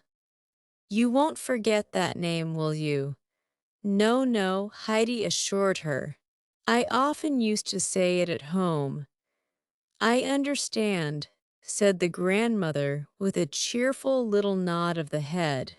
Then she looked more closely at Heidi, giving another nod from time to time, and the child looked back at her with steady, serious eyes, for there was something kind and warm-hearted about this newcomer that pleased Heidi, and indeed everything to do with the grandmother attracted her, so that she could not turn her eyes away. She had such beautiful white hair, and two long lace ends hung down from the cap on her head, and waved gently about her face every time she moved, as if a soft breeze were blowing round her, which gave Heidi a peculiar feeling of pleasure. "And what is your name, child?" the grandmother now asked. "I am always called Heidi, but as I am now to be called Adelaide, I will try and take care." Heidi stopped short, for she felt a little guilty. She had not yet grown accustomed to this name. She continued not to respond when Fräulein Rottenmeier suddenly addressed her by it, and the lady was at this moment entering the room. "Frau Sesemann will no doubt agree with me," she interrupted, "that it was necessary to choose a name that could be pronounced easily, if only for the sake of the servants." "My worthy Rottenmeier," replied Frau Sesemann, "if a person is called Heidi and has grown accustomed to that name, I call her by the same, and so let it be. Fraulein Rottenmeier was always very much annoyed that the old lady continually addressed her by her surname only, but it was no use minding, for the grandmother always went her own way, and so there was no help for it. Moreover, the grandmother was a keen old lady, and had all her 5 wits about her, and she knew what was going on in the house as soon as she entered it. When on the following day, Clara lay down as usual on her couch after dinner, the grandmother sat down beside her for a few minutes and closed her eyes. Then she got up again as lively as ever, and trotted off into the dining room. No one was there. "She is asleep, I suppose," she said to herself, and then going up to Fraulein Rottenmeier's room, she gave a loud knock at the door. She waited a few minutes, and then Fraulein Rottenmeier opened the door and drew back in surprise at this unexpected visit. "Where is the child? And what is she doing all this time?" "That is what I came to ask," said Frau Sesemann. "She is sitting in her room, where she could well employ herself if she had the least idea of making herself useful. But you have no idea, Frau Sesemann, of the out-of-the-way things this child imagines and does, things which I could hardly repeat in good society. I should do the same if I had to sit in there like that child, I can tell you. I doubt if you would then like to repeat what I did. In good society, go and fetch the child and bring her to my room. I have some pretty books with me that I should like to give her." "That is just the misfortune," said Fraulein Rottenmeier with a despairing gesture. "What use are books to her? She has not been able to learn her ABC even, all the long time she has been here. It is quite impossible to get the least idea of it into her head, and that the tutor himself will tell you. If he had not the patience of an angel, he would have given up teaching her long ago." "That is very strange," said Frau Sesemann. "She does not look to me like a child who would be unable to learn her alphabet. However, bring her now to me. She can at least amuse herself with the pictures in the books." Fraulein Rottenmeier was prepared with some further remarks, but the grandmother had turned away and gone quickly towards her own room. She was surprised at what she had been told about Heidi's incapacity for learning, and determined to find out more concerning this matter. Not by inquiries from the tutor, however, although she esteemed him highly for his uprightness of character. She had always a friendly greeting for him, but always avoided being drawn into conversation with him, for she found his style of talk somewhat wearisome. Heidi now appeared and gazed with open-eyed delight and wonder at the beautiful colored pictures in the books which the grandmother gave her to look at. All of a sudden, as the latter turned over one of the pages to a fresh picture, the child gave a cry. For a moment or two she looked at it with brightening eyes. Then the tears began to fall, and at last she burst into sobs. The grandmother looked at the picture. It represented a green pasture, full of young animals, some grazing and others nibbling at the shrubs. In the middle was a shepherd leaning upon his staff and looking on at his happy flock. The whole scene was bathed in golden light, for the sun was just sinking below the horizon. The grandmother laid her hand kindly on Heidi's. "Don't cry, dear child, don't cry."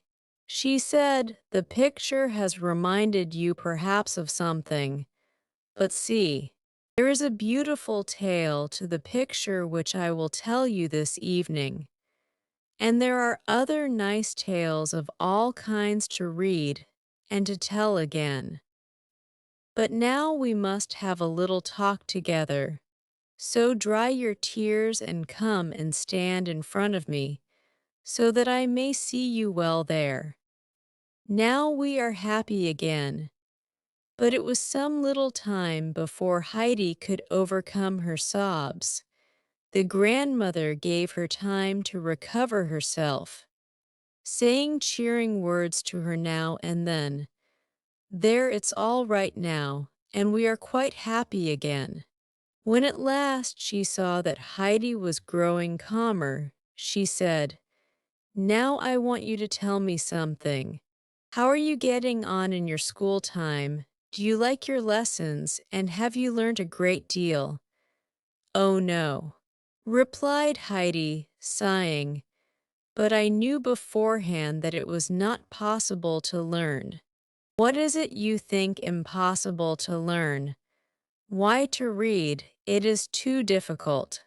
"You don't say so, and who told you that?" "Peter told me, and he knew all about it. For he had tried and could not learn it.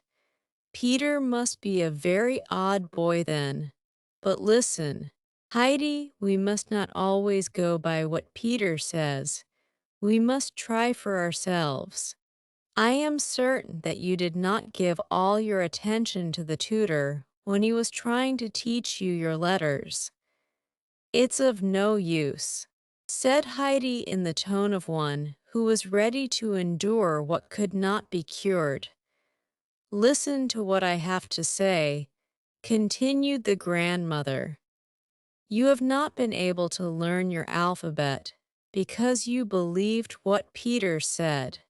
But now you must believe what I tell you, and I tell you that you can learn to read in a very little while, as many other children do, who are made like you and not like Peter.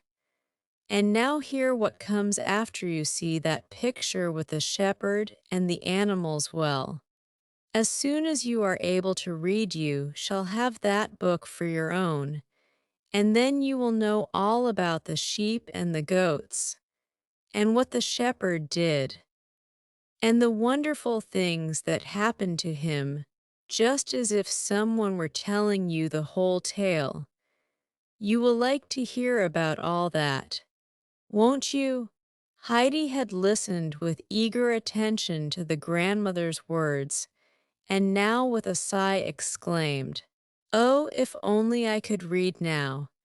It won't take you long now to learn, that I can see. And now we must go down to Clara. Bring the books with you." And hand in hand, the two returned to the study. Since the day when Heidi had so longed to go home, and Fräulein Rottenmeier had met her and scolded her on the steps, and told her how wicked and ungrateful she was to try and run away. And what a good thing it was that Herr Sesemann knew nothing about it. A change had come over the child. She had at last understood that day that she could not go home when she wished, as Dete had told her, but that she would have to stay on in Frankfurt for a long, long time, perhaps forever. She had also understood that Herr Sesemann would think it ungrateful of her if she wished to leave, and she believed that the grandmother and Clara would think the same. So there was nobody to whom she dared confide her longing to go home, for she would not for the world have given the grandmother, who was so kind to her, any reason for being as angry with her as Fräulein Rottenmeier had been. But the weight of trouble on the little heart grew heavier and heavier. She could no longer eat her food, and every day she grew a little paler. She lay awake for long hours at night, for as soon as she was alone and everything was still around her, the picture of the mountain with its sunshine and flowers rose vividly before her eyes. And when at last she fell asleep, it was to dream of the rocks and the snowfield turning crimson in the evening light. And waking in the morning, she would think herself back at the hut and prepare to run joyfully out into the sun end. Then there was her large bed. And here she was in Frankfurt far, far away from home, and Heidi would often lay her face down on the pillow and weep long and quietly so that no one might hear her. Heidi's unhappiness did not escape the grandmother's notice. She let some days go by to see if the child grew brighter and lost her downcast appearance.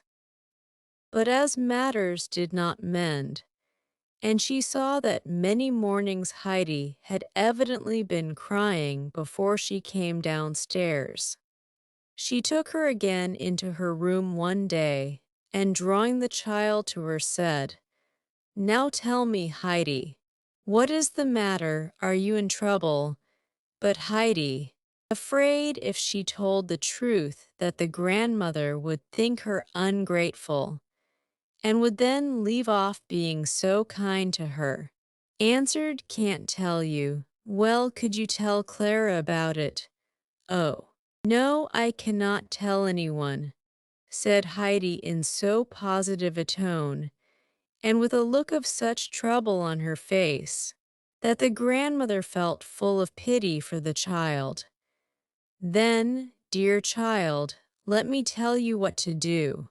You know that when we are in great trouble and cannot speak about it to anybody, we must turn to God and pray Him to help, for He can deliver us from every care that oppresses us. You understand that, do you not?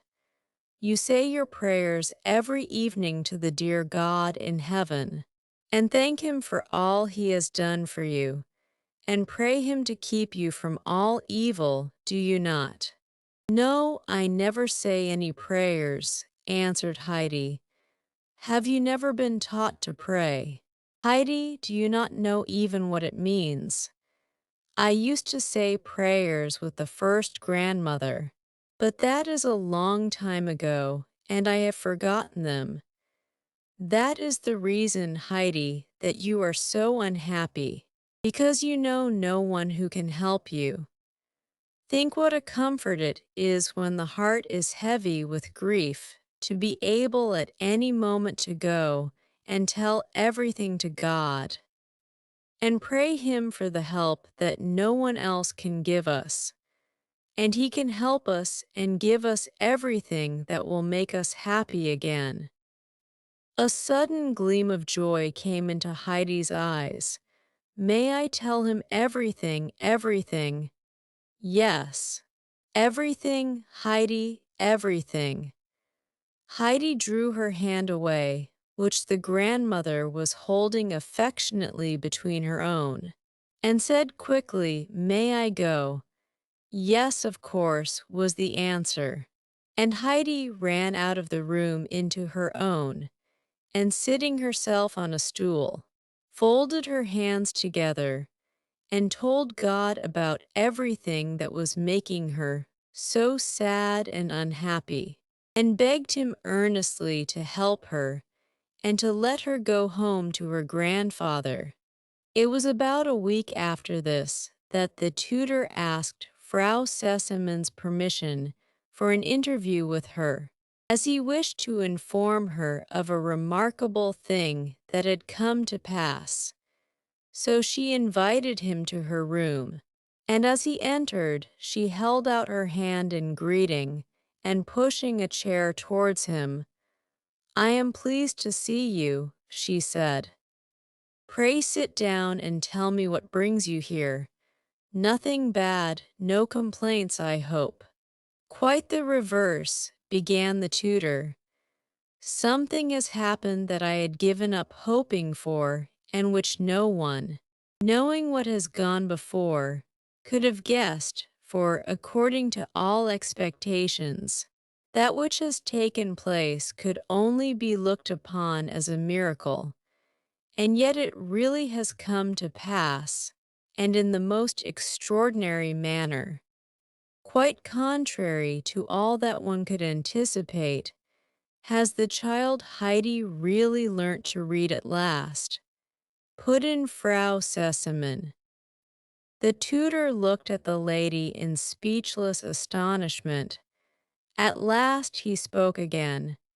It is indeed truly marvelous, not only because she never seemed able to learn her ABC even after all my full explanations, and after spending unusual pains upon her, but because now she has learnt it so rapidly, just after I had made up my mind to make no further attempts at the impossible, but to put the letters as they were before her without any dissertation on their origin and meaning. And now she has, as you might say, learnt her letters overnight, and started at once to read correctly, quite unlike most beginners. And it is almost as astonishing to me that you should have guessed such an unlikely thing. Many unlikely things happen in life, said Frau Sesemann with a pleased smile. Two things coming together may produce a happy result, as for instance, a fresh zeal for learning and a new method of teaching, and neither does any harm. We can but rejoice that the child has made such a good start and hope for her future progress. After parting with the tutor, she went down to the study to make sure of the good news. There sure enough was Heidi, sitting beside Clara and reading aloud to her, evidently herself very much surprised, and growing more and more delighted with the new world that was now open to her as the black letters grew alive and turned into men and things and exciting stories.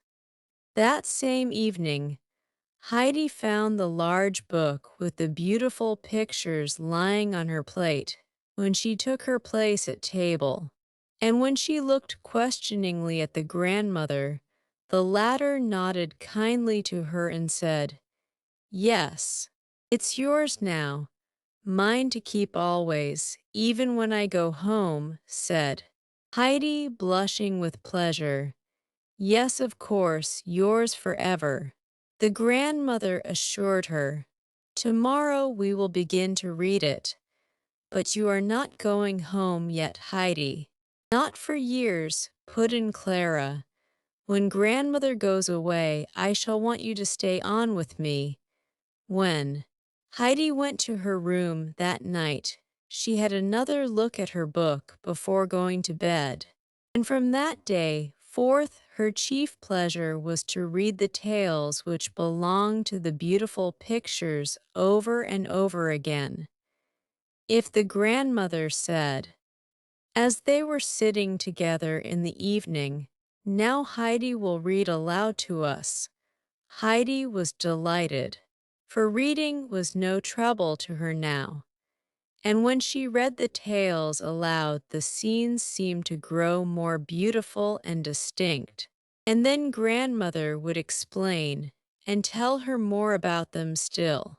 Still the picture she liked best was the one of the shepherd leaning on his staff with his flock around him in the midst of the green pasture. For he was now at home and happy, following his father's sheep and goats. Then came the picture where he was seen far away from his father's house, obliged to look after the swine, and he had grown pale and thin from the husks, which were all he had to eat. Even the sun seemed here to be less bright, and everything looked gray and misty. But there was the third picture still to this tale. Here was the old father with outstretched arms running to meet and embrace his returning and repentant son, who was advancing timidly, worn out and emaciated and clad in a ragged coat. That was Heidi's favorite tale, which she read over and over again, aloud and to herself, and she was never tired of hearing the grandmother explain it to her and Clara. But there were other tales in the book besides, and what with reading and looking at the pictures, the days passed quickly away, and the time drew near for the grandmother to return home. Chapter 11. Heidi gains in one way and loses in another. Every afternoon during her visit, the grandmother went and sat down for a few minutes beside Clara after dinner, when the latter was resting, and Fräulein Rottenmeier, probably for the same reason, had disappeared inside her room. But 5 minutes sufficed her, and then she was up again. And Heidi was sent for to her room, and there she would talk to the child and employ and amuse her in all sorts of ways. The grandmother had a lot of pretty dolls, and she showed Heidi how to make dresses and pinafores for them, so that Heidi learnt how to sew and to make all sorts of beautiful clothes for the little people out of a wonderful collection of pieces that grandmother had by her of every describable and lovely color. And then grandmother liked to hear her read aloud, and the oftener Heidi read her tales, the fonder she grew of them. She entered into the lives of all the people she read about, so that they became like dear friends to her, and it delighted her more and more to be with them. But still Heidi never looked really happy, and her bright eyes were no longer to be seen. It was the last week of the grandmother's visit. She called Heidi into her room, as usual one day after dinner, and the child came with her book under her arm. The grandmother called her to come close, and then laying the book aside, said, "Now, child, tell me why you are not happy. Have you still the same trouble at heart?"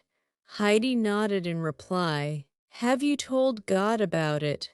"Yes." "And do you pray every day that He will make things right and that you may be happy again?" "No, I have left off praying." "Do not tell me that, Heidi. Why have you left off praying?" "It is of no use, God does not listen." Heidi went on in an agitated voice, "And I can understand that when there are so many people in Frankfurt praying to him every evening that he cannot attend to them all, and he certainly has not heard what I said to him." "And why are you so sure of that, Heidi?" "Because I have prayed for the same thing every day for weeks, and yet God has not done what I asked." "You are wrong, Heidi. You must not think of him like that. God is a good Father to us all, and knows better than we do what is good for us. If we ask Him for something that is not good for us, He does not give it, but something better still, if only we will continue to pray earnestly and do not run away and lose our trust in Him. God did not think what you have been praying for was good for you just now, but be sure He heard you, for He can hear and see everyone at the same time, because He is a God and not a human being like you and me. And because He thought it was better for you not to have at once what you wanted, He said to Himself, "Yes, Heidi shall have what she asks for, but not until the right time comes, so that she may be quite happy. If I do what she wants now, and then one day she sees that it would have been better for her not to have had her own way, she will cry and say, "If only God had not given me what I asked for, it is not so good as I expected." And while God is watching over you and looking to see if you will trust Him and go on praying to Him every day and turn to Him for everything you want, you run away and leave off saying your prayers and forget all about Him. And when God no longer hears the voice of one He knew among those who pray to Him, He lets that person go his own way, that he may learn how foolish he is. And then this one gets into trouble and cries, "Save me, God, for there is none other to help me." And God says, "Why did you go from me? I could not help you when you ran away." And you would not like to grieve God, would you, Heidi, when He only wants to be kind to you? So will you not go and ask Him to forgive you, and continue to pray and to trust Him? For you may be sure that He will make everything right and happy for you, and then you will be glad and light-hearted again. Heidi had perfect confidence in the grandmother, and every word she said sunk into her heart. "I will go at once and ask God to forgive me, and I will never forget Him again." She replied repentantly, "That is right, dear child," and anxious to cheer her, added, "Don't be unhappy, for He will do everything you wish in good time." And Heidi ran away and prayed that she might always remember God, and that He would go on thinking about her. The day came for grandmother's departure, a sad one for Clara and Heidi. But the grandmother was determined to make it as much like a holiday as possible, and not to let them mope.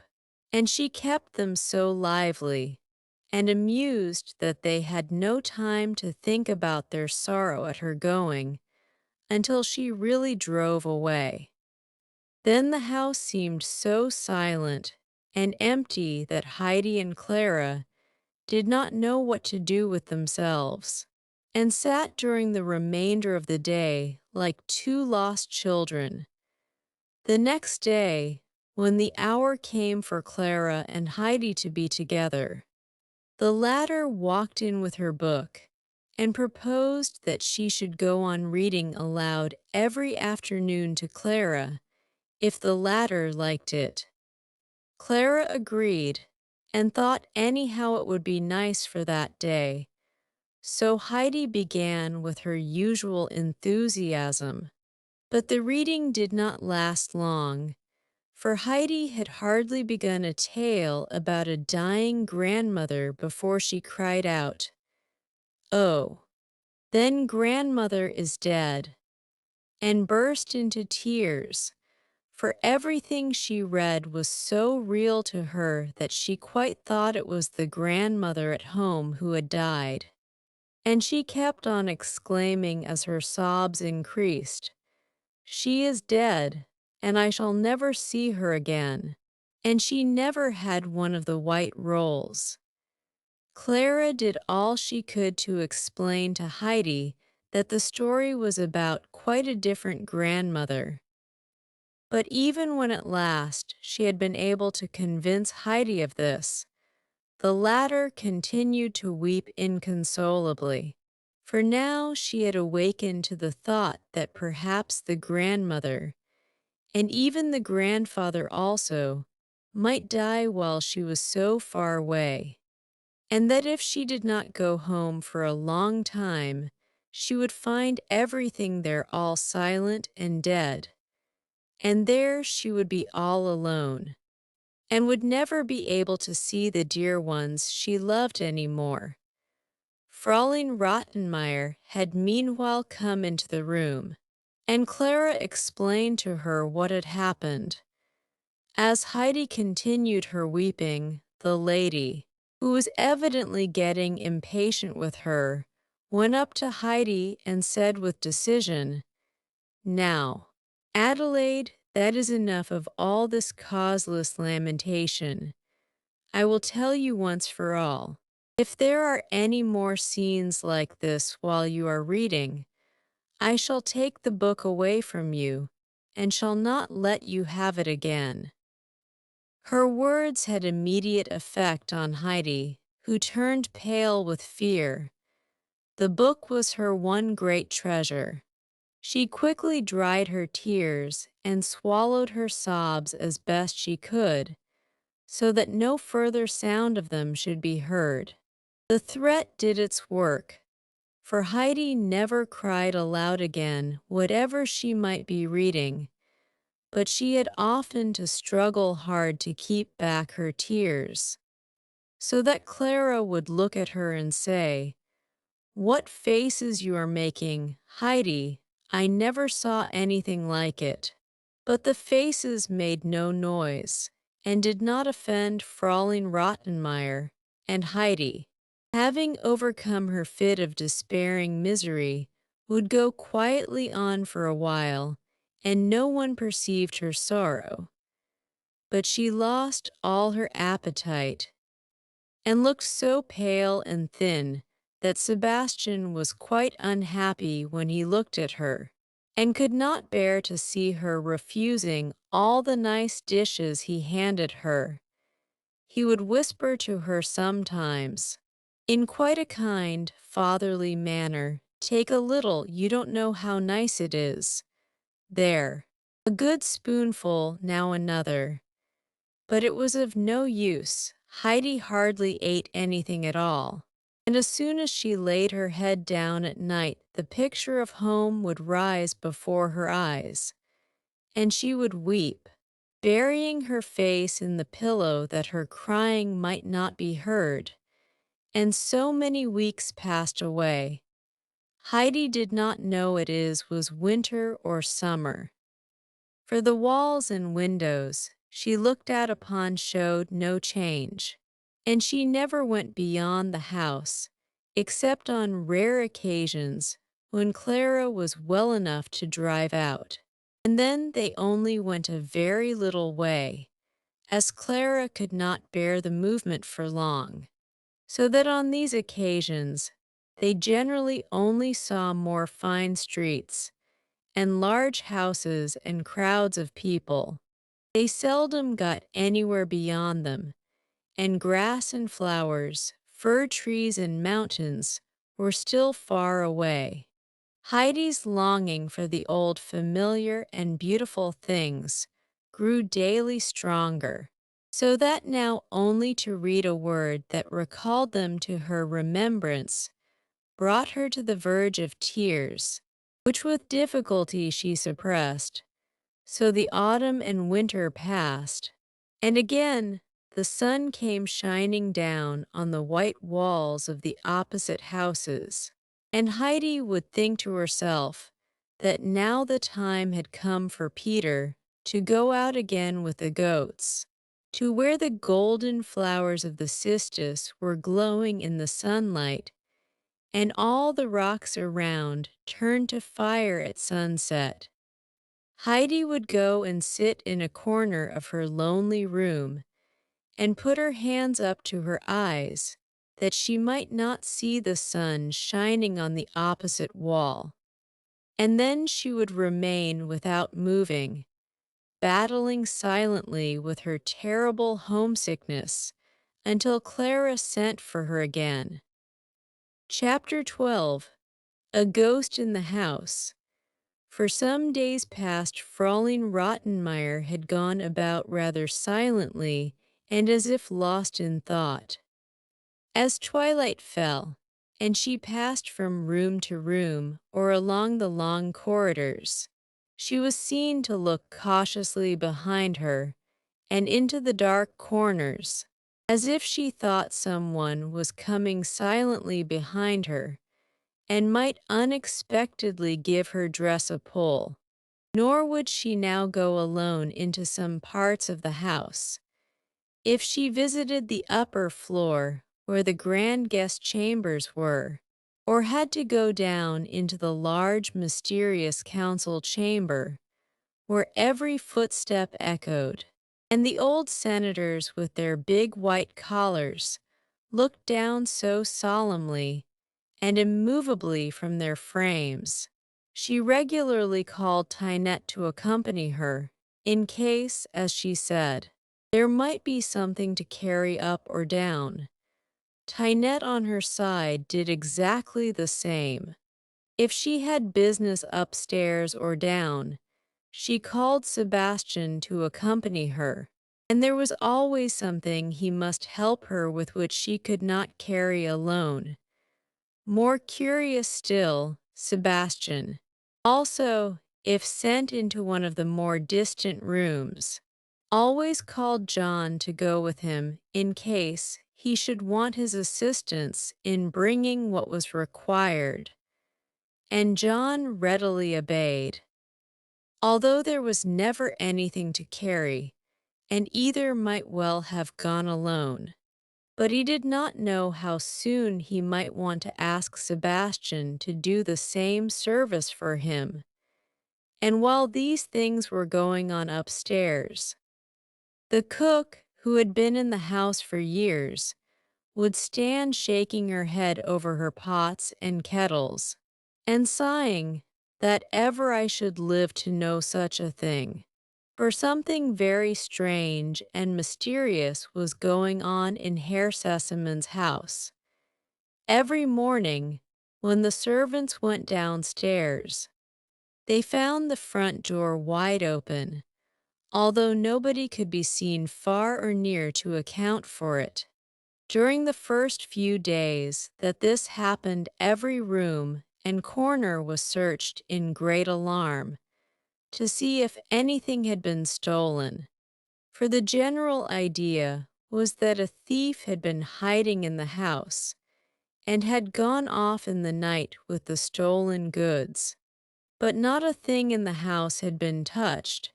Everything was safe in its place. The door was doubly locked at night, and for further security the wooden bar was fastened across it. But it was no good. Next morning the door again stood open. The servants in their fear and excitement got up extra early, but not so early but what the door had been opened before they got downstairs. Although everything and everybody around were still wrapped in slumber, and the doors and windows of the adjoining houses all fast shut. At last, after a great deal of persuasion from Fräulein Rottenmeier, Sebastian and John plucked up courage and agreed to sit up one night in the room next to the large council chamber and to watch and see what would happen. Fräulein Rottenmeier looked up several weapons belonging to the master and gave these and a bottle of spirits to Sebastian, so that their courage might not faint if it came to a fight. On the appointed night, the two sat down and began at once to take some of the strengthening cordial, which at first made them very talkative and then very sleepy, so that they leant back in their seats and became silent. As midnight struck, Sebastian roused himself and called to his companion, who, however, was not easy to wake, and kept rolling his head first to one side and then the other, and continuing to sleep. Sebastian began to listen more attentively, for he was wide awake now. Everything was still as a mouse. All sound had died away from the streets even. He did not feel inclined to go to sleep again, for the stillness was ghostly to him, and he was afraid now to raise his voice to rouse John. So he shook him gently to make him stir. At last, as one struck, John woke up and came back to the consciousness of why he was sitting in a chair instead of lying in his bed. He now got up with a great show of courage and said, "Come, Sebastian, we must go outside and see what is going on. You need not be afraid, just follow me." Whereupon he opened the door wide and stepped into the hall. Just as he did so, a sudden gust of air blew through the open front door and put out the light which John held in his hand. He started back, almost overturning Sebastian, whom he clutched and pulled back into the room, and then shutting the door quickly, he turned the key as far as he could make it go. Then he pulled out his matches and lighted his candle again. Sebastian, in the suddenness of the affair, did not know exactly what had happened, for he had not seen the open door or felt the breeze behind John's broad figure. But now, as he saw the latter in the light, he gave a cry of alarm, for John was trembling all over and as white as a ghost.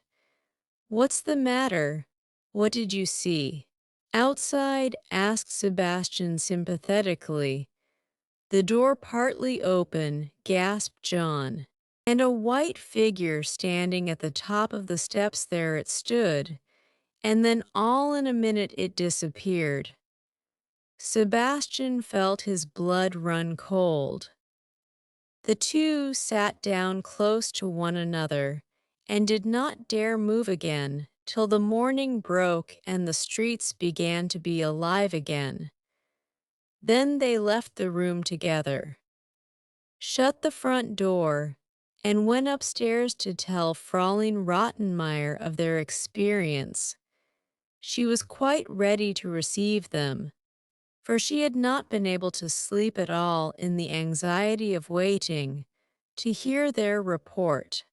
They had no sooner given her details of the night's experience than she sat down and wrote straight off to Herr Sesemann, who had never received such a letter before in his life. She could hardly write, she told him, for her fingers were stiff with fear, and Herr Sesemann must please arrange to come back at once, for dreadful and unaccountable things were taking place at home. Then she entered into particulars of all that had happened, of how the door was found standing open every morning, and how nobody in the house now felt sure of their life in this unprotected state of things, and how it was impossible to tell what terrible results might follow on these mysterious doings. Herr Sesemann answered that it was quite impossible for him to arrange to leave his business and return home at once. He was very much astonished at this ghost tale, but hoped by this time the ghost had disappeared. If, however, it still continued to disturb the household, would Fraulein Rottenmeier write to the grandmother and ask her if she could come and do something? She, he was sure, would soon find out a way to deal with the ghost, so that it would not venture again to haunt his house. Fraulein Rottenmeier was not pleased with the tone of this letter. She did not think the matter was treated seriously enough. She wrote off without delay to Frau Sesemann, but got no more satisfactory reply from that quarter, and some remarks in the letter she considered were quite offensive. Frau Sesemann wrote that she did not feel inclined to take the journey again from Holstein to Frankfurt because Rottenmeier fancied she saw ghosts. There had never been a ghost in the house since she bad known it, and if there was one now, it must be a live one, with which Rottenmeier ought to be able to deal. If not, she had better send for the watchman to help her. Fräulein Rottenmeier, however, was determined not to pass any more days in a state of fear, and she knew the right course to pursue. She had as yet said nothing to the children of the ghostly apparitions, for she knew, if she did, that the children would not remain alone for a single moment, and that might entail discomfort for herself. But now she walked straight off into the study, and there, in a low, mysterious voice, told the two children everything that had taken place.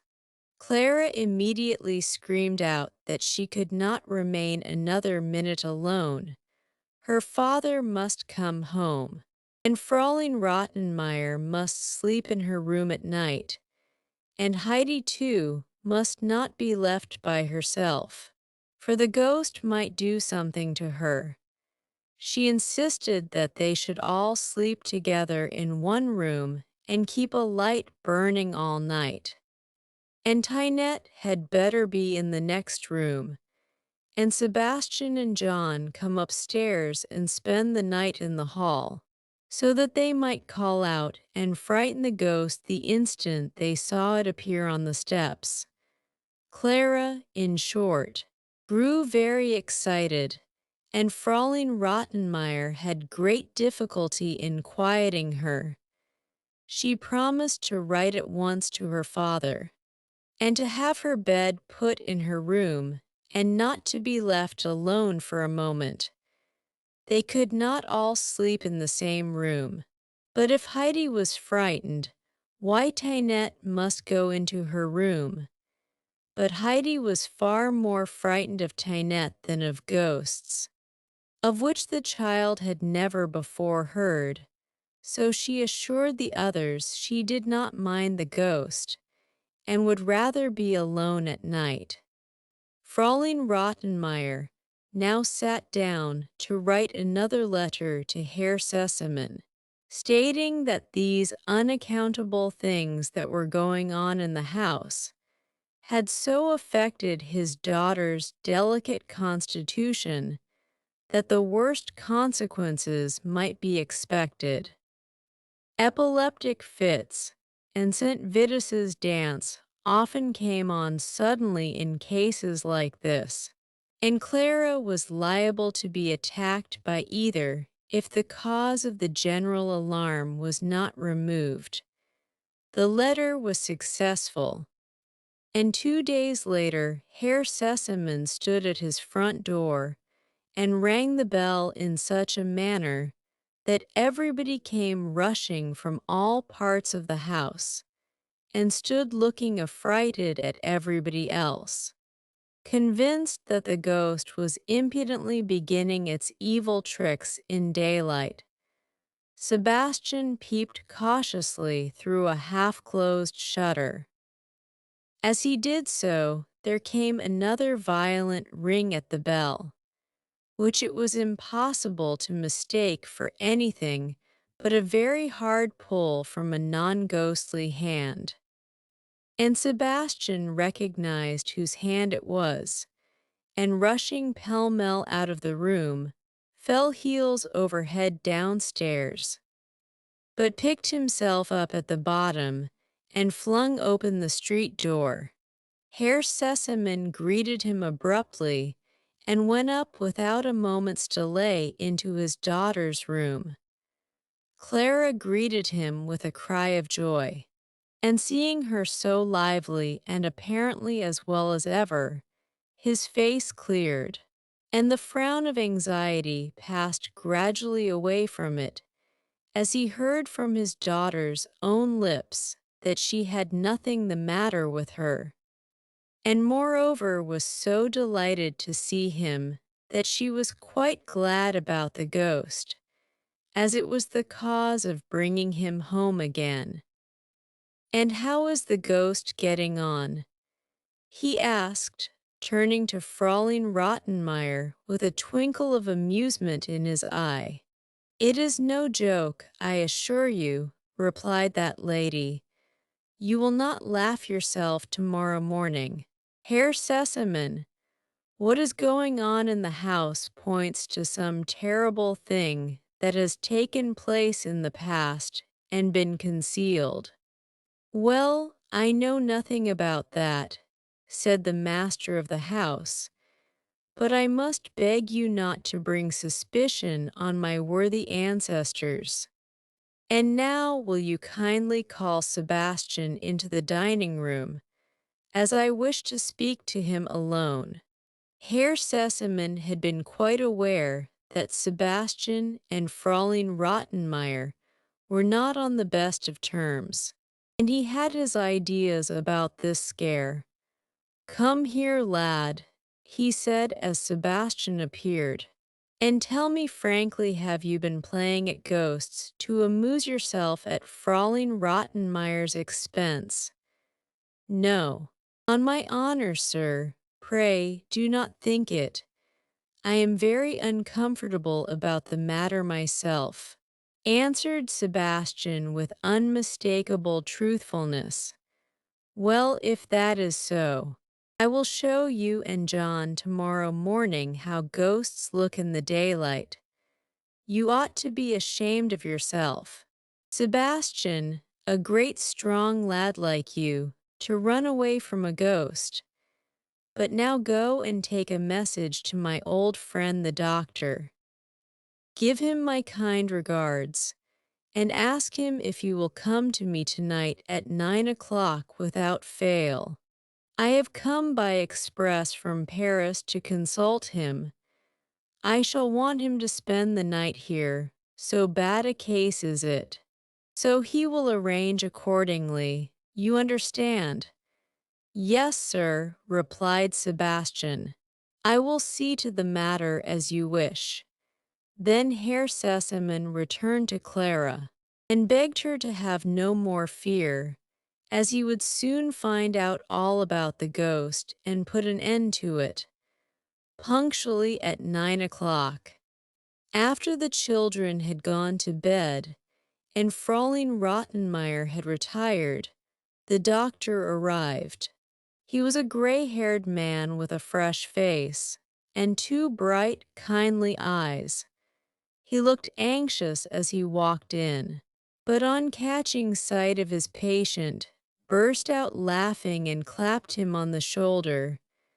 "Well," he said, "you look pretty bad for a person that I am to sit up with all night."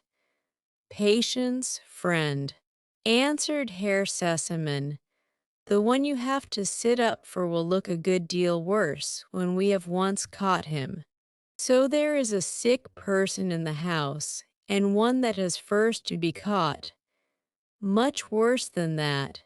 Doctor, a ghost in the house. My house is haunted." The doctor laughed aloud. "That's a nice way of showing sympathy, doctor," continued Herr Sesemann. "It's a pity my friend Rottenmeier cannot hear you.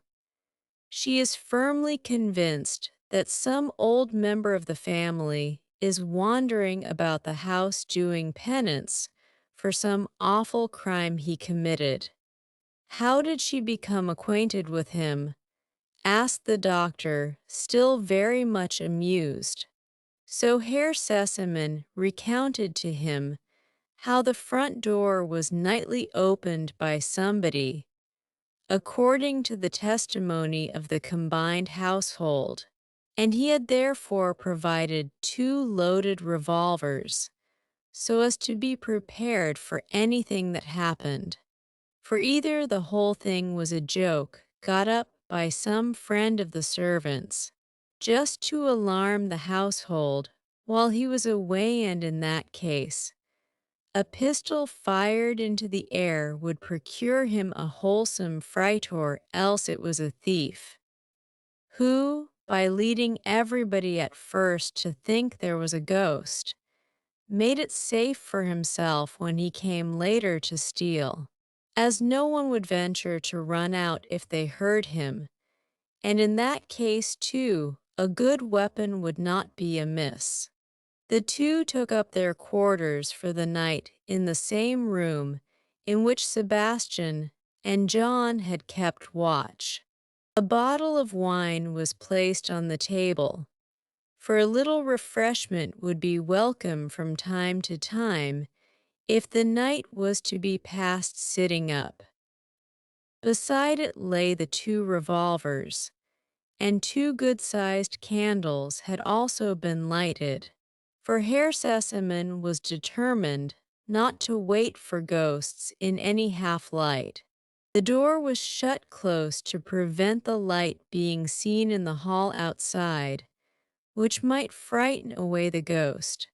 And now the two gentlemen sat comfortably back in the armchairs and began talking of all sorts of things, now and then pausing to take a good draught of wine, and so 12 o'clock struck before they were aware. "The ghost has got scent of us and is keeping away tonight," said the doctor. "Wait a bit. It does not generally appear before 1 o'clock," answered his friend. They started talking again. 1 o'clock struck. There was not a sound about the house, nor in the street outside. Suddenly the doctor lifted his finger. "Hush, Sesamon, don't you hear something?" They both listened, and they distinctly heard the bar softly pushed aside, and then the key turned in the lock, and the door opened. Herr Sesamon put out his hand for his revolver. "You are not afraid, are you?" said the doctor as he stood up. "It is better to take precautions," whispered Herr Sesamon, and seizing one of the lights in his other hand, he followed the doctor, who, armed in like manner with a light and a revolver, went softly on in front. They stepped into the hall. The moonlight was shining in through the open door and fell on a white figure standing motionless in the doorway. "Who is there?" thundered the doctor in a voice that echoed through the hall, as the two men advanced with lights and weapons towards the figure. It turned and gave a low cry. There in her little white nightgown stood Heidi, with bare feet, staring with wild eyes at the lights and the revolvers, and trembling from head to foot like a leaf in the wind. The two men looked at one another in surprise. "Why, I believe it is your little water carrier." "Sesamon," said the doctor. "Child, what does this mean?" said Herr Sesamon. "What did you want? Why did you come down here?" White with terror and hardly able to make her voice heard, Heidi answered, "I don't know." But now the doctor stepped forward. "This is a matter for me to see to. Sesamon, go back to your chair. I must take the child upstairs to her bed." And with that he put down his revolver and gently taking the child by the hand led her upstairs. "Don't be frightened," he said as they went up side by side. "It's nothing to be frightened about. It's all right. Only just go quietly." On reaching Heidi's room, the doctor put the candle down on the table, and taking Heidi up in his arms, laid her on the bed, and carefully covered her over. Then he sat down beside her, and waited until Heidi had grown quieter, and no longer trembled so violently. He took her hand and said in a kind, soothing voice, "There, now you feel better. And now tell me where you were wanting to go to." "I did not want to go anywhere," said Heidi. "I did not know I went downstairs. But all at once I was there." "I see. And had you been dreaming, so that you seemed to see and hear something very distinctly?" "Yes, I dream every night, and always about the same things. I think I am back with the grandfather, and I hear the sound in the fir trees outside, and I see the stars shining so brightly. And then I open the door quickly and run out, and it is all so beautiful. But when I wake, I am still in Frankfurt. And Heidi struggled as she spoke to keep back the sobs which seemed to choke her. And have you no pain anywhere? No pain in your head or back? No, only a feeling as if there were a great stone weighing on me here, as if you had eaten something that would not go down. No, not like that. Something heavy as if I wanted to cry very much. I see.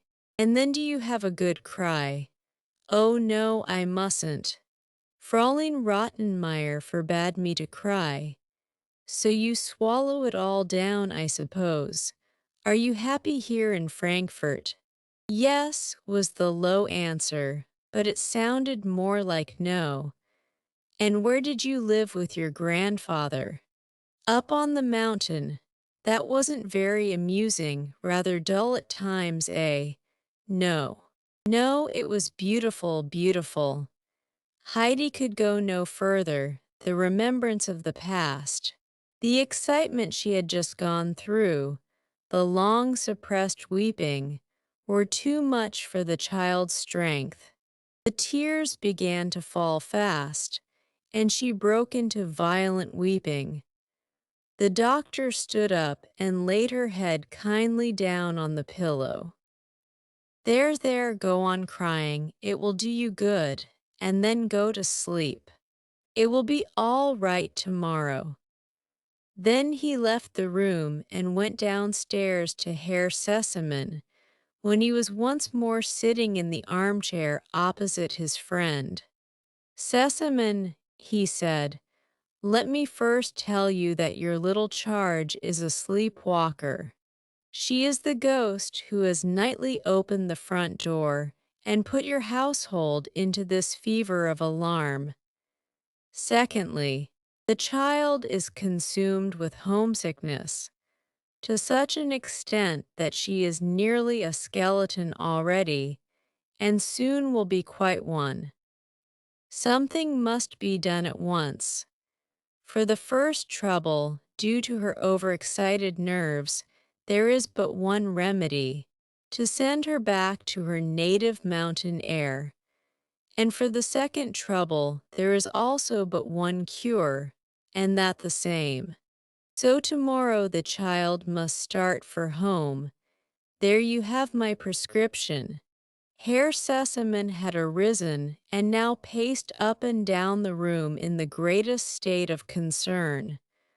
What? He exclaimed. The child a sleepwalker and ill, homesick and grown emaciated in my house. All this has taken place in my house, and no one seen or known anything about it. And you mean, doctor, that the child who came here happy and healthy, I am to send back to her grandfather, a miserable little skeleton. I can't do it. You cannot dream of my doing such a thing. Take the child in hand, do with her what you will, and make her whole and sound, and then she shall go home, but you must do something first.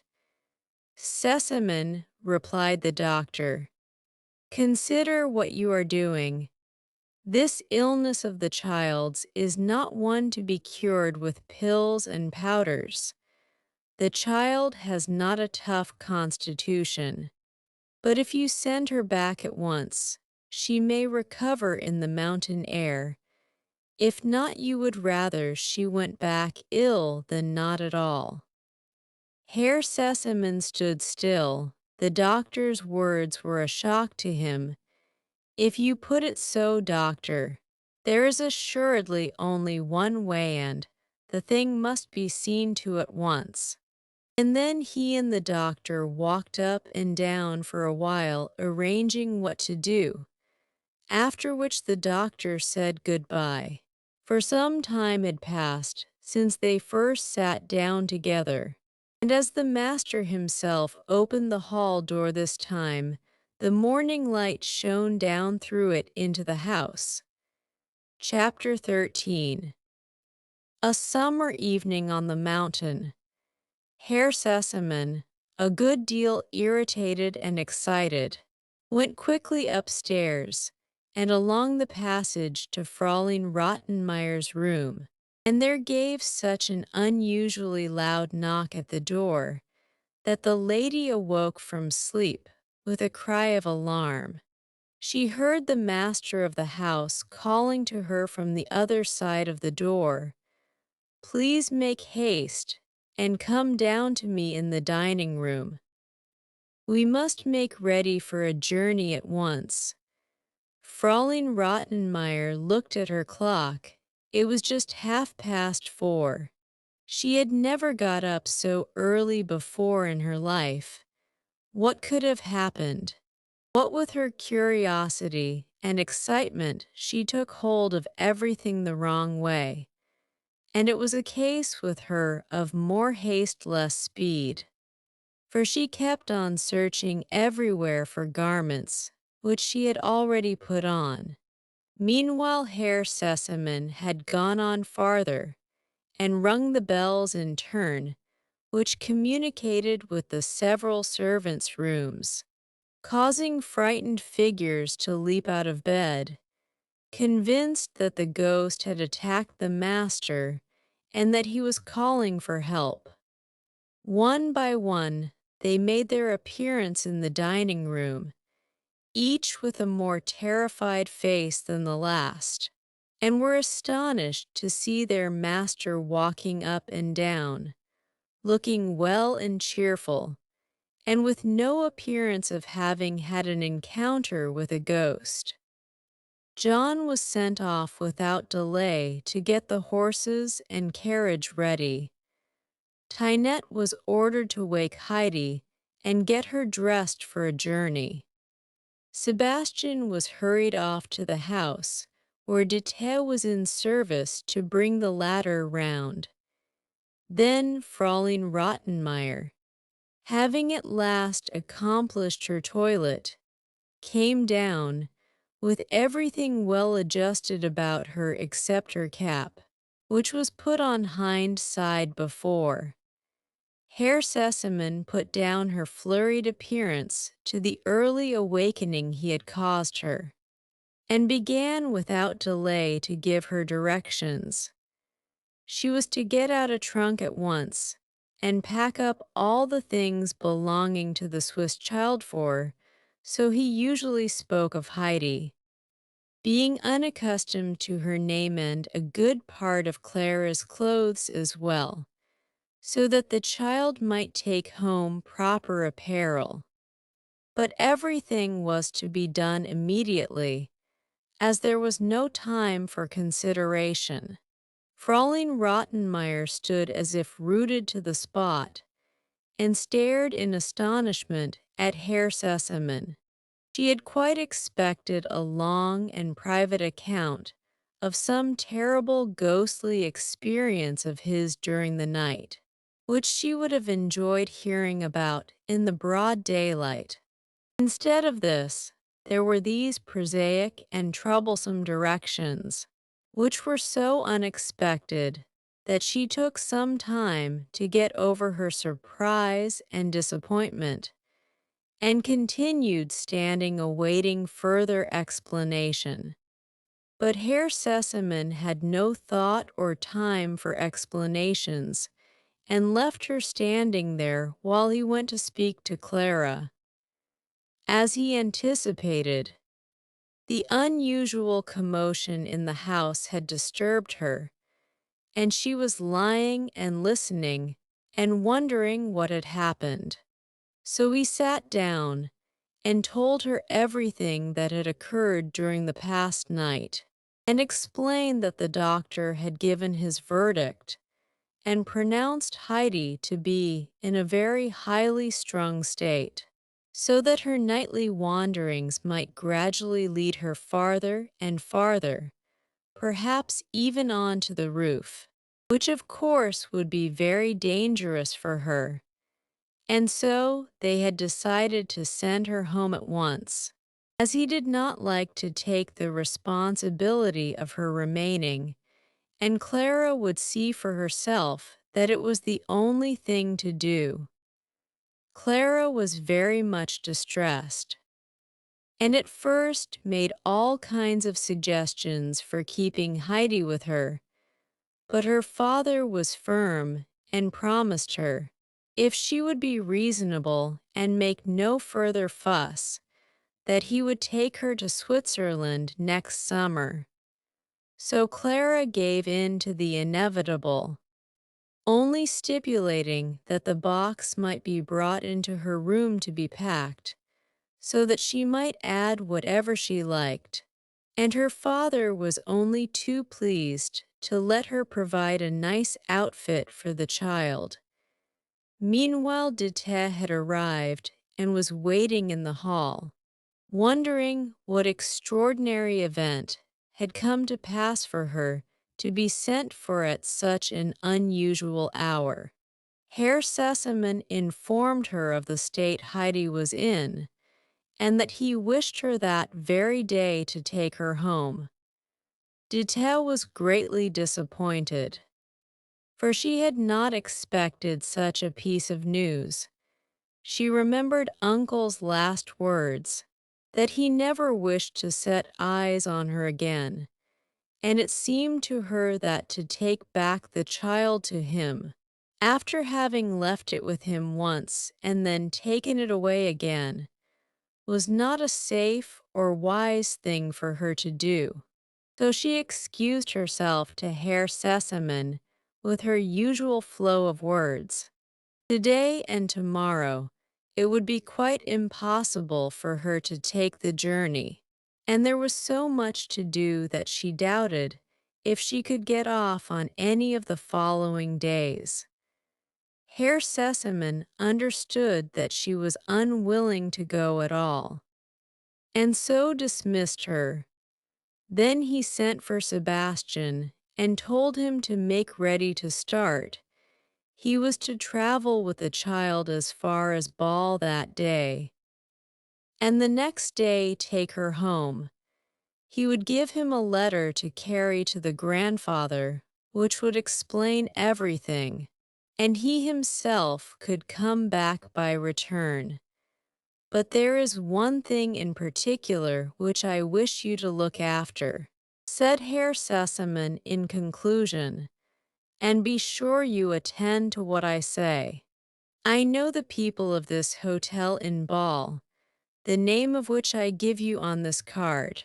They will see to providing rooms for the child and you. When there, go at once into the child's room and see that the windows are all firmly fastened, so that they cannot be easily opened. After the child is in bed, lock the door of her room on the outside, for the child walks in her sleep and might run into danger in a strange house if she went wandering downstairs and tried to open the front door. So you understand. Oh, then that was it, exclaimed Sebastian, for now a light was thrown on the ghostly visitations. Yes, that was it, and you are a coward, and you may tell John he is the same, and the whole household a pack of idiots. And with this Herr Sesemann went off to his study to write a letter to Uncle. Sebastian remained standing, feeling rather foolish. If only I had not let that fool of a John drag me back into the room, and had gone after the little white figure, which I should do certainly if I saw it now, he kept on saying to himself. Just now, every corner of the room was clearly visible in the daylight. Meanwhile, Heidi was standing expectantly dressed in her Sunday frock waiting to see what would happen next. Her Tinette had only woke her up with a shake, and put on her clothes without a word of explanation. The little uneducated child was far too much beneath her for Tynette to speak to. Herr Sesemann went back to the dining room with the letter. Breakfast was now ready, and he asked, "Where is the child?" Heidi was fetched, and as she walked up to him to say good morning, he looked inquiringly into her face and said, "Well, what do you say to this, little one?" Heidi looked at him in perplexity. "Why, you don't know anything about it." "I see," laughed Herr Sesemann. "You are going home today, going at once." Home.